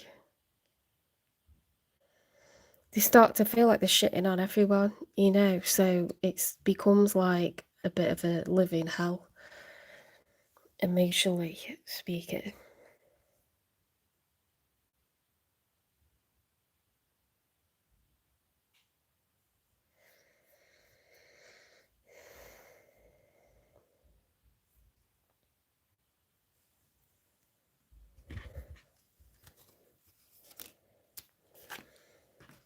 Toxic, destructive relationship, manipulative, gaslighting. Yeah, they can end up like making false promises, you know, saying, oh, what are you angry for? Like, I've not even done anything. And you feel like you're going insane at trying to explain why you feel betrayed or why you feel let down. And they're like yelling, saying, well, I can't, you know, always get away, or something turned up and it was outside of my control. I did want to see you. And, you know, it just, it's messy. Masked realities. Beyond posing facades and cover-ups, dare to unveil the truth hidden beneath.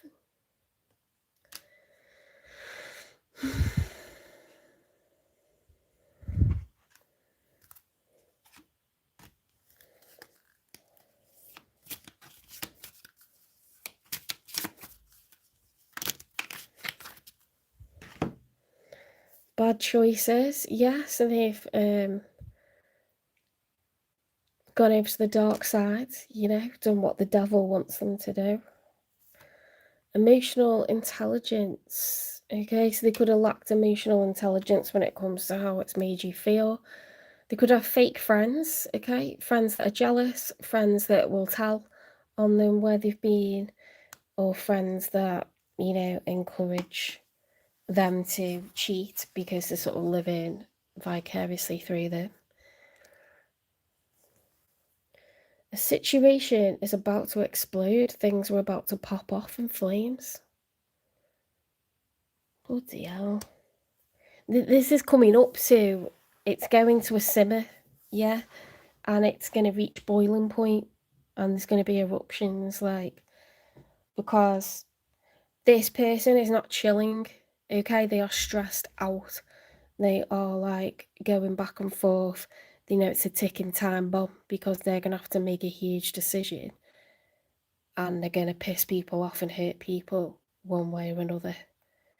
There's going to be major drama one way or another. So it's like a blessing when you first find it, and then it's a fucking living hell when you realise, like, what it means.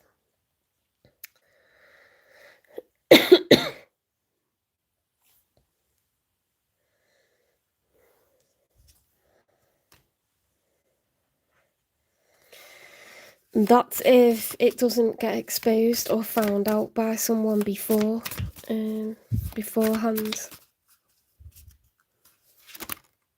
Because that is, you know, the fear all the way through. Pop up, surprise visit, reaching out in person. I've never had that card come out ever out of that deck.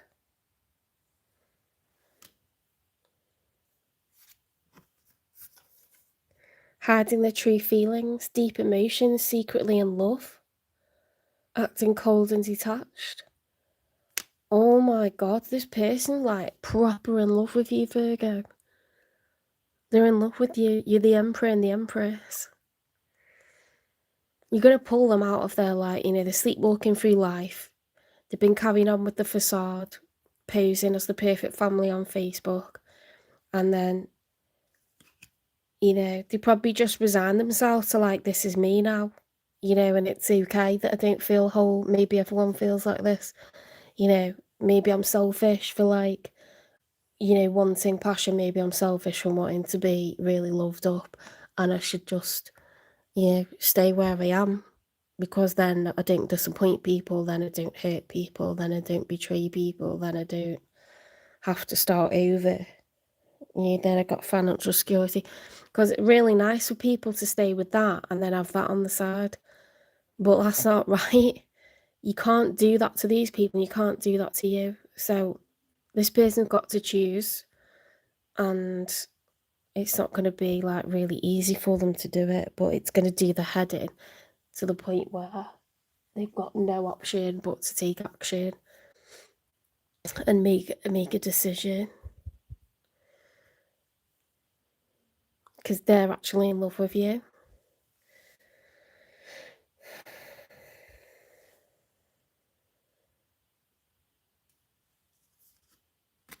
Never had them cards come out either. These cards, that's terrible grammar, sorry. Something's mixed up in there, isn't it?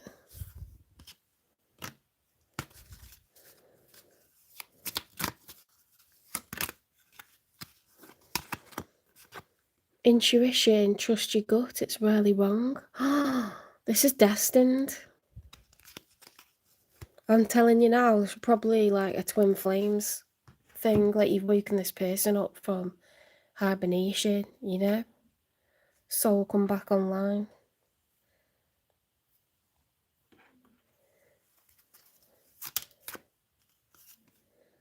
I honour my emotions without judgment. Okay, that's the sacral chakra in the pelvic area between the hips. It's about creativity, passion, libido, like coming alive, feeling young again, feeling like life has meaning, life has focus, exhilarated, excited. Feeling like all things are possible. Trust your gut, it's really wrong.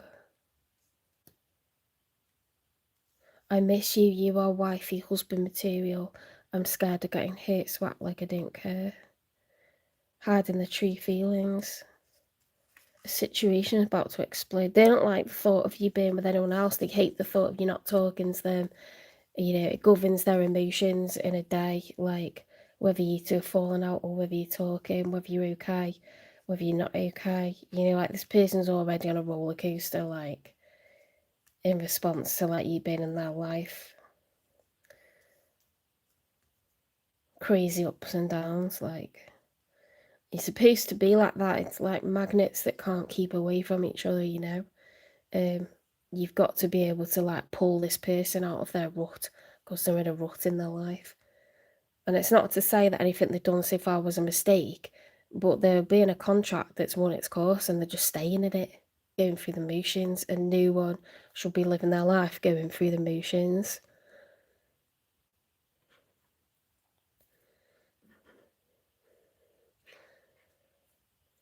So guess what the universe does? It sends someone along to wake you up.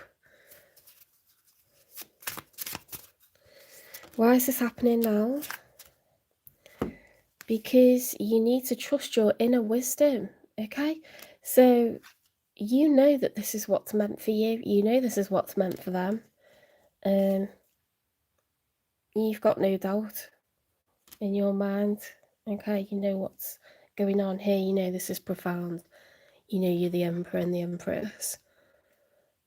Whatever it looks like to anyone else, whatever they might think about it or say about it, it's no one's business really. It's not their life, is it? How dare one person or group of people say that person has to stay right where they are because they don't like the thought of what it's going to do to anyone else. People have to live authentically happy, and if they're not authentically happy, then who is anyone to kind of like take that away from them and say, nah, you're going to stay exactly where you are and just go through the motions because that makes me feel more comfortable or it makes my life easier. No. They wouldn't let anyone decide their life for them like that. Or they shouldn't have done, if they have done. Truth is different at different levels of consciousness. Reserved judgment. If some people are not awakened, okay, like they don't understand or see things the way that you understand or see them. If you're like in a state of higher consciousness, if you are more of an empath, if you are an earth angel, a light worker, if you're highly intuitive, if you have a really good relationship with spirit, with yourself, some people are not. They don't have a good relationship with themselves. They're not connected with themselves the way that we are. Some people are sleepwalking through life. Some people just see things in a very superficial, flat, kind of 2D way. They don't think things have deeper meaning. They think it's mumbo jumbo, or they think everything is science and they're so like black and white about everything. Some people never look back. They don't work on themselves. They don't think that they might have made mistakes. They don't reflect. They don't grow. Or some people know, they're well aware that they've got work to do on themselves, but they're just scared to do it. They get like kind of hives thinking about doing shadow work because it's not comfortable facing stuff like childhood trauma or inner child wounds or, how you don't have a good relationship with your mum or your dad. It's uncomfortable for people to deal with shit like that, so a lot of people just don't access it. They just choose not to access it, even if they feel like there's probably some work that needs to be done there. They don't want to. Doesn't feel good. It feels good to drink, it feels good to take drugs, it feels good to seek out gratification through sex, you know, to go shopping, to eat. People avoid feelings, they avoid shadow work. Some people have got such a big ego, they can't admit that they've ever made a mistake in their life. They don't know how that's possible. It suits them to think everyone else is wrong.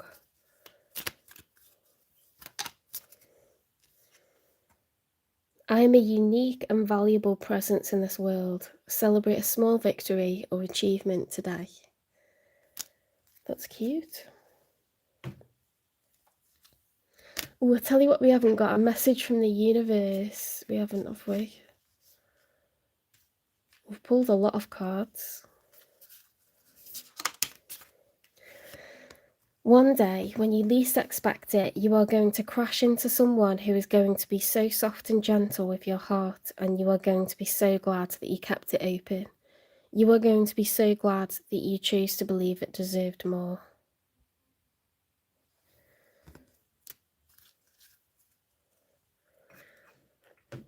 I mean, that sounds like something very fated.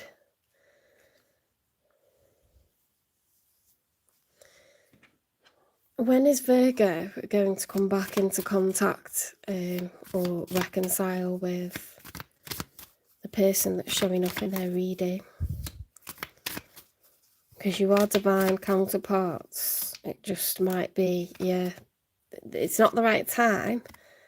And I'm thinking it could be like a year, 2 years, 3 years, something. It could be on and off, guys. Like, if you are fated to be together, but this person's already taken, it could be a long and winding road, particularly if there's children involved or anything like that.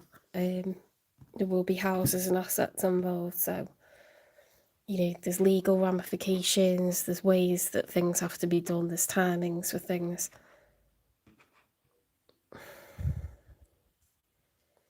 You got to be realistic about time frames, you know, like it's not going to happen overnight. It's not going to happen over a few months, it's going to be years.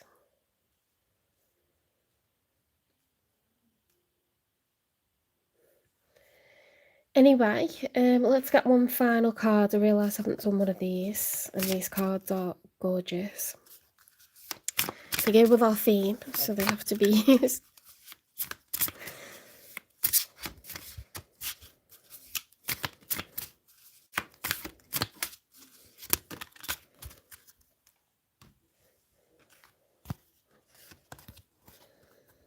The Ankh Bearer. Life's energy flows within you. Embrace the fullness of being and the eternal cycle of renewal. Okay, we feel like we know everything that there is to know, and then life throws us a curveball. We find ourselves, you know, in a marriage, going through a divorce, or, you know, having parents to losing a parent, or we find ourselves living in one country, moving to another country, and having a whole new chapter. Okay, it never ends. The learning never ends. The journey never ends. It's just turning another corner and seeing like whole new territory, you know, like it just doesn't end. Like, that's the point of your life on planet Earth. You're not supposed to know everything halfway through your lifetime. You're supposed to keep learning, keep, you know, being thrown into new challenges that are going to evolve you. We evolve and we grow more when we're in adversity, you know, like we wouldn't, if we weren't challenged, we wouldn't grow, we would just be exactly the same. The Sphinx cat, you are the guardian of your own truth. Stand firm and let your inner strength lead the way. Okay, so you got to trust your own gut. You can't let anyone else tell you what to do, and nor can this person. If you know, like your feelings, you know your emotions, you know your heart, you know what you want, you recognise, what effect someone has on you, and if it uplifts you, it gives you hope for the future, and you were feeling hopeless before, like, you know the answer, You're not going to find the answer by asking other people, because they're just going to tell you what's easiest for them. The Lotus Cat, embrace stillness and healing. This is a time to rest, restore, and reconnect with your heart. Take care of yourself, pace yourself, give yourself time, not thinking about this, because you make yourself go insane. It's all going to pan out exactly how it's supposed to. You're not really in control of it, are you? So you just got to like let it play out. All right, take care, Virgo. No judgment. Lots of people have been there, are there, are experiencing what you're experiencing right now. That's the great thing about tarot. It's not a place of judgment. You don't have to hide. You don't have to pretend you're not doing it.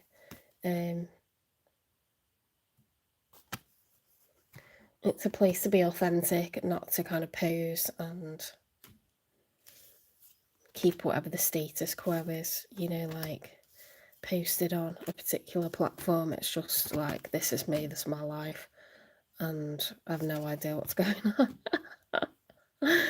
Not like, here's me reaching goals, best year yet, all that bullshit. Here's me looking amazing, here's me like, you know, here's us, or a perfect relationship. That is just like shit, isn't it? It's just bullshit, all that. It's just, relationships are messy, people argue, they fall out, they break up, they get back together, you know, they threaten to leave, they piss each other off, they make mistakes, they fuck up, they get annoyed with each other. Some people cheat, some people don't. Some people shake hands and go to sleep every night. Some people sleep in separate bedrooms, and you will never know. You know, it's just, it's all a facade. Like what goes on social media is only what they would want the public to know, isn't it? So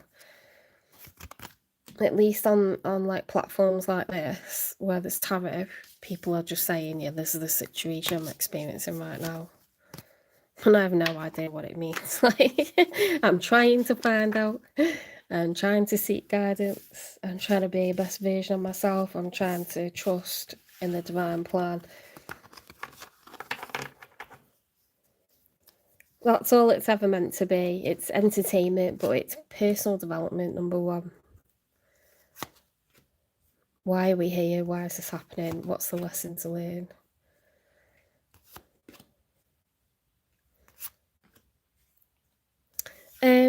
Yeah, memberships are up. They are live. There's been content on there for 2 weeks. Okay, finance readings been up there for 2 weeks. Health readings, I completed those today. I will be putting up how to read tarot series. So yes, they're $5.99 a month. You're getting loads for your money. It would take to be doing all those readings and then them not be watched. So make sure you remember to get a membership if your finances do so allow. Finances come and go, I know, money comes and goes, so no judgment. But likes are free, comments are free, they're nice for me to read, they keep me going. If you do want a personal reading, they're £25. You can email me at jen3585@gmail.com, or you can direct message on Instagram or TikTok. I'm going to go and have a bath now. Night, guys. Don't forget to email me, Resia.